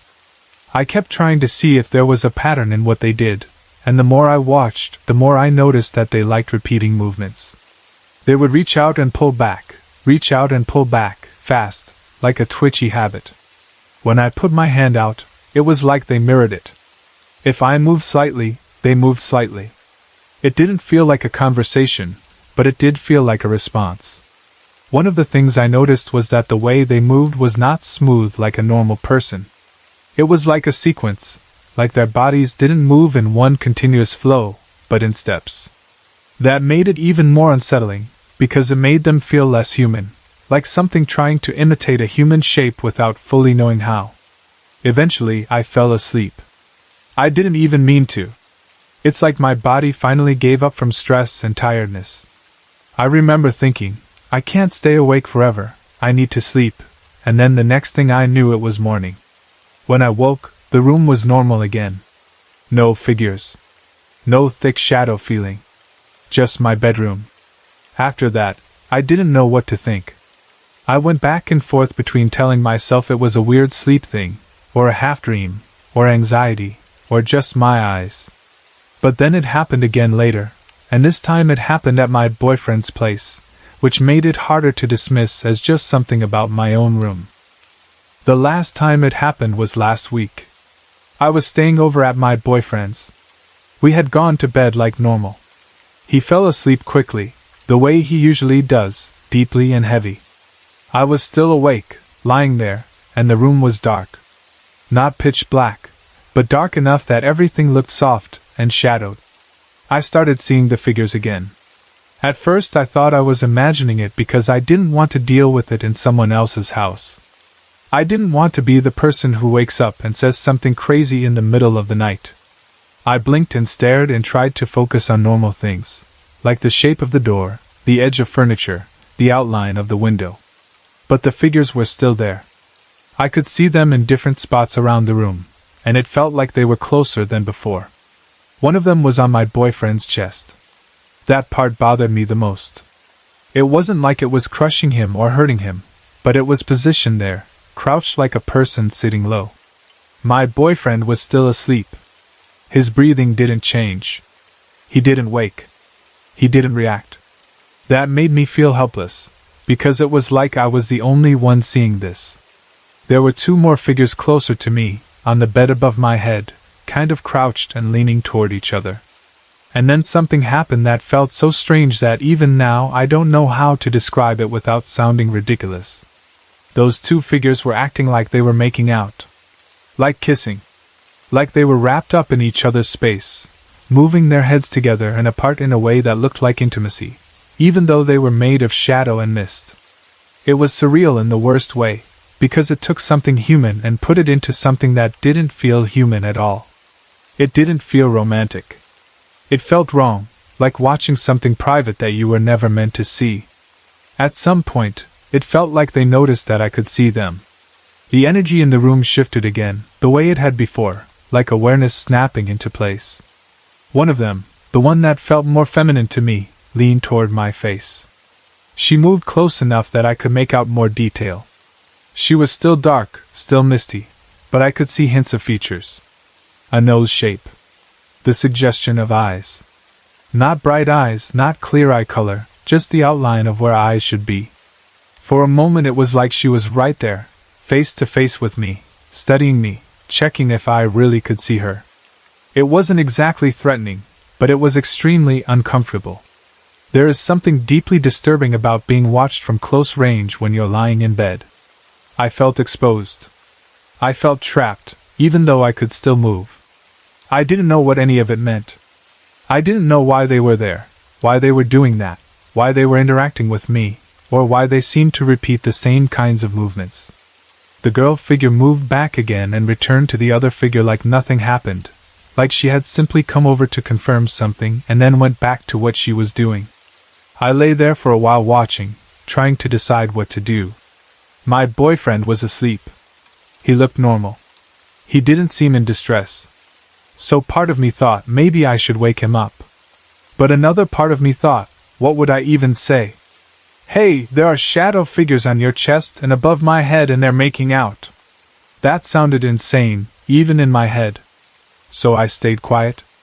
For about 15 minutes, I just watched and tried to stay calm. I'm not sure if it was exactly 15 minutes, but it felt like that. Long enough that my fear had time to flare, settle, flare again, settle again. At first I was freaked out. Then I tried to reason through it. Then I got freaked out again. Then I reminded myself that I couldn't stay awake all night doing this. So I made a choice. I rolled over and tried to sleep. That might sound simple, but it wasn't. Rolling over felt like a decision to stop feeding whatever was happening with my attention. I turned onto my stomach because I had been on my back. The moment I turned away, I felt less engaged with them. I didn't know if that would make them stop or if it would make them come closer. But I was exhausted. I just wanted it to end. I closed my eyes and forced myself to breathe slowly until I drifted off. And weirdly, I did fall asleep. That's part of what confuses me. If this was purely fear, you'd think I wouldn't be able to sleep. If it was something that wanted to harm me, you'd think it would stop me from sleeping. But instead, after a while, it was like my body accepted it and chose sleep anyway. That doesn't make it normal. It just makes it harder to understand. One thing I've noticed through all of these experiences is that the figures move in repetitive ways. Even when they seem to interact with me, it's like they repeat the same small gestures again and again. If I put my hand out, they put theirs out, then pull it back, then put it out again, fast, like a flicker. If they tap me, it's not once. It's a repeated tapping motion, usually around my face, especially around my eyes. It doesn't hurt, but I can feel it like pressure, like someone gently pressing the same spot in a rhythm. That's one of the things that makes the experience feel so real to me. Because it's one thing to see something strange in the dark. It's another thing to feel it. I don't know what it means. I don't know if it's connected to me specifically or if it's something about the places I've been in or the way my mind works when I'm tired. I'm not someone who scares easily anymore, at least not the way I used to. The first times it happened, I was terrified. Now I still get freaked out, but after a few minutes, the fear changes into a strong need to understand. It's like my brain says, okay, panic isn't helping, so let's observe and figure it out. That doesn't mean it feels normal. It doesn't mean I'm comfortable with it. It just means I'm trying to stay rational in the middle of something that doesn't feel rational. What stays with me most is how solid the darkness can feel, even though it acts like smoke when I try to hold it. It's the way it can engulf my hand with cold, the way it can wrap around me if I stay still, the way the figures can crouch and crawl like they're using the bed like it's a real physical space. And it's the way they react once they know I can see them, almost like they become more focused on me, like the experience becomes more direct. I don't know if I'm supposed to ignore it, confront it, or just accept it and move on. Sometimes I tell myself it's my mind in a strange state between awake and asleep. Sometimes I wonder if it's something else. Either way, it's real in the moment, and that's what makes it so hard to dismiss. When it's happening, it doesn't feel like a dream. It feels like I'm awake, looking at something that shouldn't be there, and trying to make sense of it while my body wants to do the simplest thing in the world, turn over and sleep. And that's what I keep doing. After a while, I reach a point where I think, I can't stay up all night. I have to sleep. So I do. I turn away, I close my eyes, I breathe, and eventually I fall asleep, even with the memory of those figures still sitting in the room like they own it. I wish I could end this with a clear answer, but I can't. All I can say is that it keeps happening in a similar way, with the same kinds of movements and the same kinds of sensations, and each time it happens, the fear is there at the start, but it slowly changes into a need to understand what I'm seeing and what, if anything, I'm supposed to do about it. 10 years ago, when I was 19, I met a girl at a job placement agency. I'll call her Lynn. We clicked fast and became friends almost right away, the kind of friendship where you feel like you've known the person longer than you actually have. At the time, Lynn was living with another girl, and not long into our friendship she started complaining constantly about her roommate. It wasn't just the usual small arguments over cleaning or noise. Lynn sounded truly fed up, like she felt uncomfortable in her own home. The complaints became more frequent, and eventually she couldn't take it anymore. She left and came to stay with me and my family. At first it was meant to be temporary, just a few nights while she figured out her next step. But a few nights turned into a week, then another week. After a few weeks of her sleeping on our couch and us falling into a routine, we started talking seriously about getting a place together. It felt like a simple solution. I was young, excited about the idea of independence, and honestly I liked the idea of having a close friend as a roommate instead of moving out alone. We started looking for rentals and, surprisingly, it didn't take long to find something that seemed perfect for our budget. The apartment we found was a basement unit. It was actually pretty nice for a basement, not one of those damp, creepy spaces that feel like they're half underground and half forgotten. This one felt clean and lived in. It had a living room big enough for a couch and a TV, a small kitchen, a bathroom, and 2 bedrooms. It wasn't fancy, but to us it felt like freedom. We moved in quickly, excited and nervous in that way you are when you're starting adult life but still don't really know what you're doing. Lynn had her own interests that I didn't share, but they didn't bother me. She was into the occult, though nothing extreme. She had tarot cards, liked burning candles, talked about energy and vibes, and had little rituals like lighting incense or sitting quietly with her cards. It wasn't like she was doing anything dramatic or frightening. If anything, it seemed harmless, almost like a hobby mixed with spirituality.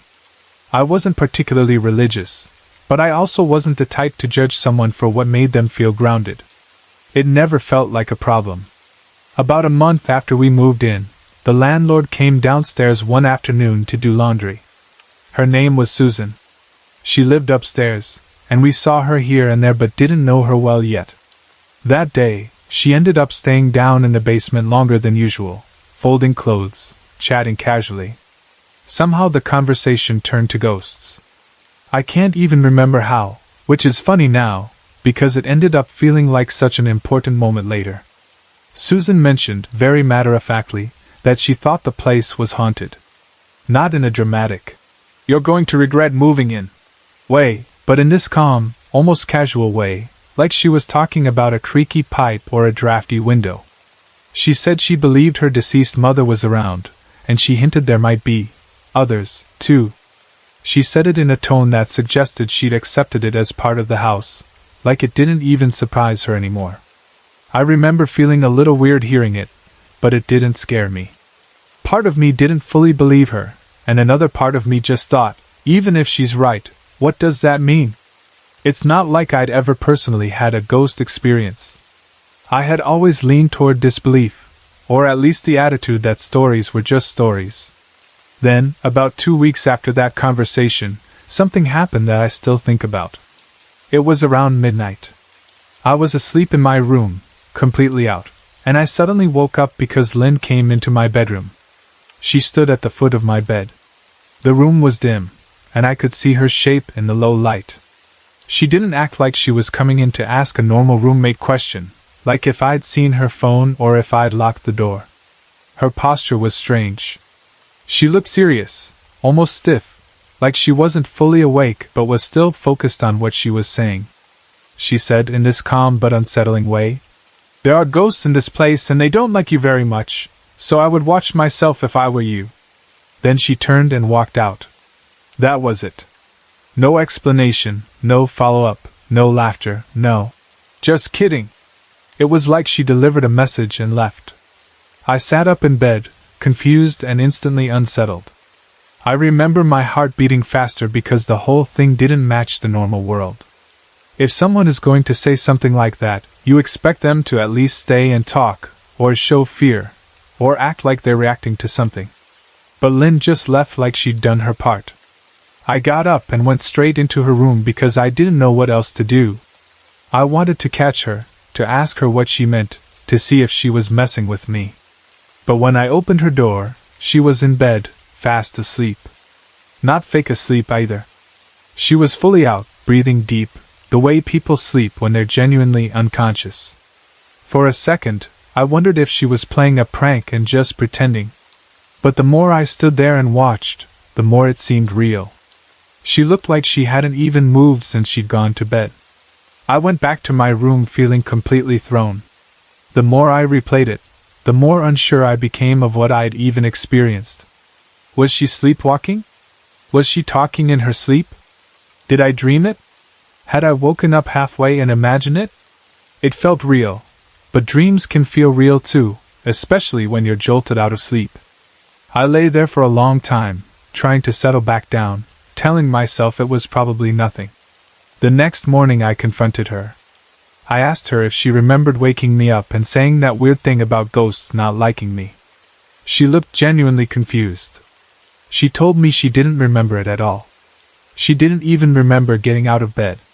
She laughed it off in a half-embarrassed way and suggested maybe I dreamed it. Part of me wanted to accept that, because it was the easiest answer. So I tried to let it go. I told myself it was just one strange night, and nothing else happened right away. But then about 3 weeks later, something happened to me that I still can't explain. It was a normal night. Lynn and I were watching TV in the living room before bed. Nothing spooky. Nothing intense. Just regular late-night TV. I had to get up for work at 5 a.m., so I didn't want to stay up too late.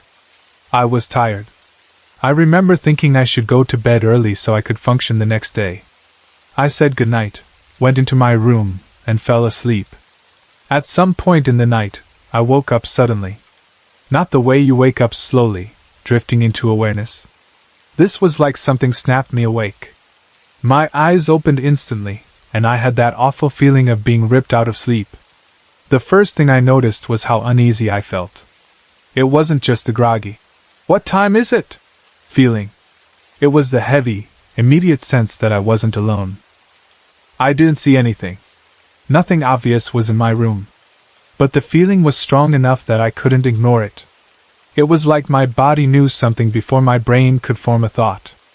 My skin felt tight. My heart picked up. I felt a wave of discomfort, like the air itself was wrong. I felt a strong need to get out of my bedroom. It didn't feel safe in there, and I can't even explain why. I told myself I was being ridiculous, but the urge to leave the room was stronger than logic. So I got up and went to the bathroom, hoping that just moving would shake the feeling off. But it didn't. I stood in the bathroom for a moment, trying to calm down, and I still felt uneasy, like the feeling had followed me out. I didn't want to go back to bed yet. I thought maybe I should distract myself. So I went into the living room and turned the TV on. I sat down on the couch, trying to act normal, trying to convince myself that I was just half asleep and letting my imagination run wild. For about 10 or 15 minutes, nothing happened. I started to feel a little calmer. I remember thinking, okay, this is stupid. I just startled myself awake. Maybe I had a weird dream. Maybe the house made a noise. Maybe I'm just overtired. The TV sound helped because it felt like a normal anchor in the room. Then the living room got cold. Not slowly cold like the heater stopped working. Not the mild chill of a basement at night. It dropped in temperature so suddenly that it felt unnatural, like someone had opened a door to winter air inside the room. I remember my arms reacting, goosebumps rising. And right after that, I felt what I can only describe as a rush of wind. It wasn't a general draft. It was like wind past my cheek, then my ear, close enough that I felt it brush me. It felt like something moved right beside my face.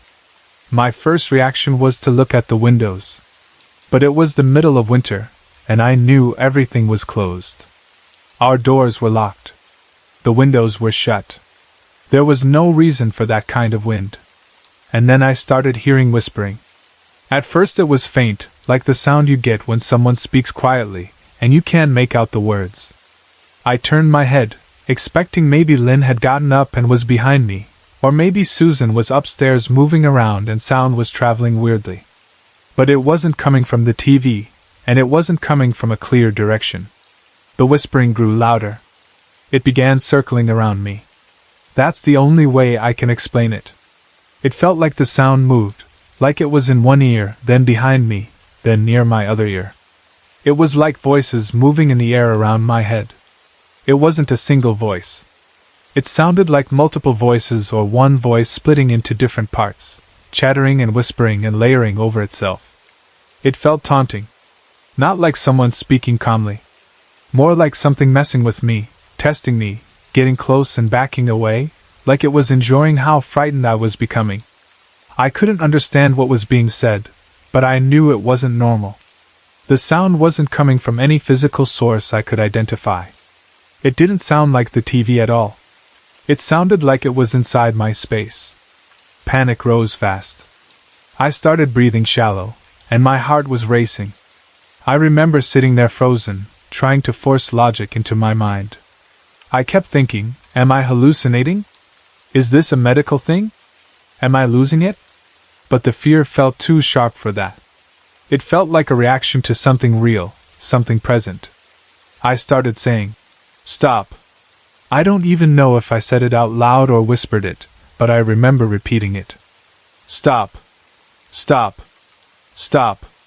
I was terrified and I didn't know what else to do. And then I did the only thing I could think of in that moment. I prayed. I wasn't religious. I wasn't the type of person who prayed regularly. But fear can strip you down to whatever you have left, and in that moment prayer was the only thing that felt like a lifeline. I prayed hard, like my life depended on it. I remember the words clearly because they were so simple and desperate. "Please God, make it stop. I'm scared. Please make it stop." And then everything stopped. It didn't fade away gradually.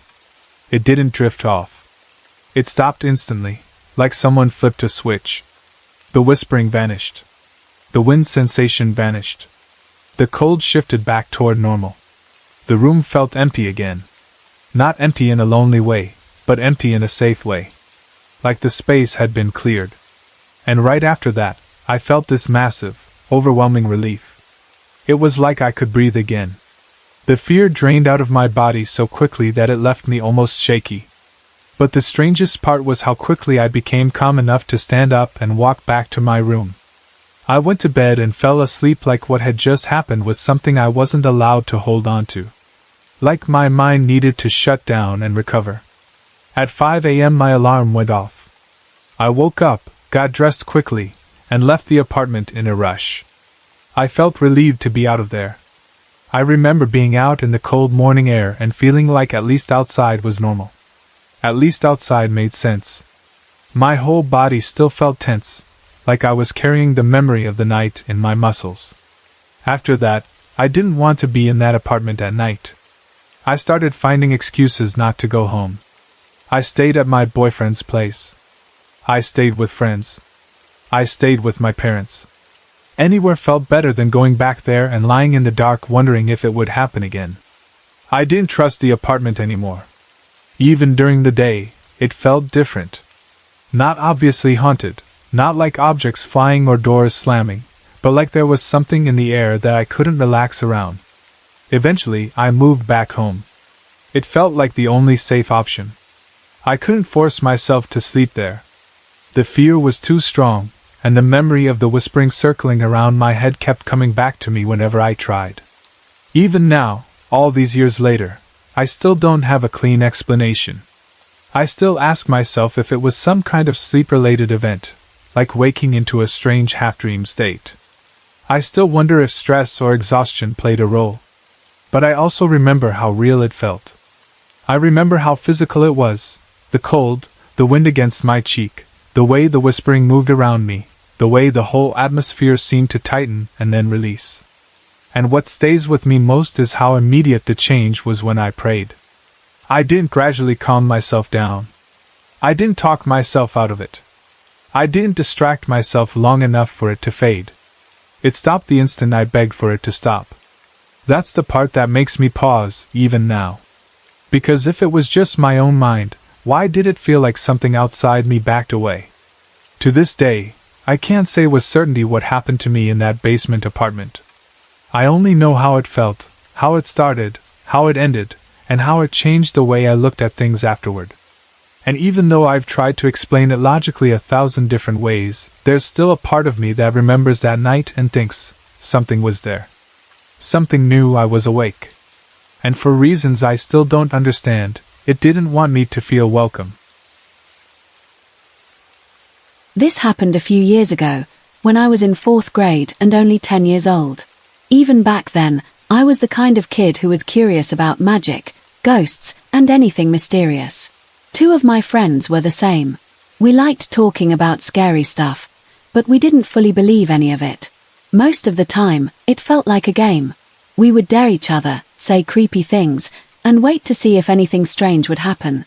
One day we were sitting around and talking about spirits and magic again, like we always did.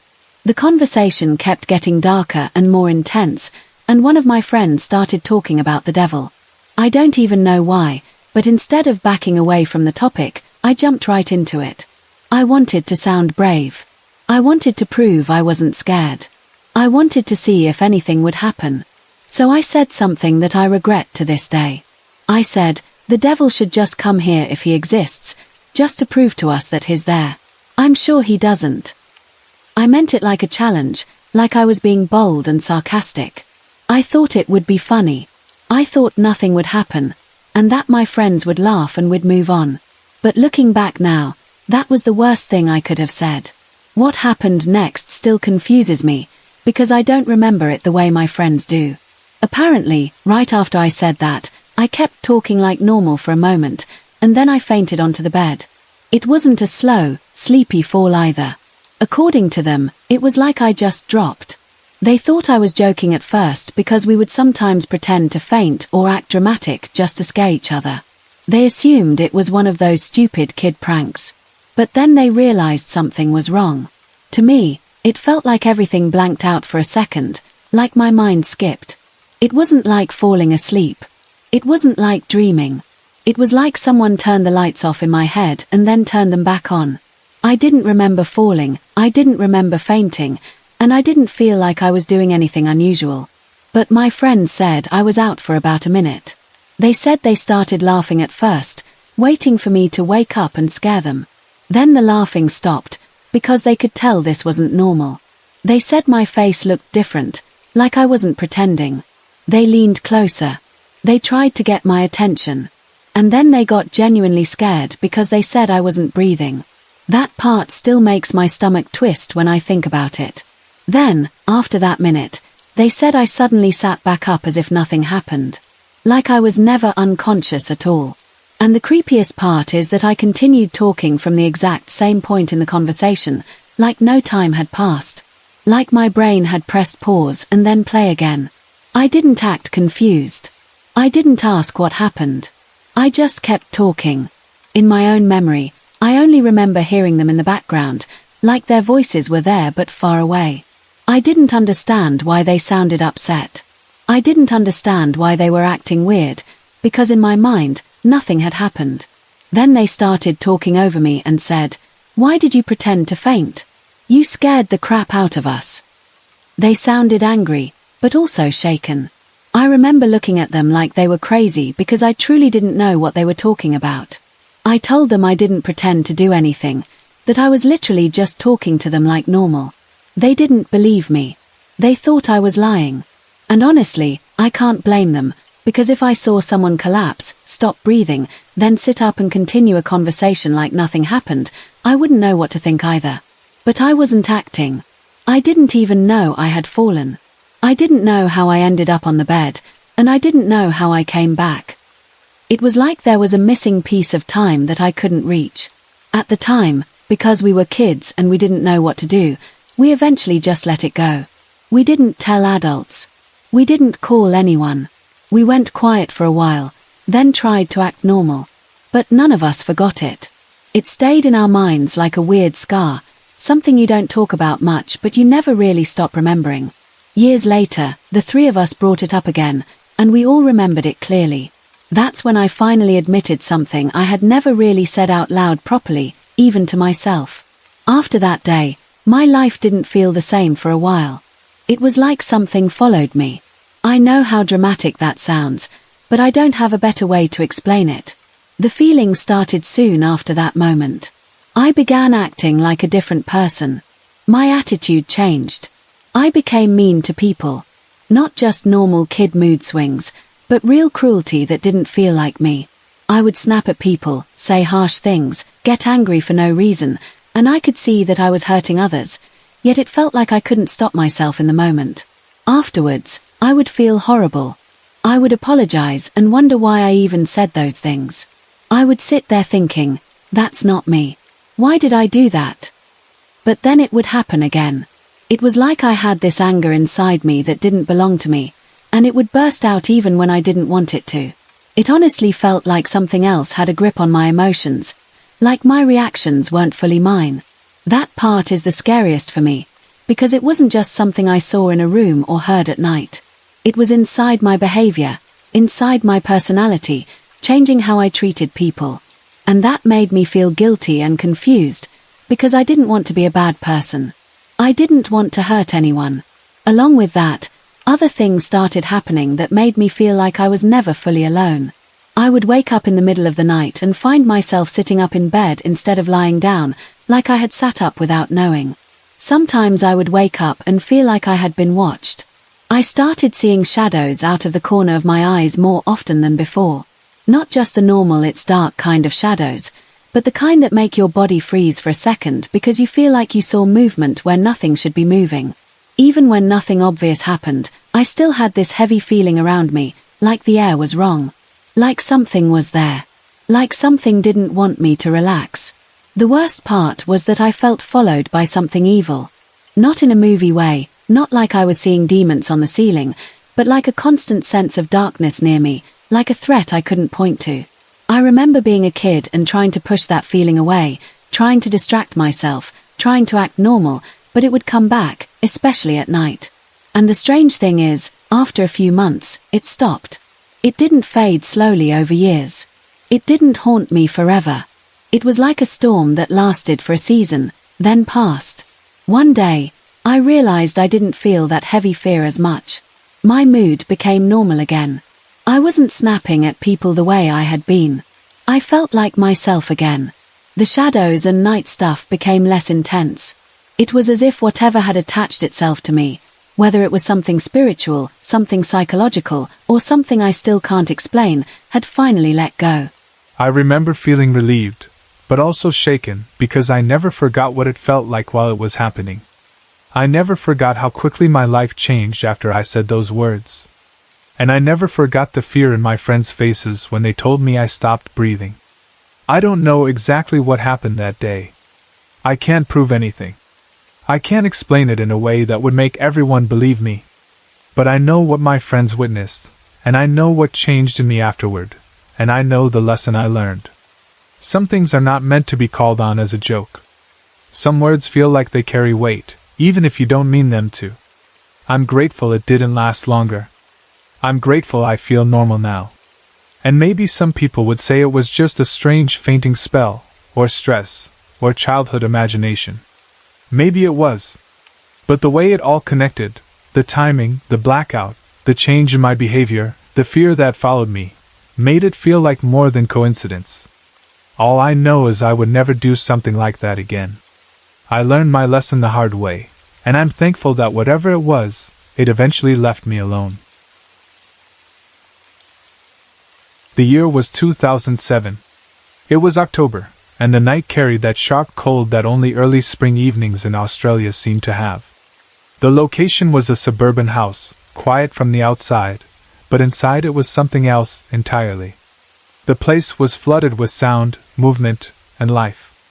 To an outsider, it might have looked like a gathering of dark figures, cloaked in black, hair hanging low, symbols stitched and printed everywhere. Horns, spikes, inverted crosses, pentagrams, and more black clothing than most people would see in a lifetime filled the space. The air vibrated with heavy music, deep bass lines rumbling through the floor like distant thunder. Faces were intense, eyes lined dark, expressions grim or ecstatic depending on the song. Demonic growls poured from speakers, layered with guitar riffs and drums that felt more like physical force than sound. Numbers like 666 were splashed across shirts and jackets, not as prophecy or worship, but as rebellion and identity. It was my brother's 21st birthday. Welcome to the world of metalheads. I was 26 at the time. By then, I was well accustomed to my brother's birthday parties. Usually, they happened at Mum's place. She tolerated a lot over the years, but this time she made a firm and unforgettable announcement. Not here again. That was it. No debate. No compromise. And so my brother was forced to find another location for what he insisted was going to be his most epic birthday yet. I wasn't directly involved in organizing it, but I kept hearing updates. Eventually, the location was locked in. It turned out the party would be held at the house of one of my brother's friends. I'll call her Elle. More specifically, it was Elle's dad's house. Elle's dad was out of town at the time, which at first sounded like the perfect setup for chaos. But that wasn't really the case. Elle's dad had actually kindly offered his house for the event, knowing what kind of crowd it would attract. Our parents were there to keep an eye on things, and despite the appearance of mayhem, metalheads are often loud but respectful. And that's exactly how the night went. No damage. No drama. No police. No court show aftermath. We carpooled that night. I went with my stepmom, who is hands down the biggest nihilist I know. We get along incredibly well, despite our very different views on the world. She's sharp, funny, and outspoken, and she's also a metalhead herself. One thing she loves almost as much as metal is declaring how much she doesn't believe in ghosts or anything remotely supernatural. She brings it up often, with pride. I usually just let her talk and keep my thoughts to myself. The drive over was completely normal. We chatted about life, work, people we knew, nothing unusual at all. No strange feelings. No odd moments. Just conversation and the hum of the road beneath us. When we arrived, the house immediately stood out. It was in the suburbs, but surrounded by bush-scrubbed terrain, giving it a secluded, almost hidden feeling. The driveway was long and covered in stones that crunched loudly underfoot. The house itself was single-story but raised high on stilts, so from ground level it looked almost like a double-story place. A long flight of stairs led up to the front door.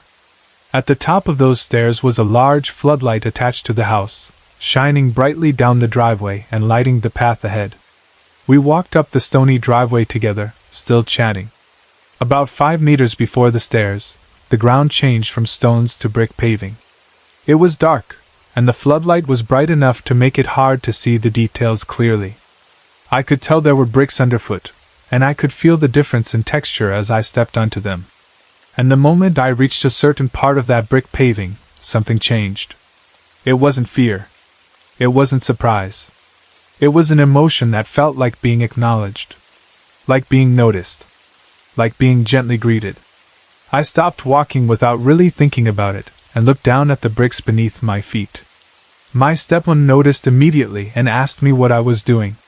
Caught off guard, I quickly made up an excuse and said I thought there was a stone in my shoe. She shrugged and kept going, and I followed her up the stairs, but the feeling stayed with me.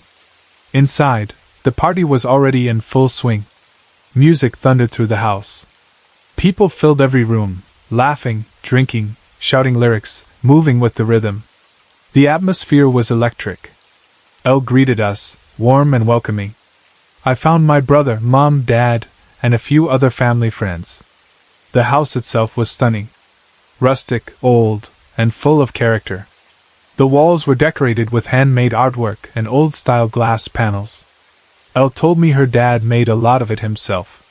The place felt like something out of another time, almost Viking-like in its design and spirit. It was beautiful. Despite how comfortable the night was, something else stood out. My stepmom was acting strangely. She stayed close to me the entire time. Not in an obvious way, but close enough that I noticed. This was completely out of character for her. She was usually independent, social, and moved easily through crowds on her own. But that night, she barely left my side. At one point during the evening, my dad asked Elle if he could call her dad to thank him personally for letting us use the house. Dad loved a good chat, and it turned out he and Elle's dad had a lot in common. The music inside was too loud, so Dad stepped outside to take the call, and the conversation lasted close to an hour. Not long after Dad went outside, I noticed a woman heading toward the door with a small group of people. She caught my attention immediately. She had wavy blonde hair and looked to be somewhere between 30 and 40 years old. She was wearing high-waisted stonewashed jeans and a loose white t-shirt tucked in at the waist.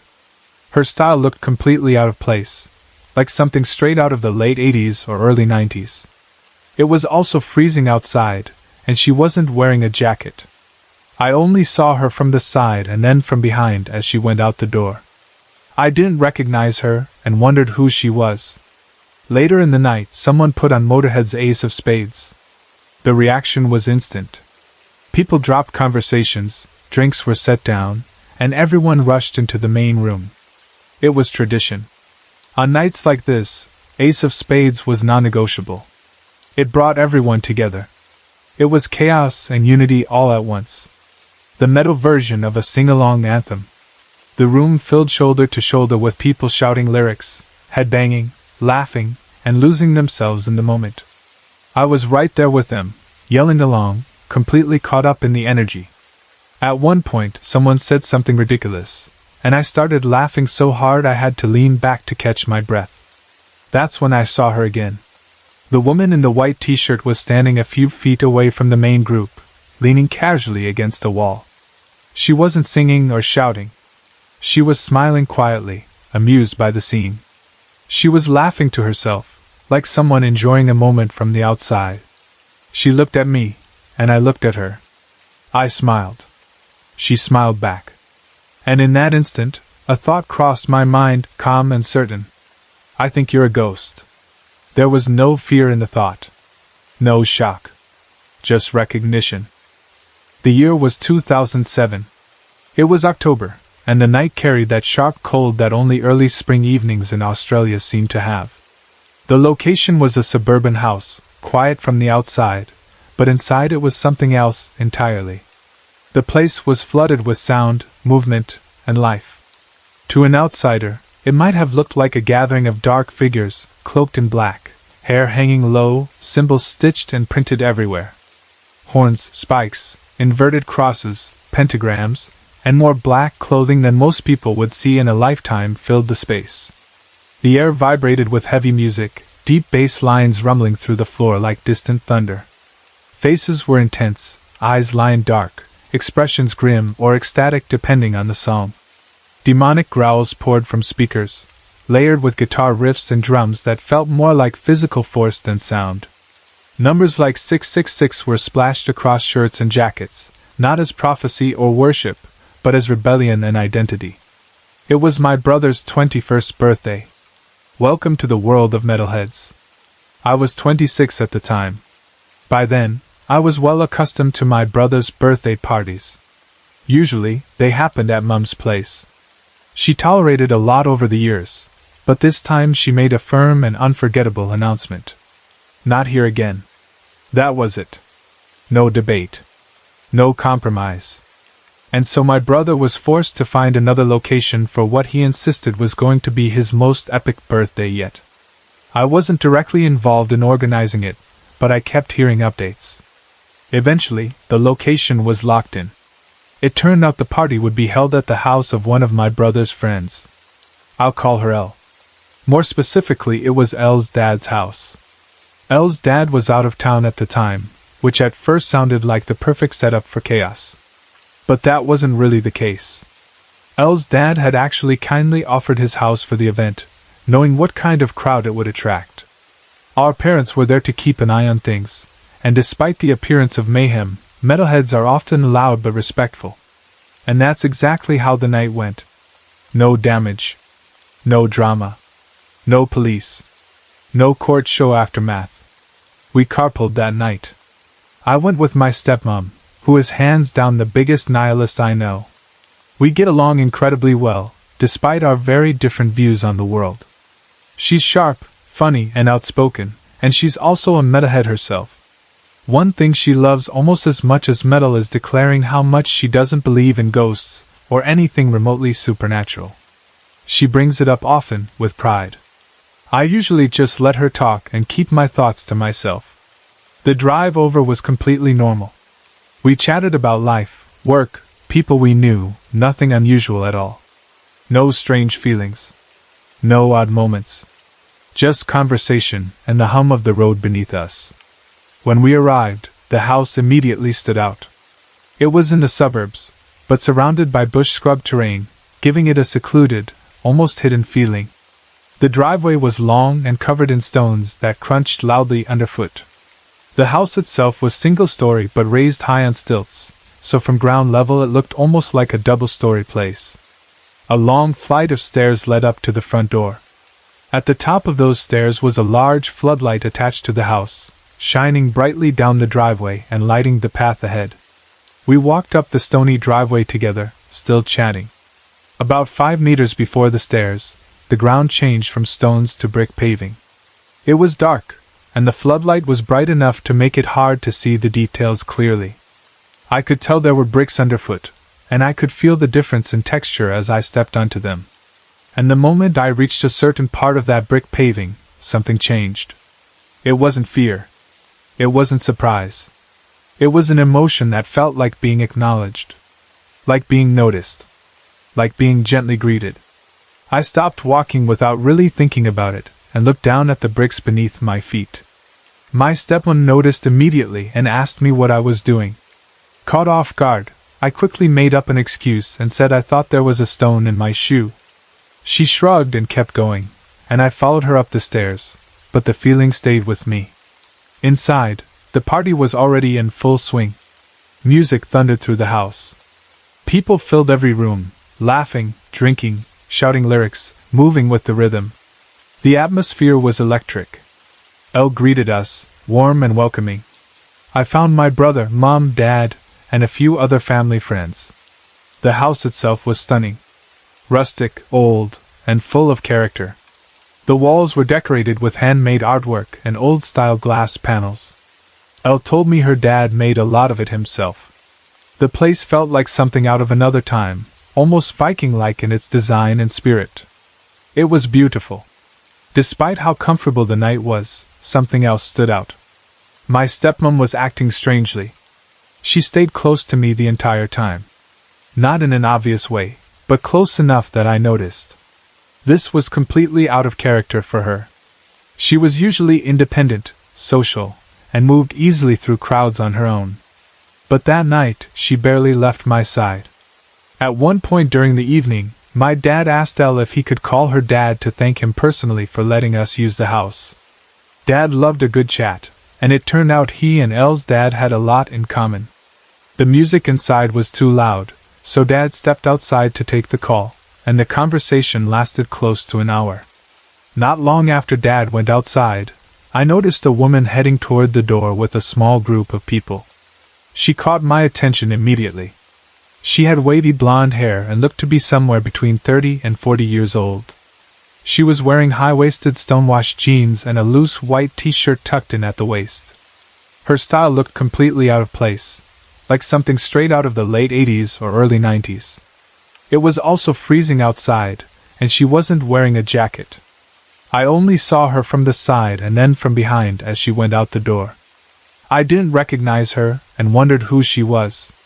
Later in the night, someone put on Motorhead's Ace of Spades. The reaction was instant. People dropped conversations, drinks were set down, and everyone rushed into the main room.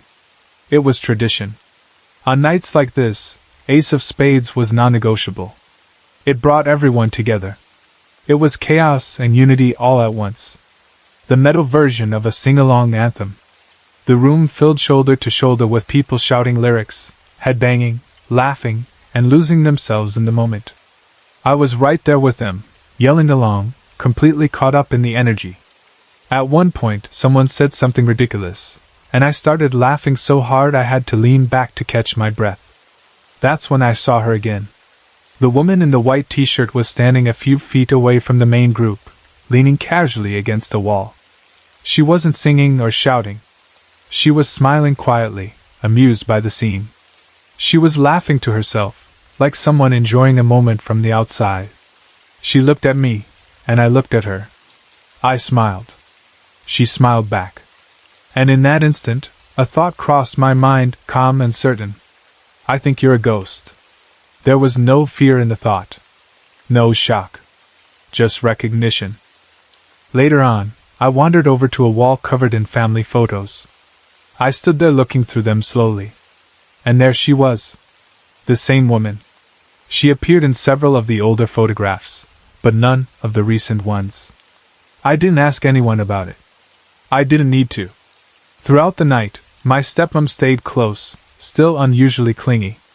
Given her loud disbelief in ghosts and everything supernatural, I found it oddly reassuring. If there was a presence in the house, maybe she felt it too, even if she'd never admit it. Around 3 in the morning, the crowd thinned out, and my stepmom and I decided to head home. We said our goodbyes and walked back down the stairs, talking as we went. When I reached that same spot on the brick path, the feeling returned. This time, it was stronger. I felt drawn to look in a particular direction, toward a patch of garden nearby. I stopped and turned. I didn't see anything, but I felt something. A warmth. A presence. A sense of connection. Without thinking too much about it, I smiled and gave a small, subtle wave. It felt like the right thing to do. Like saying goodbye. My stepmom kept walking, unaware of what I'd just done. The next day, I told my mum and brother about the woman I'd seen. Mum said she hadn't noticed anyone like that. My brother, on the other hand, nearly exploded with excitement. He laughed, bounced on the spot, and exclaimed that I had definitely seen Elle's mum. She had passed away years earlier. I told him about the photos and the feeling on the brick path. He smiled knowingly and shook his head. He told me that some of the bricks in that path had artwork on them. The exact spot where I stopped was a brick made by Elle and her mum together. It was deeply meaningful to their family. He went on to tell me more about Elle's mum and their family history. Out of respect, I won't share those details. But what he did share were stories of gentle, positive experiences in the house. Things that felt protective, loving, and calm. Looking back on that night, I don't feel fear or confusion. I feel warmth. It felt like being welcomed. Like being acknowledged by someone who loved the people in that house and was happy to see them celebrating. That night stayed with me, not because it was frightening, but because it was beautiful. It had been a long time since I had posted anything like this, and honestly, I was grateful for that. The last couple of years had been quiet. Normal. Uneventful. No strange moments, no stories that made me question what I was seeing or hearing. Just life moving along the way life usually does, one week after another. That's why what happened on this trip hit me so hard, because it came out of nowhere. It didn't feel like something I could blame on stress, or a scary movie, or a bad dream. It felt like something that happened to us, right there in the room, while we were wide awake. My husband and I were in Adelaide for the week. We were staying at the Crown Hotel, a place we'd stayed at more than once. It wasn't new to us. It wasn't some rundown building with creepy hallways or a strange reputation. It was familiar, comfortable, and exactly the kind of place you'd expect to feel safe. That's one of the reasons this still messes with my head. If it had happened somewhere that already felt off, maybe I could have convinced myself that my nerves were doing it. But this wasn't that kind of setting. This was a normal hotel in a normal city, and we had never had a single issue there before. This particular day had been a big one. We'd been out for hours, doing what people do when they're away from home, packing too much into one day because you feel like you should make the most of it. By the time we got back to the room, both of us were tired in that heavy, dull way where you don't even feel like talking much. We didn't want to go back out. We didn't want to meet anyone, or sit somewhere noisy, or make small decisions like where to eat. We just wanted to be inside, in a quiet room, with the door locked, with nothing expected of us. So we stayed in. We put the TV on and watched Bad Boys 2. It was one of those choices you make when you don't want anything deep, you just want something familiar and loud and distracting. The kind of movie you can half-watch while you relax and let the day fall off your shoulders. When the movie finished, the room got quieter. The volume dropped, the credits ended, and that late-night feeling started creeping in. You know the one I mean. The room feels bigger, the corners feel darker, and the sounds outside the window start to stand out more because everything inside goes still.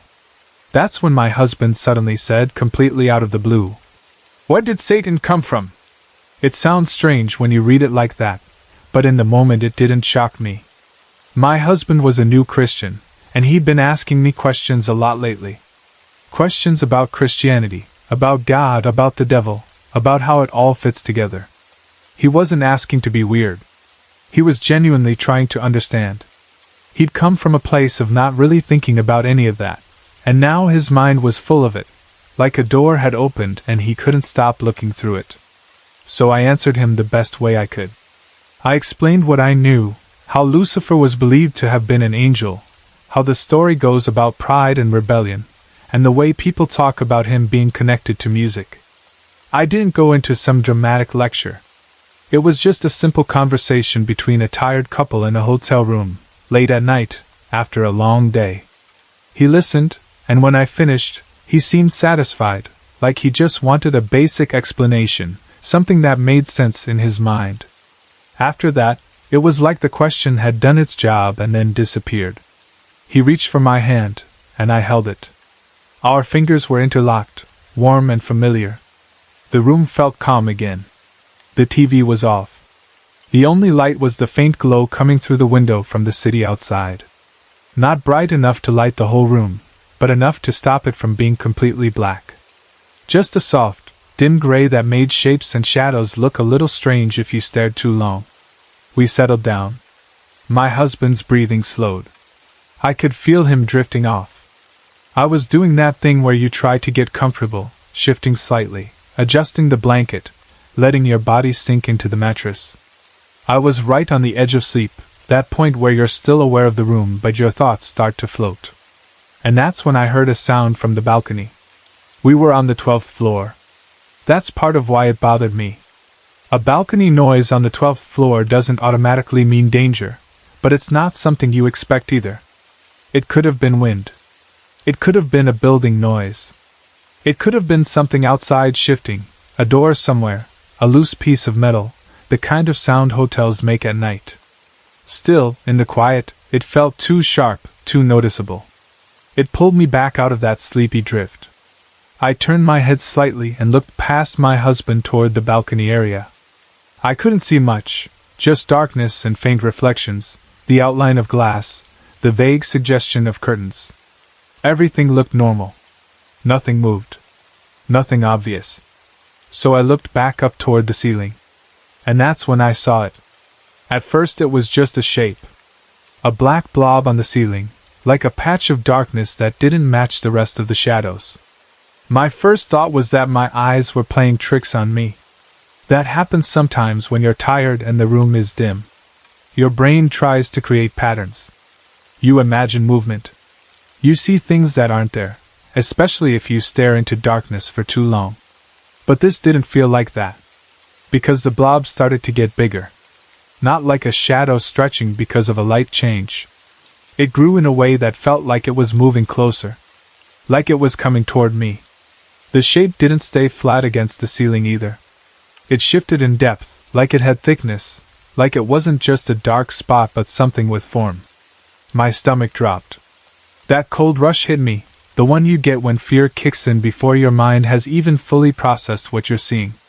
I remember thinking, no, this can't be real. I squeezed my eyes shut tight, like if I just refused to see it, it would go away.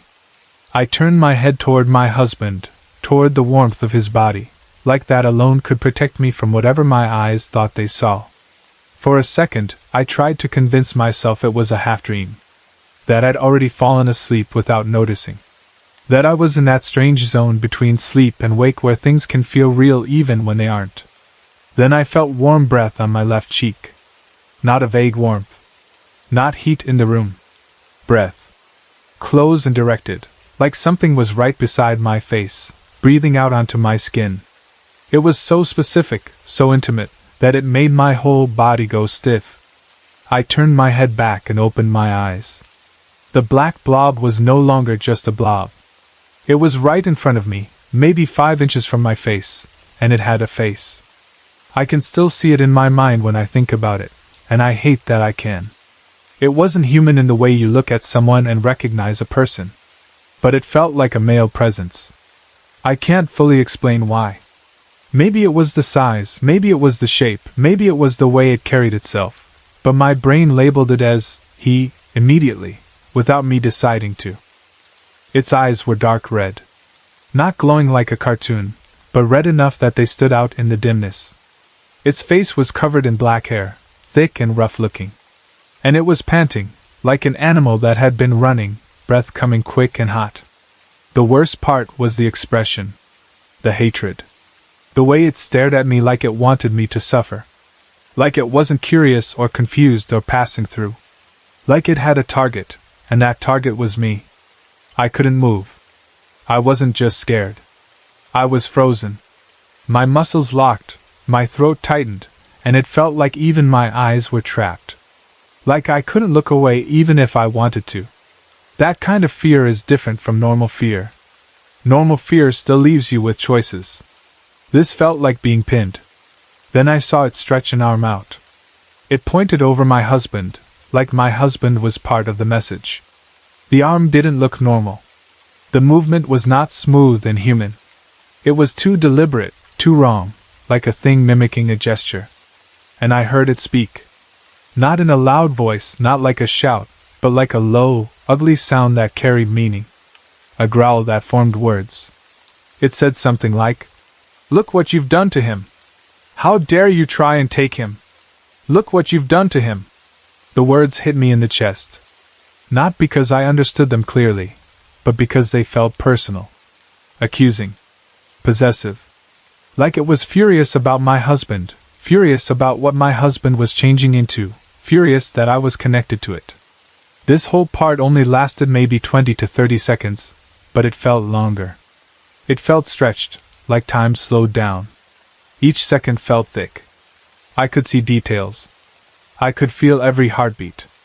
I could hear my own breath and the panting breath of this thing, and the silence of my sleeping husband beside me, and the faint hum of the city outside. Then, suddenly, I got control of my hand. It was like a switch flipped. My fingers tightened around my husband's hand, the one that was still interlocked with mine. I gripped him hard enough to startle him. The moment I did that, the thing moved away from my face. It didn't vanish like smoke. It just shifted back, like it withdrew. And I lay there staring at the ceiling, breathing hard, my body still stiff, my mind blank in shock. Then I heard my husband's voice, sharp and terrified. "What the F*** K is that?" His grip tightened on my hand, and that snapped something in me. I turned my head toward him, and I saw the fear on his face. It wasn't mild fear. It wasn't confusion. He looked genuinely terrified in a way I had never seen. His eyes were locked on something beyond me, toward the end of the bed. He started shuffling up the bed, pushing his back toward the headboard, like he wanted to get away from whatever he was seeing. The room was still dim, but the city lights outside gave just enough glow to see the expression on him. His mouth was slightly open. His eyes were wide. He looked like a man watching something he cannot explain, something that breaks his sense of reality. I said, "What? What are you seeing?" Because I couldn't see it anymore. Whatever had been in my face was gone from my sight. But my husband was clearly watching something move.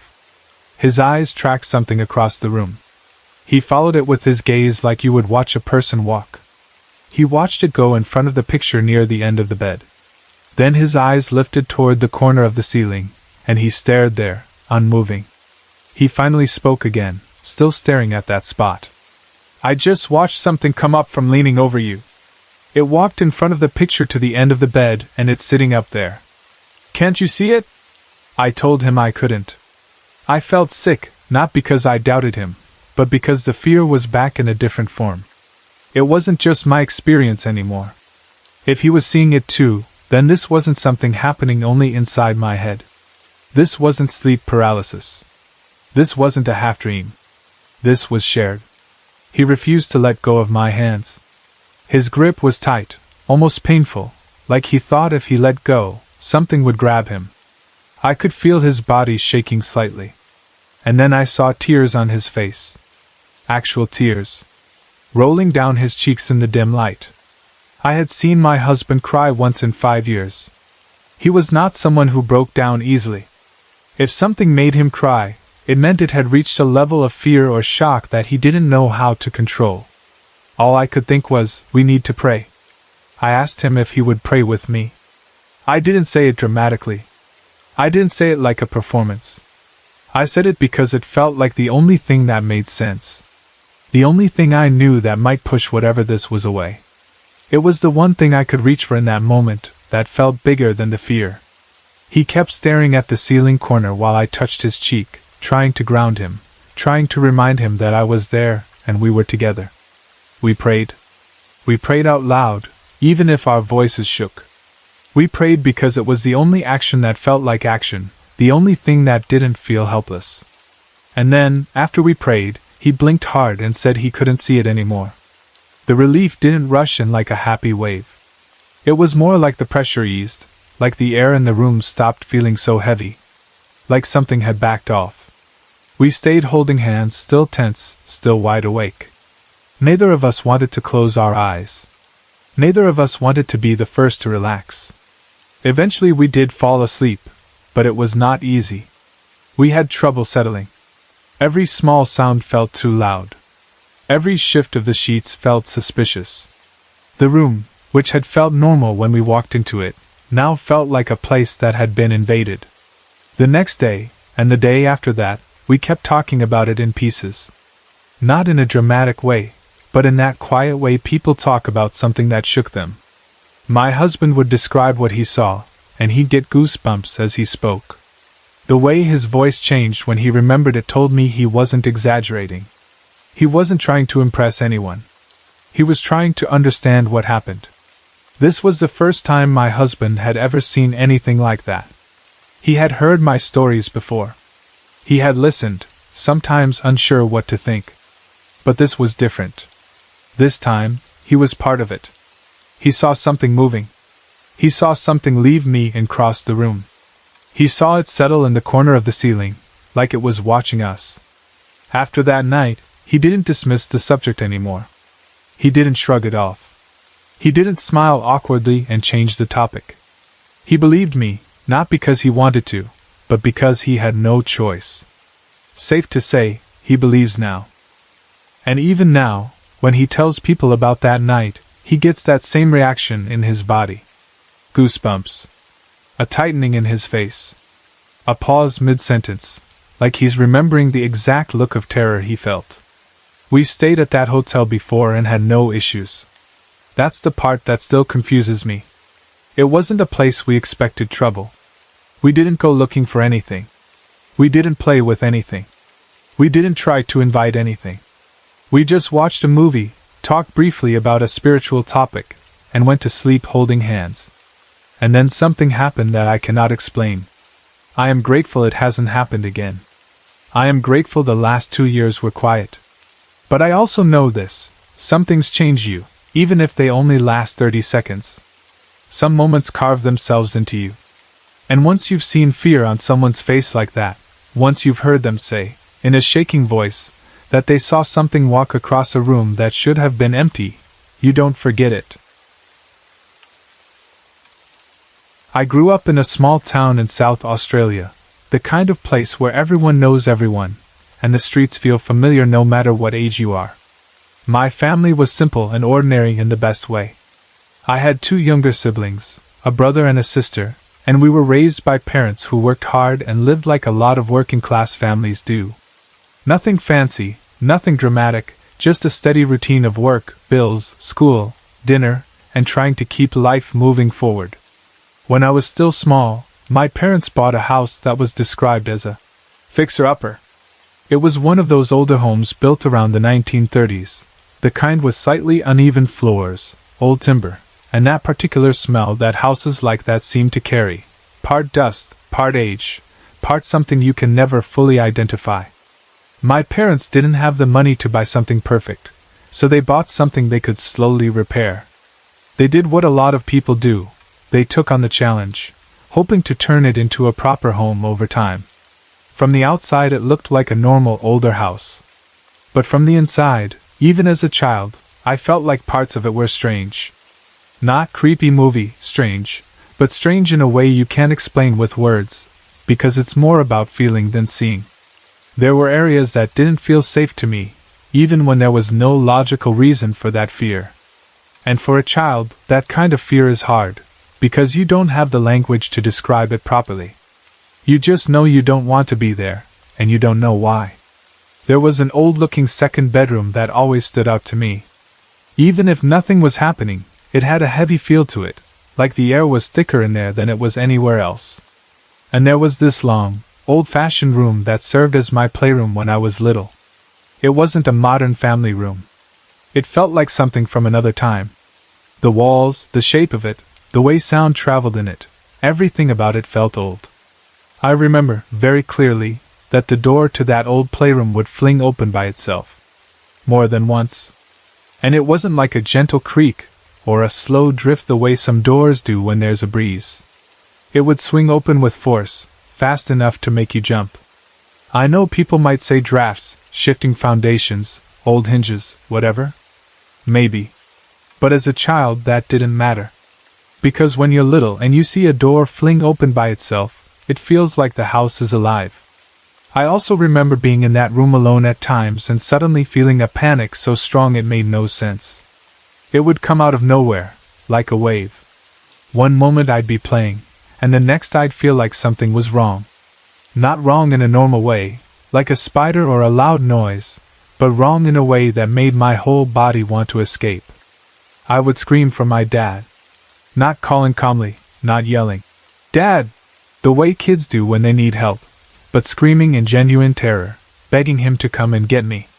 The kind of scream that comes from pure instinct, like your body has decided you're in danger before your mind has even worked out why. Later, when my younger brother and sister came along, that long playroom was redesigned into 2 rooms. The house changed shape a little, like older houses often do as families grow. Walls were added, spaces were divided, routines shifted. But even when the physical layout changed, that feeling in the house didn't fully go away. It's hard to explain, but some places keep their atmosphere no matter how much paint you put on the walls. All 3 of us were poor sleepers as babies, but I was the worst. I've been told, and I also remember enough to believe it, sleep was always a battle in that house. As a small child, I was terrified of about half the house. Not the whole thing, not every room, but certain areas. The fear had boundaries. There were places I could run through, and places I avoided. Places that felt neutral, and places that felt like you shouldn't linger. At one stage, all 3 of us slept in the same room at the front of the house. I don't remember exactly why we ended up like that. Maybe it made things easier for my parents. Maybe we were all waking up so much that it felt safer and calmer to keep us together. But I do remember the feeling. It's strange because you'd think being together would make it less scary. Yet somehow it was still frightening. We were scared of the people in the room. That sounds ridiculous to say, but that's the best way to describe it. It wasn't a monster under the bed kind of fear. It was more like the sense that something else was there with you, watching, standing in corners, existing in the dark parts of the room that your eyes couldn't fully make out. Sometimes it felt like you weren't alone even when you absolutely should have been. My brother once said something to me that stayed with me. He told me, "I keep seeing the faces." That sentence is simple, but as a child, hearing your siblings say that does something to you. Because you assume little kids imagine things, but when your brother looks genuinely afraid and says he sees faces, it makes you wonder what he's seeing that you can't. Looking back, it felt like there was always activity in that house. Not activity like obvious loud bangs every night or things flying across the room, but constant little events that built up over time. Cold spots. Shadows in the corner of your eye. That feeling of being watched. The kind of stuff you brush off during the day and then remember at night when you're trying to sleep. There was one particular presence that felt stronger than the rest. It seemed attached to the property itself. We started noticing him more clearly when I was around 12, although I do remember him from earlier years too. It's just that when you're very young, you don't always trust your own senses, and you're told so often that it's imagination. But by 12, you begin to recognize patterns. You begin to realize certain things aren't random. This presence would lurk in a particular area of the home. We had a second hallway, and there was a sort of perimeter there that circled around the inner fireplace. It's hard to describe the exact layout without drawing it, but the fireplace felt like a central point of the house, and that part of the house also felt older than the rest. If you believed in spirits, it would almost make sense that the oldest part of the home held the strongest energy, like it had absorbed more time, more memory, more human life. The figure itself felt like a big man. Not a neat, tidy man, not someone delicate or quiet. He gave off the feeling of being a laborer of some kind, like someone who worked with his hands. It wasn't just that he seemed large, it was the whole vibe, solid, heavy, practical, like he belonged to a different era. My mum would often see him in the kitchen. She'd be doing something ordinary, and she'd see a man walk past her. Instinctively she'd turn around, ready to say something to my dad, and then she'd realize my dad wasn't home. And she'd get that cold drop in her stomach, that moment of, "Then who did I just see?" Over time, we started thinking of him almost like a strange housemate. Not invited, not understood, but present. I even gave him a nickname. Samson. It was a play on our street name, something that made it easier to talk about him without feeling too serious, like giving it a casual label could make it less heavy. We never directly spoke to him. We didn't do seances or ask questions. We didn't try to communicate. He also never hurt us. I never felt like he was trying to attack us or physically harm us. But even with that, I never slept well in that house. That's the part one think matters. Because even if a spirit is not evil, in the dramatic sense, an unsettled presence can still affect you. It can still make a house feel heavy. It can still wrap your nerves around themselves until you're always slightly tense, always listening, always waiting for something you can't name. Even my dad, who didn't believe in any of it at the time, began to have experiences. He reported seeing the same big man's shadow through the windows. But to him, it didn't register as a ghost at first. It looked like an intruder. A man outside. Someone standing there in the dark. And because my dad was practical and protective, he would investigate. He'd go outside, check the yard, look around, ready to confront someone if he had to. And every time, he'd find no one there. No footsteps, no movement, no sign of anyone. Just empty space where he was sure he had seen a person. That was significant to me, because when someone who doesn't believe starts noticing the same thing you've been noticing, it shifts something. It makes it harder to dismiss it as a child's imagination or a nervous personality. It becomes a shared reality in the family, even if no one wants to fully admit it. At some point, my mum asked a psychic about the spirit. She wanted to know what we were dealing with. The psychic told her that the spirit was attached to the house, not to us, and that he meant no harm. She told my mum not to worry about trying to send him away. Hearing that gave my mum some comfort. In a strange way, it gave us a kind of explanation to hold on to. Like, okay, he's here, but he isn't trying to hurt anyone. He belongs to the place, not to our family. Still, the house always felt cold. Even in summer, there were pockets of coldness. Not just temperature cold, but emotional cold. Like a sadness that lived in the walls. As I got older, I became less scared. You learn to adapt. You learn which shadows you can ignore. You learn to breathe through that feeling of being watched. You learn to tell yourself you're safe.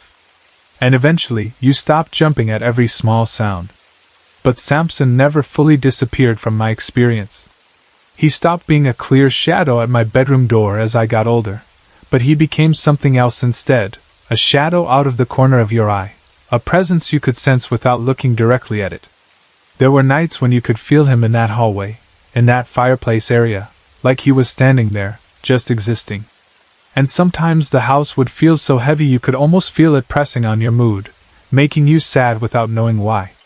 Eventually, our family moved on from that property. Life moved forward the way it always does. New house, new routines, new memories. But the old house didn't completely leave our story, because you don't forget a place that shaped your childhood fear in that way. You can move away from it physically, but it stays in your memory as a feeling. One of the new owners later mentioned to my sister that she always feels watched in the house. That was both validating and unsettling. Validating because it confirmed that maybe we weren't imagining it. Unsettling because it meant the house still carried that same atmosphere, even after we were gone. Then something else came to light, something that made so many pieces click into place in the worst way. We found out that before my parents bought the house, a man had hung himself in the living room, right in front of the fireplace. The exact fireplace that had always felt like the central point of the activity. The exact area where Samson seemed to linger. When we heard that, it was like a cold shock. Because suddenly that sadness made sense. Suddenly that heaviness felt less abstract. Suddenly the image of a big laborer-type man attached to the house wasn't just a vague ghost story. It felt like it could have been a real person, a real tragedy, tied to a very specific place in the home. And it made me think, that poor man is likely our Samson. When I think about it now, I feel a kind of guilt I didn't expect. Because we did say goodbye to the home when we left. We did make a point, as a family, of acknowledging the place and moving on. But we never made an effort to move him on. We never tried to cleanse the house before we left. At the time, we trusted what the psychic had said, that he meant no harm and he belonged there. And maybe that was true. Maybe he didn't want to leave. Maybe he didn't know how.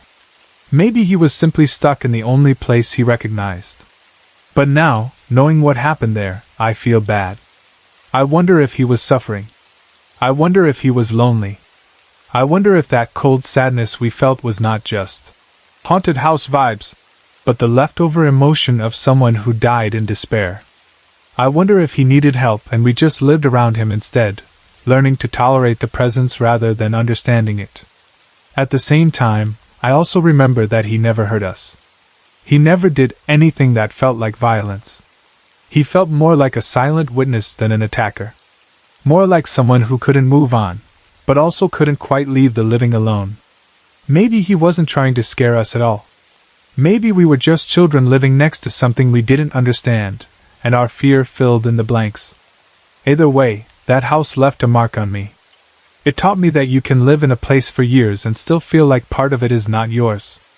That you can learn to be brave without ever feeling fully comfortable. That some homes carry stories inside them, even when you don't know the details yet. And sometimes, years later, you discover the missing piece, and it changes everything you thought you knew about what you were sensing all along. Even now, when I think of that second hallway, circling that inner fireplace, I can still picture the shape of him in my mind. That big man's presence. That feeling of cold and sadness that never fully lifted. And I can't help feeling a quiet wish. If he really was that man who died there, I hope he has found peace now. I hope he isn't still standing in that hallway, still attached to that fireplace, still watching people move through a house that once held the last moment of his life. Since I moved back to Australia, I've had this one stubborn dream in the back of my mind. I wanted to live in my childhood hometown again. I know it sounds sentimental and maybe even a bit ridiculous, especially when you look at the housing market, but that's who I am. Some people move on and don't look back. I'm not built that way. I get attached to places. I hold memories like they're physical objects. I walk down a street and I can remember exactly how the light looked when I was a kid, or what the air smelled like after a hot day, or how it felt to ride a bike down the hill. I wanted that again. I wanted to feel like I'd come full circle. The problem is, the area that used to feel normal and familiar now feels posh and expensive. It's the kind of suburb where you can almost hear the word prestige hovering in the air like perfume. And I'm renting, not buying, so I don't have the kind of money that makes dreams easy. Still, I kept trying to make it happen. I kept telling myself that if I just worked hard enough, sacrificed enough, stayed determined enough, I could squeeze myself into the place that still felt like home, in my bones. It ended up being a much longer process than I planned. Originally, I didn't renew the lease on my current place because my plan was to secure a rental and move around April or May. I thought I was being organized and practical. I thought I had time. I thought I could do it slowly and sensibly, without rushing and without panic. Then the landlord decided to sell my current home. That one decision shoved everything forward and turned my careful plan into a scramble. And the worst part is, this isn't the kind of time where you can scramble and expect it to work out. There's a rental crisis in Australia right now, and pretending otherwise would be a lie. The whole thing is brutal. Inspections packed with people. Rent going up. Applications disappearing into the void. Properties getting snapped up before you even get a proper chance. You can do everything right and still lose because someone else offered more, or paid months in advance, or had a better reference, or simply got chosen for reasons you'll never know. I was stressed. Properly stressed. Not just, I'm busy. Stressed, but the kind of stress where your body doesn't switch off even when you're sitting still. The kind where you wake up tired. The kind where your shoulders feel like they've been creeping up around your ears. I was doing the work, making the calls, writing the applications, running to inspections, trying to keep myself presentable and polite while internally thinking, I cannot end up without a place. I cannot end up without a place. Against the odds, I did it. I still can't quite believe I did it. I can say it out loud, but it still feels like it belongs to someone else, like it happened to another version of me. It took exhaustive hard work. It took stress. It took sacrifices. It took pushing myself past what I thought my limit was. There were moments I wanted to give up and just settle somewhere else, anywhere else, because at least it would be easier. But I didn't. I kept going. And yes, now that it's done, my body is acting like it wants to sleep for a year. Not a nap. A whole year. That's how drained I feel. Moving mountains sounds heroic until you actually have to do it, and then you realize it mostly just sucks. But I also believe it's worth it. I think I'm going to be happy there, once all the chaos settles. I signed the lease on the new place on Tuesday and picked up the keys the next day. The small mercy in all of this is that I'm paid up on my current home until April, so I can move at my own pace. That one thing has been keeping me from completely losing my mind. I don't have to be out overnight. I can do it step by step. I can take a breath. On Thursday I went to the new place for the first real working visit. Not just a quick look, but a proper walkthrough where you start planning your life in the space. I needed to figure out where everything would go. I wanted to see where the PowerPoints were, because that matters more than people think. You don't realize how much your life revolves around PowerPoints until you're standing in an empty room thinking, okay, where does the fridge go? Where does the TV go? Where does the lamp go? Where will I charge my phone? Where will I put the router? What will I trip over in the dark? I also wanted to tend to the garden. The garden is one of the main reasons I fell in love with the place. It isn't just nice. It's sublime. Someone has put real love into it, real effort, real care. And we just had a heat spell here over a long weekend last weekend, the kind of random heat that can scorch things if you're not watching. I didn't want the garden to cop it. I wanted to protect it from heat waves and neglect and bad timing.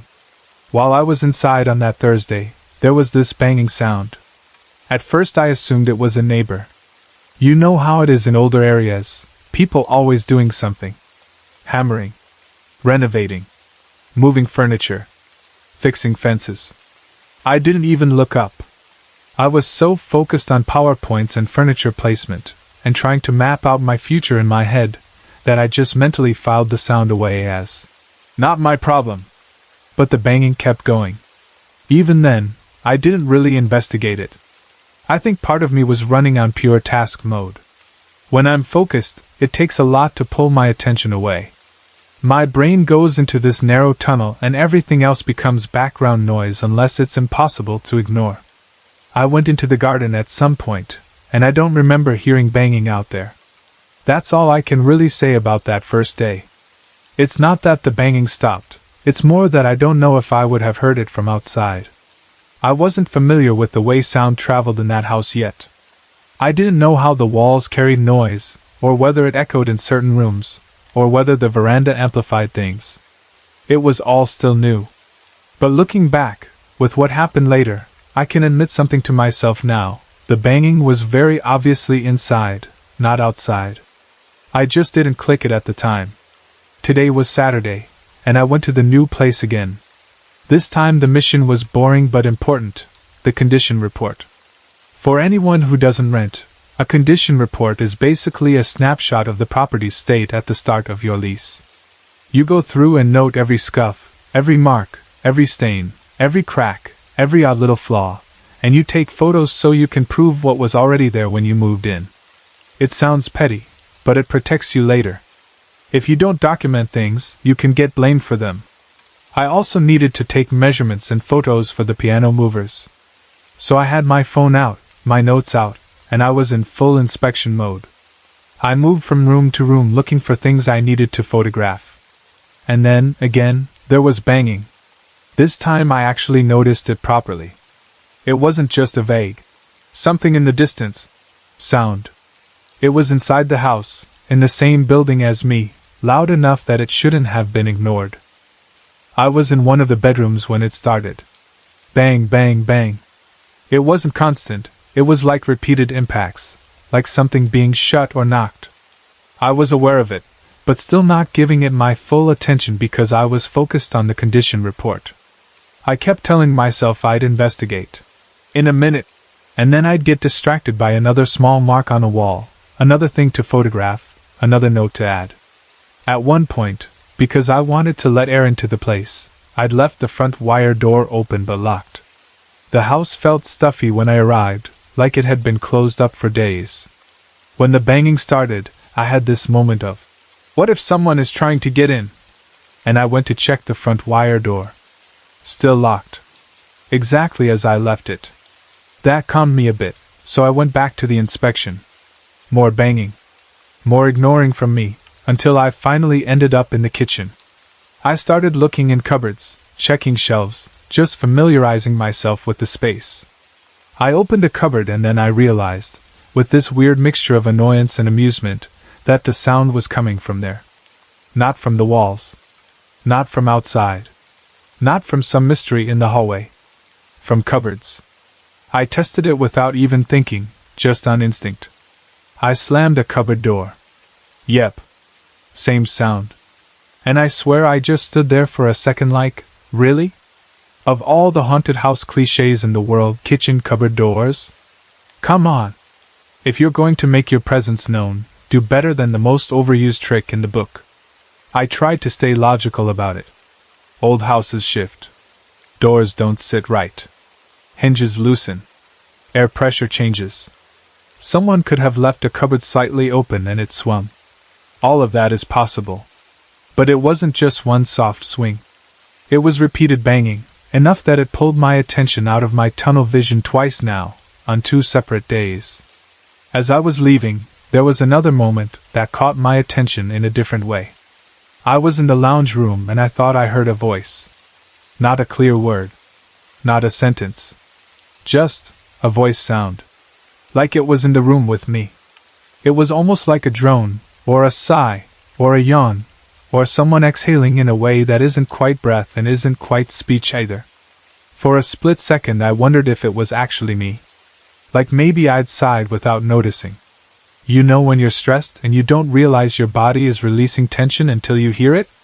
I wondered if it was that. But it felt odd. It felt separate from me.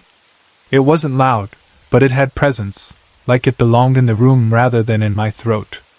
When I first found the listing for this place, one of the photos showed the lounge room with this built-in bar. Like a proper liquor bar. I don't drink, but I still loved it. It looked dope. It had lights. It had shelves hanging from the ceiling. It had a mirror. It had stools bolted to the floor. It looked swanky, like someone had put real love and care into building it and using it. It gave me this vibe of old parties and music and laughter, like the house had hosted life, not just existed. When I saw that listing photo, I jokingly thought, wonder if that bar's haunted. Then I immediately thought, okay, I've been spending too much time reading YGS stories. I can't say the voice came from the bar. I can't honestly say that. But it was in the same room, and my brain did make that connection, whether I wanted it to or not. This house has history. It's old. Built somewhere between the 1920s and 1940s, weatherboard, tin roof.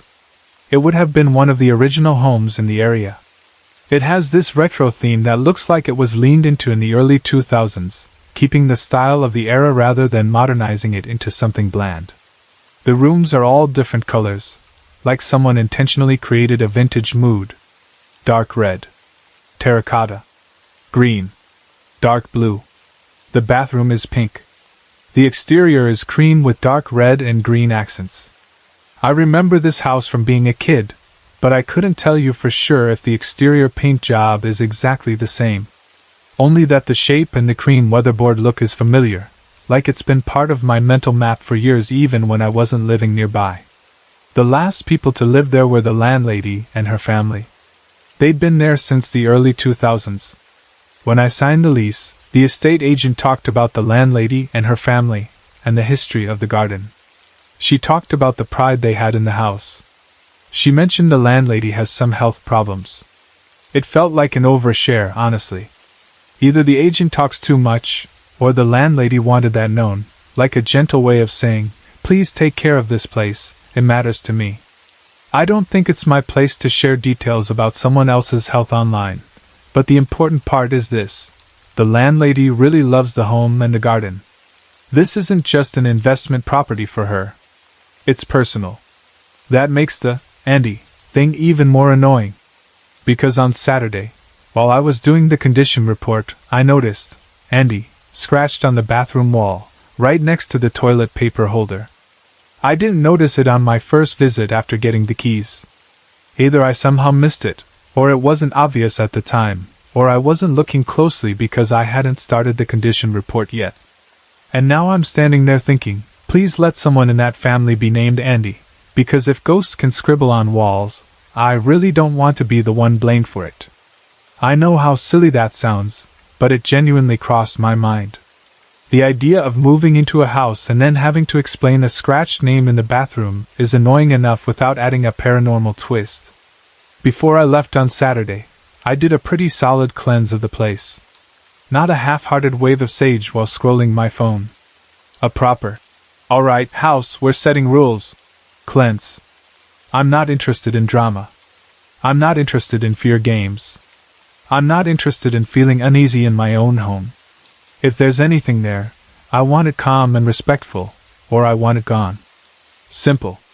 And while I was driving away later, I started thinking about my current home, and how when I moved into it, there was this one moment that still sticks with me because it was so fast and so direct.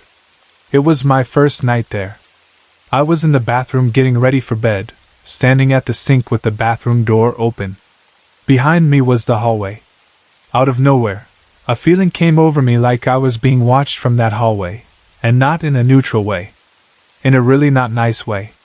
Like something was staring in a way that had weight to it, like it wanted me unsettled. At the same time, I got this strong feeling that the power was about to go out, even though the weather was calm and still. And then the power went out. Right then. In that exact moment, I turned around to face whatever I felt was in the hallway, and telepathically, I told it to F off. Calm, but defiant. No panic. No begging. Just, no, you don't get to do this. The mood shifted instantly. The power came back on. The whole thing took maybe 10 seconds. And after that, I never had any issues there again. Massive relief. It felt like whatever it was tested me, I answered, and that was that. But the vibe in the new house doesn't feel like that old one. It doesn't feel ugly. It doesn't feel threatening. It feels present. Like something that notices you. Like something that has habits. Like something that might be curious or even playful. I don't mind living with ghosties, as long as we respect each other. I'm not trying to start a war in a weatherboard house. I just want peace. Another strange moment happened on Saturday too, right as I was leaving. I was standing in the driveway and watching butterflies in the garden. There were quite a few of them, dancing around this huge pine tree out the front. They were those orange and black butterflies you see in different parts of the world. I don't know their name, but they have that classic pattern that's instantly recognizable. I stood there enjoying the shade, watching them move in and out of the dappled light under the canopy, and suddenly I got hit with déjà vu so strong it made me pause. I had dreamt of that exact moment about a year ago. That angle. That front yard. That feeling of standing in that spot. The only difference was that in the dream the weather was overcast and there were no butterflies. Today the sunlight was golden and filtered through the leaves like something out of a nostalgic film. It wasn't scary. It was just weird. Like life briefly lined up with something my brain had stored in advance. Then, after I moved in properly, the story shifted again. I've been here since Monday the 25th. Since moving in, there have been a few bangs here and there, but nothing as major as before. I've also noticed the cupboards in the bathroom make a similar sound to the kitchen, so honestly it's anyone's guess where the banging was coming from earlier. In an older house, cupboard doors can sound like someone knocking if they close sharply, or if they bounce slightly, or if a hinge is loose. It's possible I was hearing the house settle and interpreting it as something else. It's also possible it was just cupboards. On Monday night, the first night, I was in the kitchen and about to go to bed when the power went off.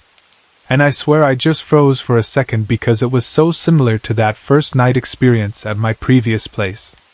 Like really? Again? Is this my moving in ritual now? Get keys, unpack kettle, power outage? There wasn't any ugly feeling involved this time. No sense of being watched. No wave of dread. Just the lights going out. Then the power came back after about 20 seconds. On Tuesday, I had an electrician over to do some safety checks. Routine stuff organized by the estate agent. I mentioned the power outage to him because, obviously, it's not something you ignore in an old house. He asked a few questions and said it was more likely the entire area, not the home. And that actually made sense when I thought about it. When the power came back, I turned the lights off again to see how much street light came in. There was quite a lot of street light coming in that hadn't been there a moment before, which suggests the street lights had gone out too. So it must have been the area. A really weird coincidence, but not necessarily supernatural. Also on Tuesday morning, while I was getting up, I could hear a voice in the room. I think it was male, but I can't be sure. It wasn't loud. It was soft, like someone talking at a normal volume from nearby. The problem is I was half asleep and rushing because I wanted to be ready for the electrician, so I didn't fully stop and listen. I was stumbling around looking for socks, trying to get myself into human mode, and the voice was just there, talking. Quite a bit. I couldn't tell what it was saying. It didn't form into clear words for me, like my brain couldn't latch onto it properly. But it was enough to make me pause and think, am I hearing an actual voice? Or is my sleepy brain playing tricks because everything is new and my nerves are still a bit raw? And then there's the last detail, which I'm still side-eyeing. A letter came for the landlady. On the envelope it said, "To the trustee of landlady's surnamed family." Now, that could mean something completely normal. Legal stuff. Estate planning. Financial matters. Trusts are common. It doesn't have to mean anything ominous. But given everything else I've been noticing, it made me lift an eyebrow. It made me feel like there's history here that I don't know yet, layers I haven't seen. I'm not jumping to conclusions. I'm not trying to turn a normal house into a horror movie. But I can't deny the timing of the little things. The banging that turned out to be cupboards. The odd voice-like sound in the lounge room before I moved in. The soft talking voice I heard while waking up. The power outage on the first night. The déjà vu with the butterflies in the driveway. And now a letter addressed to the trustee, which is the kind of phrase that automatically makes you think of family structure, illness, aging, and the passing of time.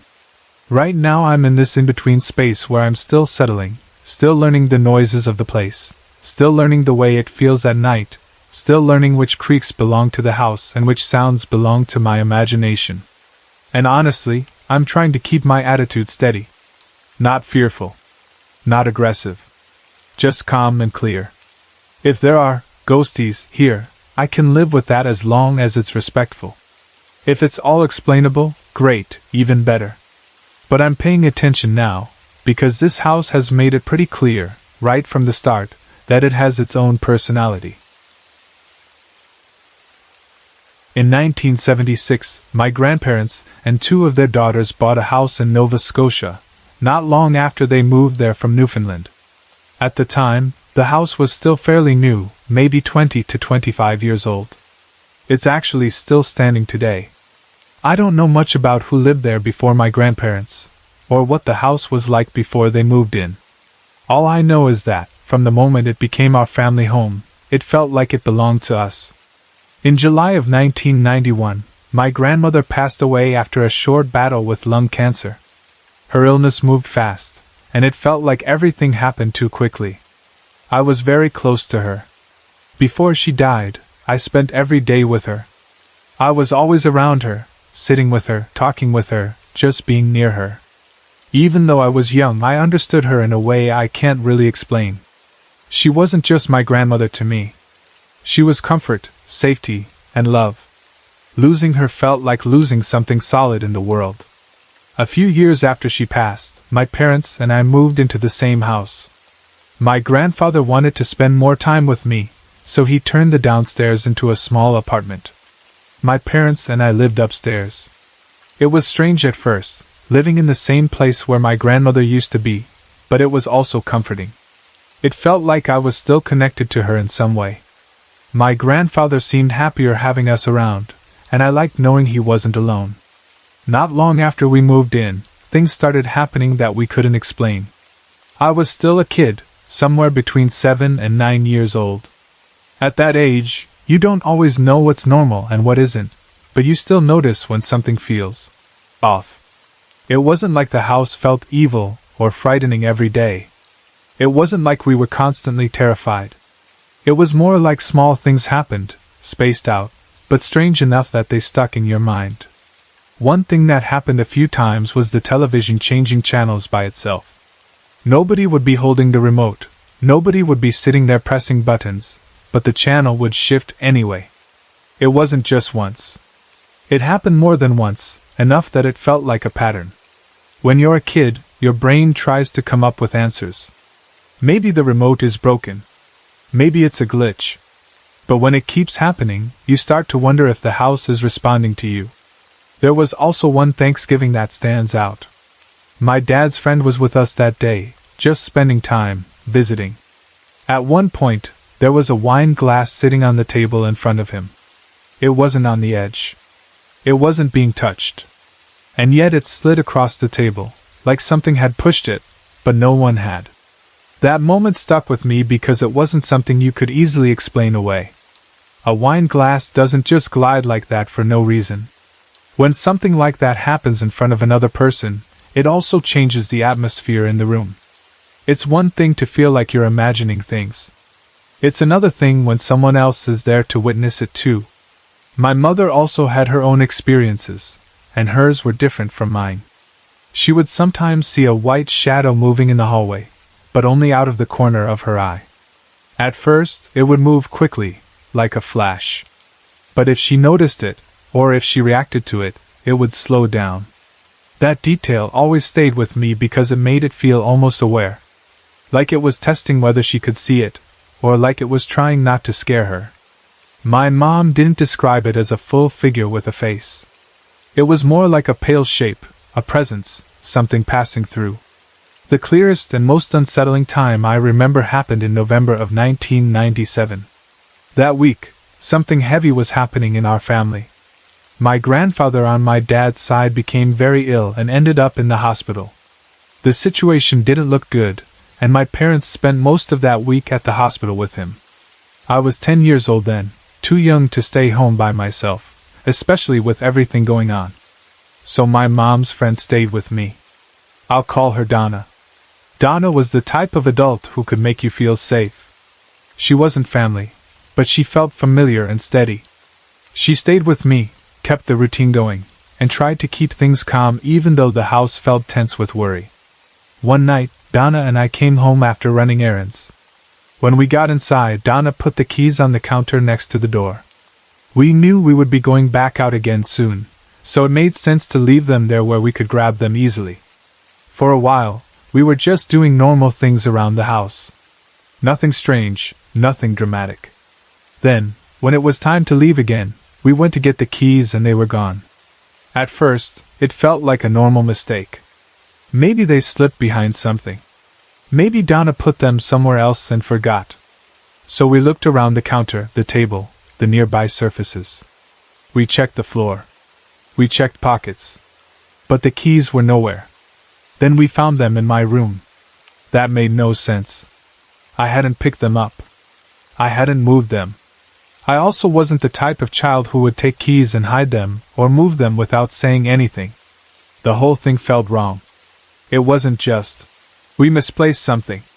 It felt like something had intentionally moved them. The strangest part was that it wasn't a random object like a pen or a hair clip. It was the keys. Something important. Something you need to leave the house. It felt like whatever moved them wanted to get our attention. A night or two later, something happened that Donna never forgot.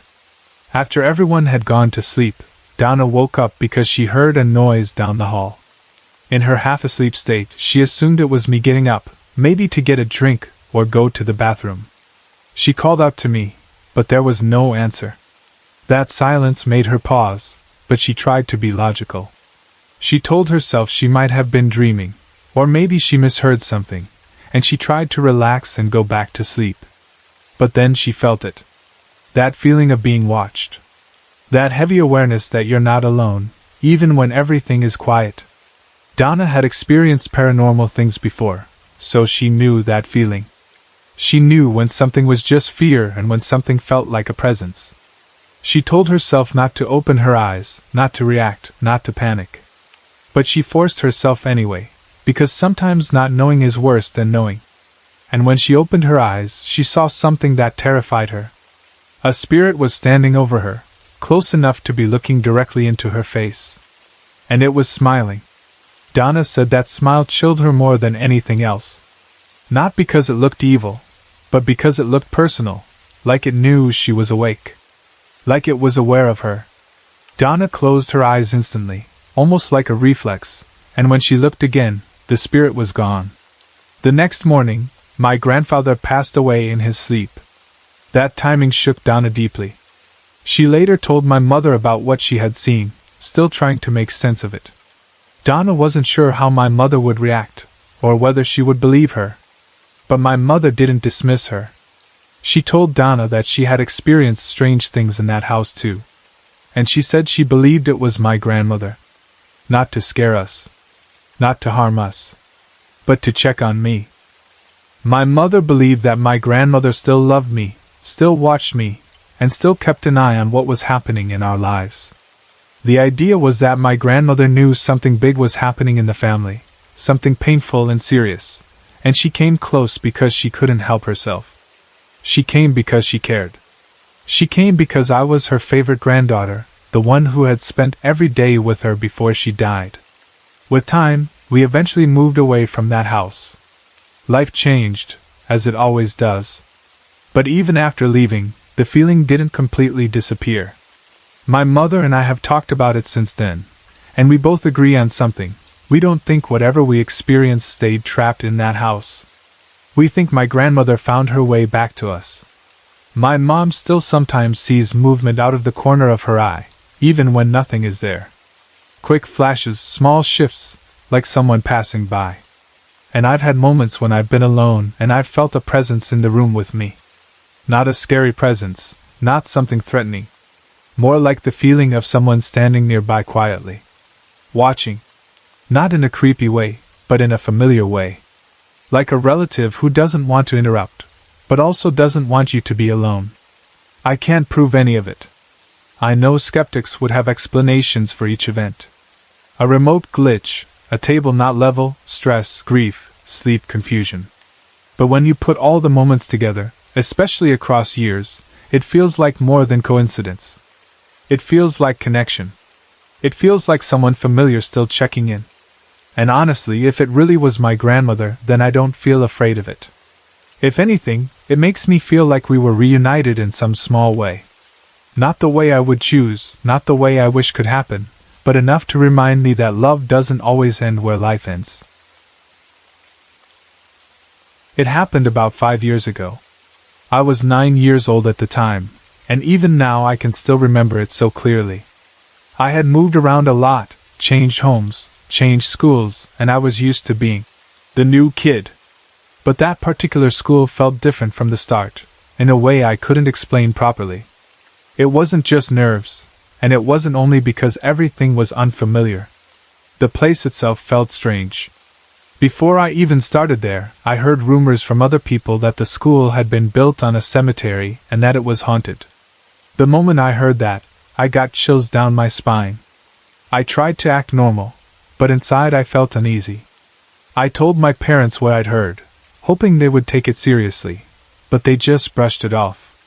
They told me it was nonsense, that people always make up stories, and that I had no reason to be scared. I wanted to believe them, so I pushed it to the back of my mind and tried to forget it.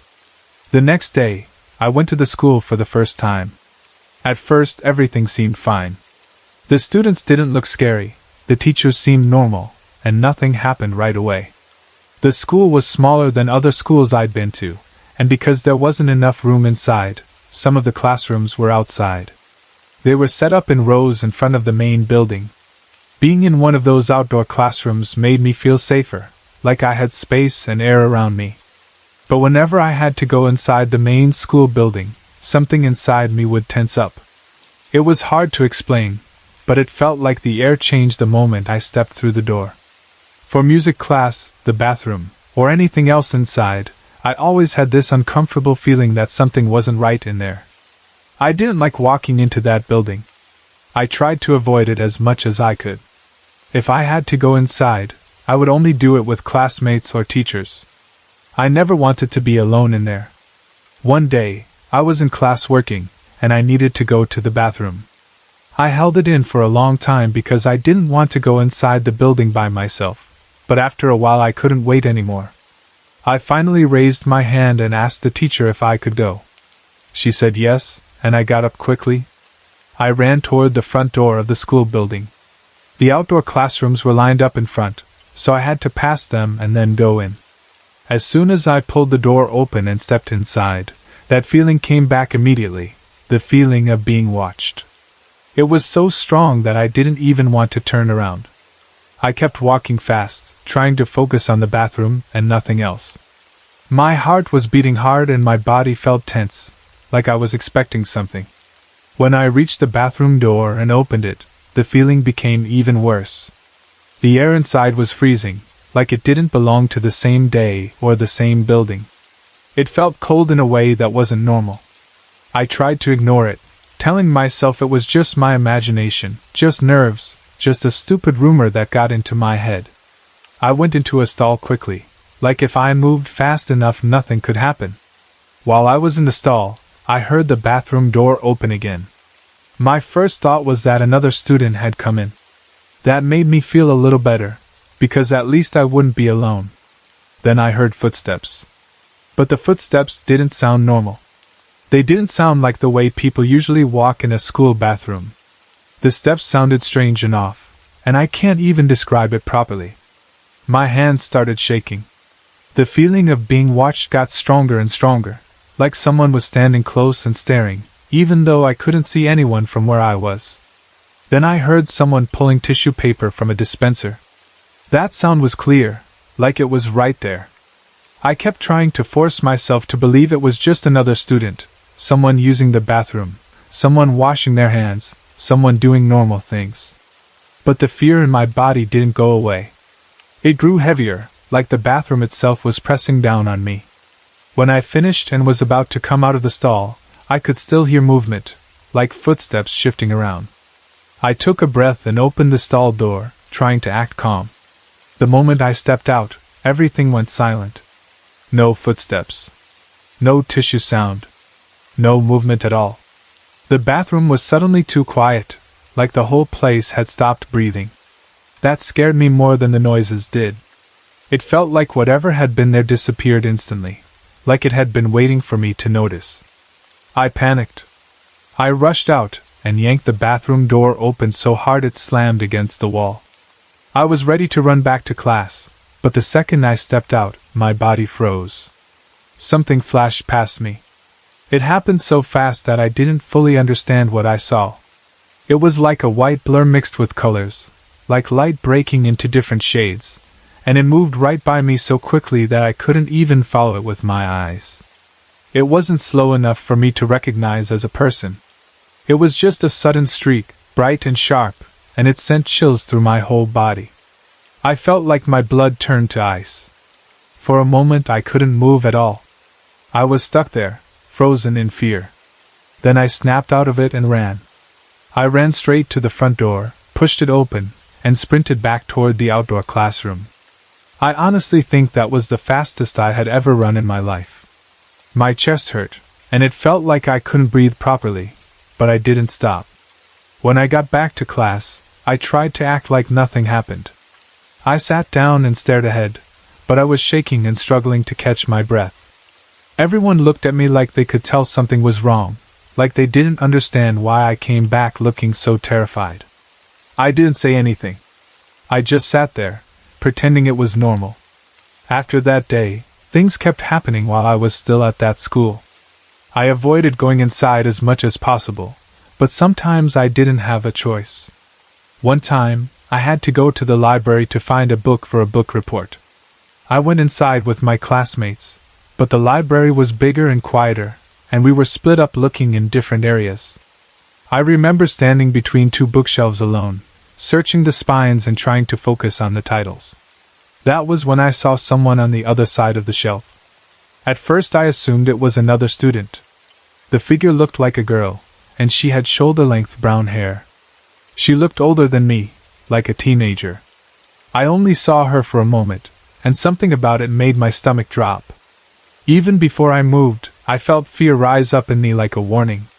Still, I stepped around to the other side of the bookshelf. And she was gone. There was nowhere she could have walked to that quickly without me seeing her. The space was open enough that I would have noticed movement, but there was nothing. No girl. No footsteps. Nothing. After that, I started noticing smaller things more often, strange noises, footsteps that didn't match anyone nearby, little sounds that felt out of place. Nothing was as intense as the bathroom moment, but it was enough to make me feel like the building carried something heavy inside it. Eventually, I moved away from that place, and I felt relief immediately. I remember honestly thanking God, because I didn't want to spend another day in that school. After I left, a friend told me something that made my blood run cold, that someone had killed a girl in the same bathroom I used. Hearing that made everything feel even darker. It made me feel like maybe what I sensed wasn't just imagination, and maybe those rumors weren't completely fake. I kept thinking about the fear I felt in that bathroom, the cold air, the strange footsteps, the sudden silence, and the bright flash that went past me like something escaping. I don't know what happened to that school after I left. I don't know what is true and what is only stories. But I do know what I felt, and I know what I experienced. I also know that if I had told people back then, they probably would have called me crazy. So I stayed quiet. I carried it alone. Even now, I still don't want to go back there. The thought of that place makes me tense. If there were troubled spirits there, it felt like nobody wanted to talk about them, even if everyone secretly knew. And I still feel grateful that I didn't have to spend another minute inside those walls. This happened in my last apartment. I just moved into a new one yesterday, and honestly I'm hoping with everything in me that this place is not haunted. I feel like every home I've lived in has had something strange attached to it, and it makes me feel unlucky, like I can never just live somewhere and feel normal. The things I'm about to share aren't only my experiences. Some of them happened to my mom too, and that's part of why it stayed with me so strongly. When it's just you experiencing something, people can say it's imagination or a dream. But when someone else is involved, it feels harder to ignore. The very first time I walked into that apartment, something felt wrong. I didn't even need time to settle in or adjust. It was immediate. The air felt awkward, heavy in a way that made my body tense, like I wasn't safe there. I remember telling my dad right away, straight to his face. I don't feel good here. I don't want to live here. I really meant it. I wasn't being dramatic. I was trying to warn him, because the feeling in my gut was so strong that it was almost like fear. But he didn't listen. Adults sometimes think kids and teenagers just complain or exaggerate, so he brushed it off like I was being difficult. What's strange is that with the apartment I moved into yesterday, I didn't protest at all. I didn't even feel the need to. The first time I stepped into this new place, it felt calm. It felt safe. It's honestly the first time I've felt this safe in a long time, and it made me realize how much I had been carrying in my body without even noticing. That's why the difference stands out so much. But this story is about the old apartment, the one that never felt right from day one. My mom felt the same thing I did. She didn't say it immediately, but later, when we talked about it, she admitted she had felt uncomfortable too. At first, the weird things that happened were small, the kind of things people can explain away. A sound here, a feeling there, something that could be just the building. But as time went on, the experiences got bigger, and the atmosphere in that home felt more intense. One night, my mom told me she fell asleep and then woke up somewhere between 3 o'clock and 4 o'clock in the morning. She said she sat up because she felt like something had pulled her out of sleep, and when she looked around, she saw a woman. My mom described her as having black hair and very pale skin. It wasn't someone she recognized. It wasn't a neighbor. It wasn't anyone who should have been in our home. My mom said the fear hit her instantly, not in a slow, maybe I'm imagining it way, but in a sharp, clear way where you know something is wrong before you can even think. She told me she started praying right away.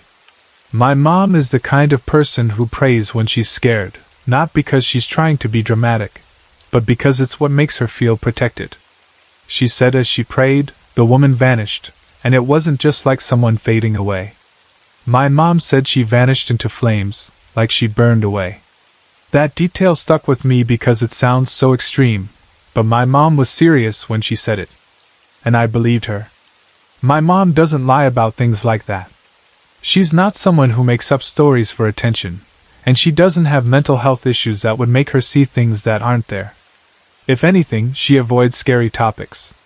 She's not the type to create fear in the house. The reason she didn't tell me right away is because she didn't want to scare me. She kept it to herself for a while. I only found out later, after I told her about a dream I had, and that opened the door for her to finally talk about what she'd been experiencing too. When I told her my dream, it was like she decided it was time to be honest because she realized I was dealing with things as well. In my dream, I saw the room beside me filled with spirits. There were lots of them, and they weren't all the same. They were different colors, which is hard to describe because it didn't feel like normal people colors. It was more like energy colors, like the way you might imagine a crowd of shapes if you couldn't fully see them as human. In the dream, it wasn't a calm feeling either. It felt like they were wandering, moving around, existing in the space like it belonged to them. I didn't know what to do with that dream. I wasn't sure if it was just my mind being imaginative, but something about it didn't feel like a normal dream. When I told my mom, that's when she told me about the woman she'd seen. And then she told me more. She said that on 2 nights in a row, she woke up around 3 o'clock in the morning and felt something heavy on her back. Not like a blanket, not like normal body weight, but like something pressing down on her, pulling her into the mattress. She said it felt like being pinned, like she couldn't move. She was awake, but her body wouldn't respond. She'd struggle, and then after a few minutes she would fall asleep again. The way she described it made me think of sleep paralysis. But what scared me is that it happened 2 nights in a row and at almost the same time. And at the same time I was having problems at night as well. It didn't feel like a coincidence in our house. It felt like the nights in that apartment had a pattern. Around that same period, I started having dreams that felt too real, like the boundary between dreaming and waking wasn't solid anymore. I dreamed about a little boy who lived in the apartment. In the dream, I could see his face clearly. I can still picture him. But I can't remember his name. He didn't feel threatening at first. He felt playful and curious, like he wanted attention.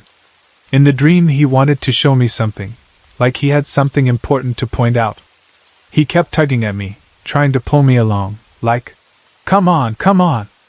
And the weird part is that it didn't feel like dream tugging. It felt physical. Like my body could actually feel the pulling. At one point, I remember opening my eyes for a second, like I had slipped into being half awake, and I saw something floating. I didn't stare at it. I didn't try to study it. The moment I realized I was seeing something, I closed my eyes again immediately. It's hard to describe, but I felt like I was still asleep and not asleep at the same time. Like my eyes were open, but my brain was still in the dream world. And the floating thing made my stomach drop because it felt like proof that something was there in the room with me, something not explained by a regular dream. I don't really have perfect words for that feeling, because it wasn't just fear. It was confusion too. It was like my mind couldn't decide what reality I was in, and that made it worse. When you can't tell if you're dreaming or awake, you don't know what rules apply, and you don't know if you can protect yourself. There was another experience that I still think about because it sounds so strange, and I know people might roll their eyes, but it felt real to me. I was asleep, and I had this dream where I was going down a slide. The slide was curved in a way where, when you slid down, you would flip upside down. In the dream, it was like a weird playground slide that turned you over. As I was dreaming it, I felt my body flip upside down for a moment, like my whole perspective rotated, and then I felt myself put back into place. The sensation was so physical that it startled me even inside the dream. And at the same time, I felt like I was being choked. When I felt myself turned upside down, I felt my neck bend in a way that made it hard to breathe. It wasn't just a dream where you imagine choking.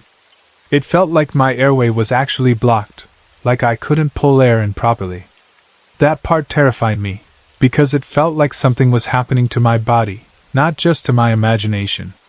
What confuses me even more is that about a year before that, in the same apartment, I had another experience where I woke up struggling to breathe. I remember dreaming that something was telling me to wake up, like in the dream I was being warned. And when I woke up, it felt like a cover had been pressed over me in a way that stopped me breathing properly. I woke up at the right time, just before it got worse, and I remember taking a huge breath, like I had to inhale hard and exhale hard, like my body was forcing air back into itself. I was shaken for a long time after that. Because of those two experiences, I started thinking something that I didn't even want to think. I started wondering if there were two different presences in that apartment. One that felt bad, heavy, and harmful. And another that felt like it was trying to warn me or protect me, like it didn't want me to be hurt. I don't know if that's true. I don't have proof. But the pattern in the dreams made me feel like something was going on beyond normal nightmares. There were also smaller physical things in the apartment that added to the feeling that the place was active. The TV would sometimes turn on and off by itself. The lights would flicker sometimes too. People always say that could be wiring or electricity, and maybe some of it was, but then there was one moment that I can't forget because it happened right in front of me and someone else. One day my friend was over, and we were just hanging out like normal. We weren't doing anything scary, we weren't talking about ghosts, nothing like that. And then the light bulb exploded right in front of us. It wasn't just a flicker or a pop. It shattered, and glass went everywhere. We both reacted instantly, shocked and confused. It didn't feel like a normal bulb burning out. It felt aggressive, like the apartment had a temper. We checked later and there was no clear issue with the electricity that explained why it exploded like that. Another thing that happened to me over and over was hearing bells at night. It was usually around 1 a.m. The bells weren't loud. They were soft, almost like they were far away, and you could only really notice them if you stopped and listened carefully. It was the kind of sound that made you question yourself at first. Like, did I actually hear that? But I did. It happened enough times that I knew I wasn't imagining it. I told my parents, but they said they hadn't heard anything. That made me feel alone with it, like I was the only one tuned into it. And then one time, I heard the bells while my mom was there. She was in the room with me. I immediately looked at her and asked, "Do you hear the bells?" She shook her head. That moment scared me more than the sound itself, because it made me feel like I was hearing something that wasn't meant for everyone. Like whatever it was for me to hear, not for the whole house. And I didn't know what that meant, which made it worse. I didn't know if it was a warning, a sign, or just something trying to get my attention. That apartment always left me feeling tense, even on normal days when nothing happened. It was like my body never fully relaxed there. Even when things were quiet, it felt like the quiet was just waiting to break. Moving out of there feels like leaving something behind, like stepping out of a shadow. And I'm trying to hold on to the feeling I have in this new apartment now, this calm, safe feeling, because I don't want to live like that again. I just want a home that feels like a home, not a place where you're always listening, always bracing, always wondering what will happen when the lights go out and the clock hits the middle of the night. I live in Australia, and this happened over several years, though it became impossible to ignore around mid to late last year. Before that, it was something I noticed only occasionally, something easy to brush off if I didn't think about it too much. But once it started happening more clearly, and more often, it became something I couldn't explain away anymore. Last year, my great-grandfather passed away. He lived far away from where I live, and I hadn't seen him since I was about 5 years old. Because of that, his death didn't come as a huge shock to me. I didn't feel the kind of deep grief you feel when you lose someone you were close to. I knew who he was, of course, but he felt more like a distant figure in my life than someone I truly knew. Not long after he passed, strange things began to happen. One of the first things involved a necklace I owned, a simple cross that I wore often. I lost it, searched everywhere for it, and then found it again in a way that didn't make sense. That alone unsettled me, but I tried not to think too deeply about it. I told myself it was coincidence, that I must have misplaced it and forgotten. Still, something about it stuck with me. Then there was the whistling. The first time I heard it, I was alone in my room. It was quiet, the kind of quiet that makes you notice even the smallest sound. Out of nowhere, I heard 2 short whistles. They were clear, sharp, and deliberate. It didn't sound like something mechanical or accidental. It sounded intentional, like someone calling out softly. The pitch was low. Definitely not like my own whistle. When I whistle, it comes out high and thin. This was deeper, fuller. It sounded like a man. At first, my mind went straight to my grandfather's. My dad's father passed away a long time ago, before my dad had even met my mom. I never knew him personally, but I had heard stories. My great-grandfather had just passed recently, so it felt natural to wonder if it could be one of them. But something didn't sit right. The whistle felt familiar, like something I had heard before. I was 16 at the time, and no matter how much I tried to convince myself otherwise, I knew deep down that I had heard that sound years earlier, long before my great-grandfather had passed away. That made me uneasy. There was another detail that kept circling in my thoughts. When my dad went to his father's funeral, many years ago, something strange happened to him that same night. He was in his room when he heard tapping. It wasn't just in one place. It traveled up and down the walls, slow and deliberate. He knew, without a doubt, that it was his father. He didn't panic. He didn't question it. He just knew. So when I heard the whistling, I wondered why it would be different. Why would my grandfather tap for my dad, but whistle for me? Why would it choose a sound that scared me? At the time, the whistling was brief. 2 short whistles. That was it. It would happen and then stop, leaving the room silent again. I heard it a few times after that, always randomly, always when I wasn't expecting it. Sometimes days would pass. Sometimes weeks. Then months would go by without anything at all. I started to tell myself that if it was one of my grandfather's, it wasn't something to be afraid of. No one else in my family had passed away that I knew of. There was no reason to think it was something bad. That's what I kept telling myself, anyway. Months passed without hearing it. I almost forgot about it. Then, one night, it came back. I was in bed, lights off, reading on my phone. The room was dark except for the glow of the screen. Everything felt normal. I wasn't scared. I wasn't thinking about anything paranormal. I was relaxed. That's when I heard it again. 2 short whistles. The moment I recognized the sound, fear hit me hard and fast. My heart started racing. I froze, staring at my phone, listening. Nothing followed. The silence felt heavy, like the room was holding its breath. I waited a few minutes, trying to convince myself it was nothing. Eventually, fear won. I jumped out of bed and ran to get my little brother.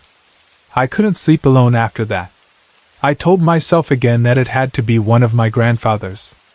That was the only explanation that didn't completely terrify me. Still, something felt wrong. The next night, I had a friend staying over. She likes sleeping with the doors shut, which I don't normally do, but I didn't mind that night.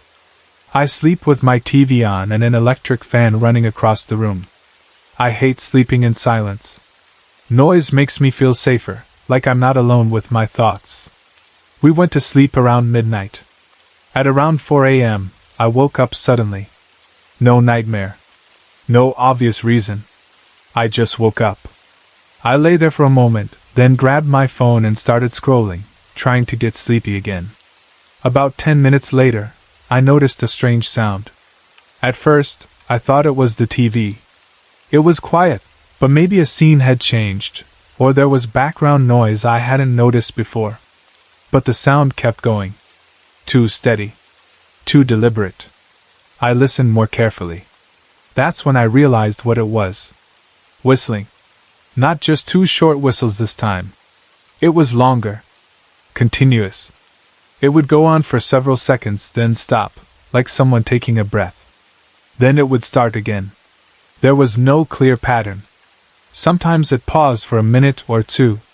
Sometimes it started again almost immediately, switching between long whistles and short ones. It sounded close. Not like it was coming from outside. Not muffled. It felt like it was inside the room, or just beyond it. My stomach dropped. I lay there, barely breathing, listening. Every sense felt sharpened. The TV and fan were still on, but the whistling cut through the noise clearly, like it didn't belong to the same space. I started to shake. This time, it felt different. More intentional. More aware. It wasn't just a brief sound that vanished as soon as I noticed it. It lingered. It repeated itself. It felt like it knew I was awake. I woke my friend up, whispering her name, my voice trembling. The moment she stirred, the whistling stopped. Just like that. The silence afterward was unbearable. I don't think I've ever been that scared before. Not because of the sound itself, but because of what it meant. I had spent so long telling myself it was one of my grandparents, something familiar, something protective. But now, I wasn't so sure. I had heard this whistle for years. Long before last year. Long before my great-grandfather passed away. That meant it couldn't be him. And if it was my dad's father, why would it come back again and again, knowing it scared me? That question haunted me. Would someone related to me do that? Would they keep returning if they knew it caused fear? Or was it something else entirely? Something that had nothing to do with my family at all? What scared me most was how unpredictable it was. It disappeared for months, then returned without warning. It changed the way it sounded. It stayed longer. It felt closer. I don't know why it comes and goes. I don't know what triggers it. I don't know why it chose me. I've thought about telling my parents, but they usually don't believe me. They think I imagine things, that maybe I've watched something scary or let my mind run wild. But the whistling doesn't happen after movies or stories. It happens when I'm relaxed, distracted, not thinking about anything strange at all. Just lying in bed. Just reading. Just existing. And then it's there. Even now, I can't explain it. All I know is that it feels real. It feels deliberate. And every time it happens, it leaves me with the same chilling thought. Whatever is whistling has been around for a long time. And it's not finished yet. I was about 15 when this happened, and even now, years later, I can still feel it in my body when I think about it. It's one of those memories that doesn't fade the way most things do. It doesn't sit quietly in the back of your mind like an old photograph. It comes back with the same sharpness, like it's waiting, like it never fully ended. I think that's because it changed something for me. It changed the way my house felt. It changed the way I trusted the quiet. It changed the way I listened to sounds that I used to ignore. My parents had been away for a week. All of my older siblings had already moved out by then, so the whole place was mine. If you describe that to most teenagers, it sounds perfect. No parents. No rules. No one watching what you're doing. You could eat what you want, stay up late, watch whatever you want on TV, and walk around the house like you own it. But for me, being alone in a big house wasn't fun the way it sounds. I could enjoy it for a while, sure, but after the first couple of days my mind would start playing games with me. A small sound would make me tense up. A shadow would make me stare too long. A creak in the wrong place would make my imagination take off running. I'm the type of person who notices everything when I'm alone. I notice the way the house settles. I notice the fridge turning on and off. I notice a branch tapping the window. When other people are around, your brain doesn't focus on those things because there's conversation and movement and normal life to balance it out. But when you're alone, the house feels bigger and quieter, and the quiet makes every little thing feel louder. Still, I got through the week better than I expected. I had a few moments where I freaked myself out, but nothing truly strange happened. No big scare. No sudden cold feeling. No shadow where there shouldn't be one. I started to feel proud of myself, like I was doing better than I usually did. The closer it got to the end of the week, the more confident I felt. I began to think, maybe I'm finally growing out of this. Maybe I can handle being alone after all. It was the last day, and I had just gotten off the phone to my parents. They were on their way home, about 2 hours away. I remember feeling relief in a way that's hard to explain. It wasn't just that I missed them. It was that once they got home, the house would feel normal again. The house wouldn't feel like this big empty thing holding its breath. It would feel lived in. Safe. Regular. The afternoon was sunny. Bright, warm, ordinary. The kind of day that makes you feel like nothing bad could happen because everything looks so normal. I was in the backyard with my dog, and I was in a good mood. I was happy nothing weird had happened all week. I remember thinking, almost like I was congratulating myself, that I'd made it through. I remember thinking how good it would feel to hear my parents come in through the door, to hear their voices, to hear keys and shopping bags and normal sounds. It's strange to admit it, but I remember thinking something like, finally, I can relax. And then, almost as if the world heard that thought, it felt like something decided to ruin it. I was standing under the veranda, in that shaded area where the roof comes out over the patio. It was one of my favorite places to stand because you could be outside but still feel sheltered. I was talking to my dog the way you talk to a dog when you love them like family. People who don't have that kind of bond don't always understand it, but my dog wasn't just a pet to me. He was like my little brother. He was a big brown dog, half German Shepherd and half Australian Blue Cattle Dog, and he had a mix of traits that made him feel both tough and gentle at the same time. He was smart. He was loyal. He watched everything.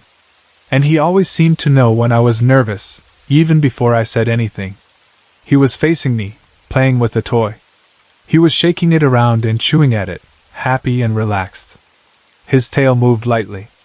His body looked loose. It was a normal, calm moment. Behind him, about 4 meters away, was the dining room window.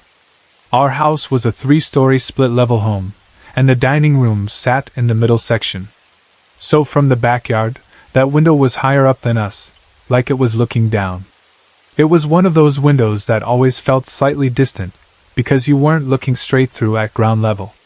It sat above, And because of that, it sometimes gave the house a strange layered feeling, like there were levels of space you couldn't fully see from where you stood. As I was talking to my dog, I heard a sound. It wasn't loud. It was quick, brief, almost like a small accident. But it hit my ears in a way that made me recognize it instantly. It sounded exactly like one of the dining room chairs scraping across the tiled floor. That sharp screech sound chairs make when someone drags them without lifting. It wasn't a gentle shift. It was that clear, unpleasant scrape that makes you think, someone just moved a chair. My first reaction wasn't fear. My first reaction was to explain it. I thought, maybe the house is settling. Maybe a draft moved something. Maybe I imagined it. Maybe it was coming from a neighbor's yard and my ears just placed it wrong. And because it was sunny, and because my parents were coming home soon, and because I didn't want to ruin my own mood, I chose to ignore it. I looked back down at my dog like nothing had happened. And that's when I realized he had heard it too. His toy was forgotten. His head had turned all the way around, and he was staring up at the dining room window. His ears were high, alert, like little arrows pointing forward. His body went still. Not relaxed still, but focused still. That alone made something shift inside me, because dogs don't pretend. Dogs don't make up stories. They don't sit there imagining chair sounds. If he reacted like that, then something was real enough to catch his attention. I remember thinking, oh, he heard something too. Then he moved in a way I had never seen any dog move before, and I honestly hope I never see it again. It wasn't a sudden bark. It wasn't a quick jump back. It was slow. Strange. Almost careful. Like his whole body switched into a different mode. He lowered his head slightly. He dropped the toy. And then he turned his body in a deliberate, creeping way that made my skin tighten. It looked like he was trying to locate something without making sudden moves. Like he didn't fully understand what he was sensing, but he knew it was something he should treat seriously. He looked at me then. Not in a normal way. Not a quick glance. Not a, "Hey, watch this. Look." He stared straight into my eyes. A solid, unblinking stare that lasted longer than it should have. The kind of stare that makes you feel like the dog is trying to communicate with you, like he's trying to tell you something without having words. It felt like he was saying, "Do you see that? Do you feel it? Are you aware?" Then he walked away from me and positioned himself directly under the dining room window. And he began to growl. It wasn't a playful growl. It wasn't the kind of growl dogs do when they're excited about a game. It was low and deep, coming from the chest. It had weight to it. It was the kind of sound that makes you understand instantly that your dog doesn't like what he's sensing and is preparing to defend himself if he has to. His ears stayed up. His whole body tensed. His eyes locked onto the window like it was a target. My stomach dropped. The sunny day suddenly felt pointless. The warmth didn't matter anymore. I could feel adrenaline rising in my body, that cold, sharp feeling that comes when fear shows up fast. I remember thinking, this can't be happening. Not now. Not when the week is almost over. Not when I'm finally okay. Not when my parents are so close. And because fear can be embarrassing, and because part of the human mind tries to protect your pride as much as your body, my first instinct was to pretend everything was normal. I wanted to treat it like it was nothing. Like if I acted normal, the moment would pass. Like if I didn't acknowledge it, it would lose power. So I called him in an overly cheerful voice. I patted my knees and said his name the way I'd say it when I wanted him to come for cuddles. I tried to sound light and casual, almost silly. I tried to convince myself that this was just a dog reacting to something harmless. A bird. A possum in the roof. A sound inside the wall. A mouse. Anything normal.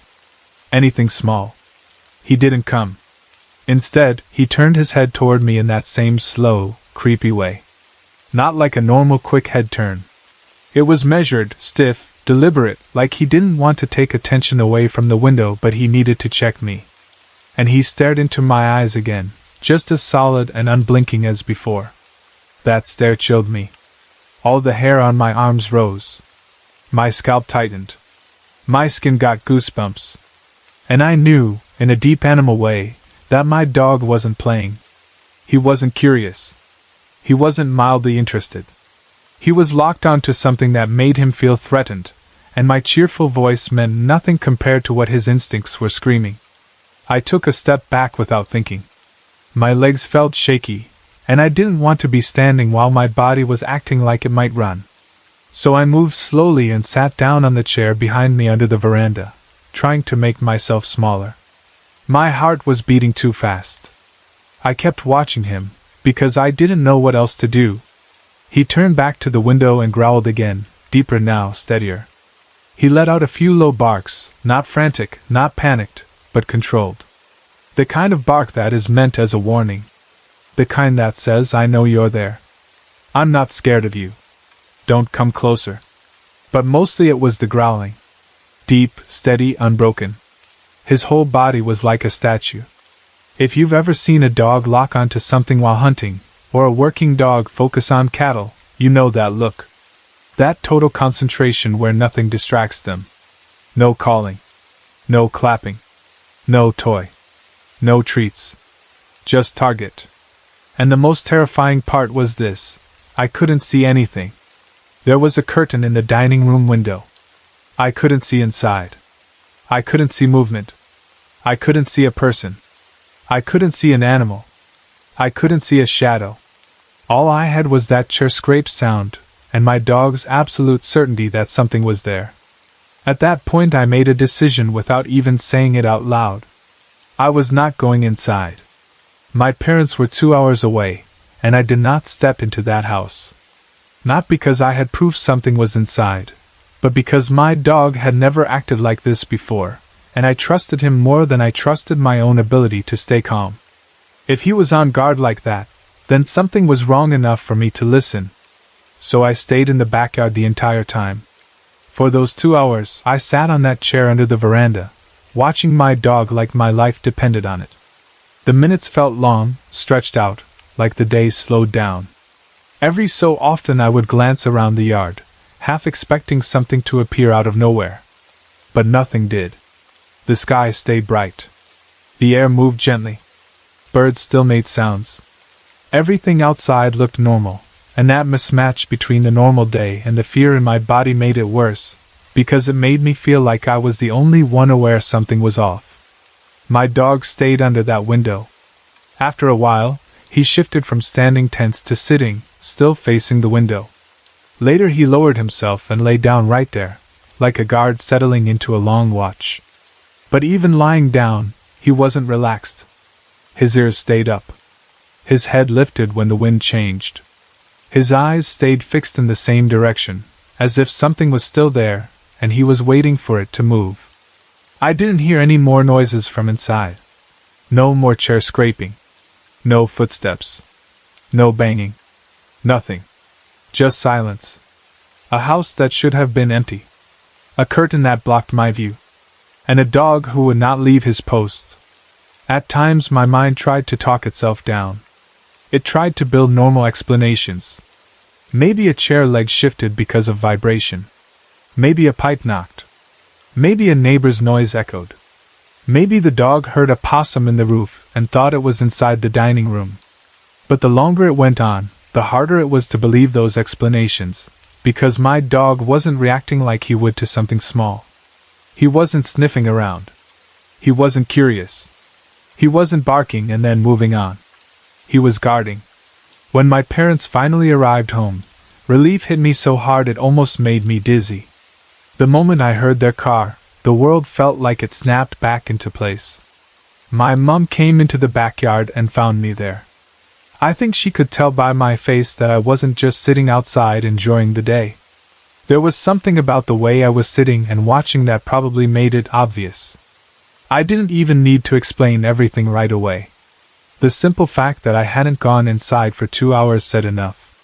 Once my parents were home, I decided it was safe to go in. Not because I suddenly felt brave, but because the house wasn't empty anymore. Whatever it was, if it was anything at all, I didn't want to face it alone. I got up and walked toward the back door. My dog and I had a little tradition. He wasn't allowed inside, but every time I went into the house, he would come to the door to say goodbye. He would walk up close and wait for me. I'd kiss his head, and I'd tell him I loved him. It sounds silly, but it was our routine. It was comfort. It was one of those little things that made me feel connected and safe. I reached the door and turned, expecting him to follow. He didn't. He was still lying under the dining room window. I looked at him, and he looked at me, then back at the window, then back at me. And he made a soft crying sound. Not a loud whine. Something small, strained, like he was torn. Like he wanted to come and do our goodbye routine, but he couldn't. Like he felt he had a job and he couldn't abandon it. In that moment I swear it felt like he was telling me, I want to, but I can't. Not yet. And I understood. My throat tightened. I blew him a kiss from the doorway, the way you do when you can't get close, and I went inside. The first thing I did was go straight to the dining room. Everything looked normal. The chairs were where they should be. The tiled floor was clean. Nothing was knocked over. No signs of anyone being there. No open doors, no broken windows, no obvious reason for that sound. The room felt ordinary again in the daylight coming through the windows. I stood there and listened, but now I could hear my parents moving through the house, talking, putting things down, the normal noise of people being home. The intense silence that had scared me was gone. I walked over to the dining room window and looked out into the backyard. My dog had left the spot. It was like the moment he saw I was inside with other people, he finally relaxed. Like he'd been on guard until he knew I was safe. Until he knew I wasn't alone anymore. Until he knew I wasn't going to be standing outside, trapped in fear, waiting for something to happen. That's what stayed with me the most.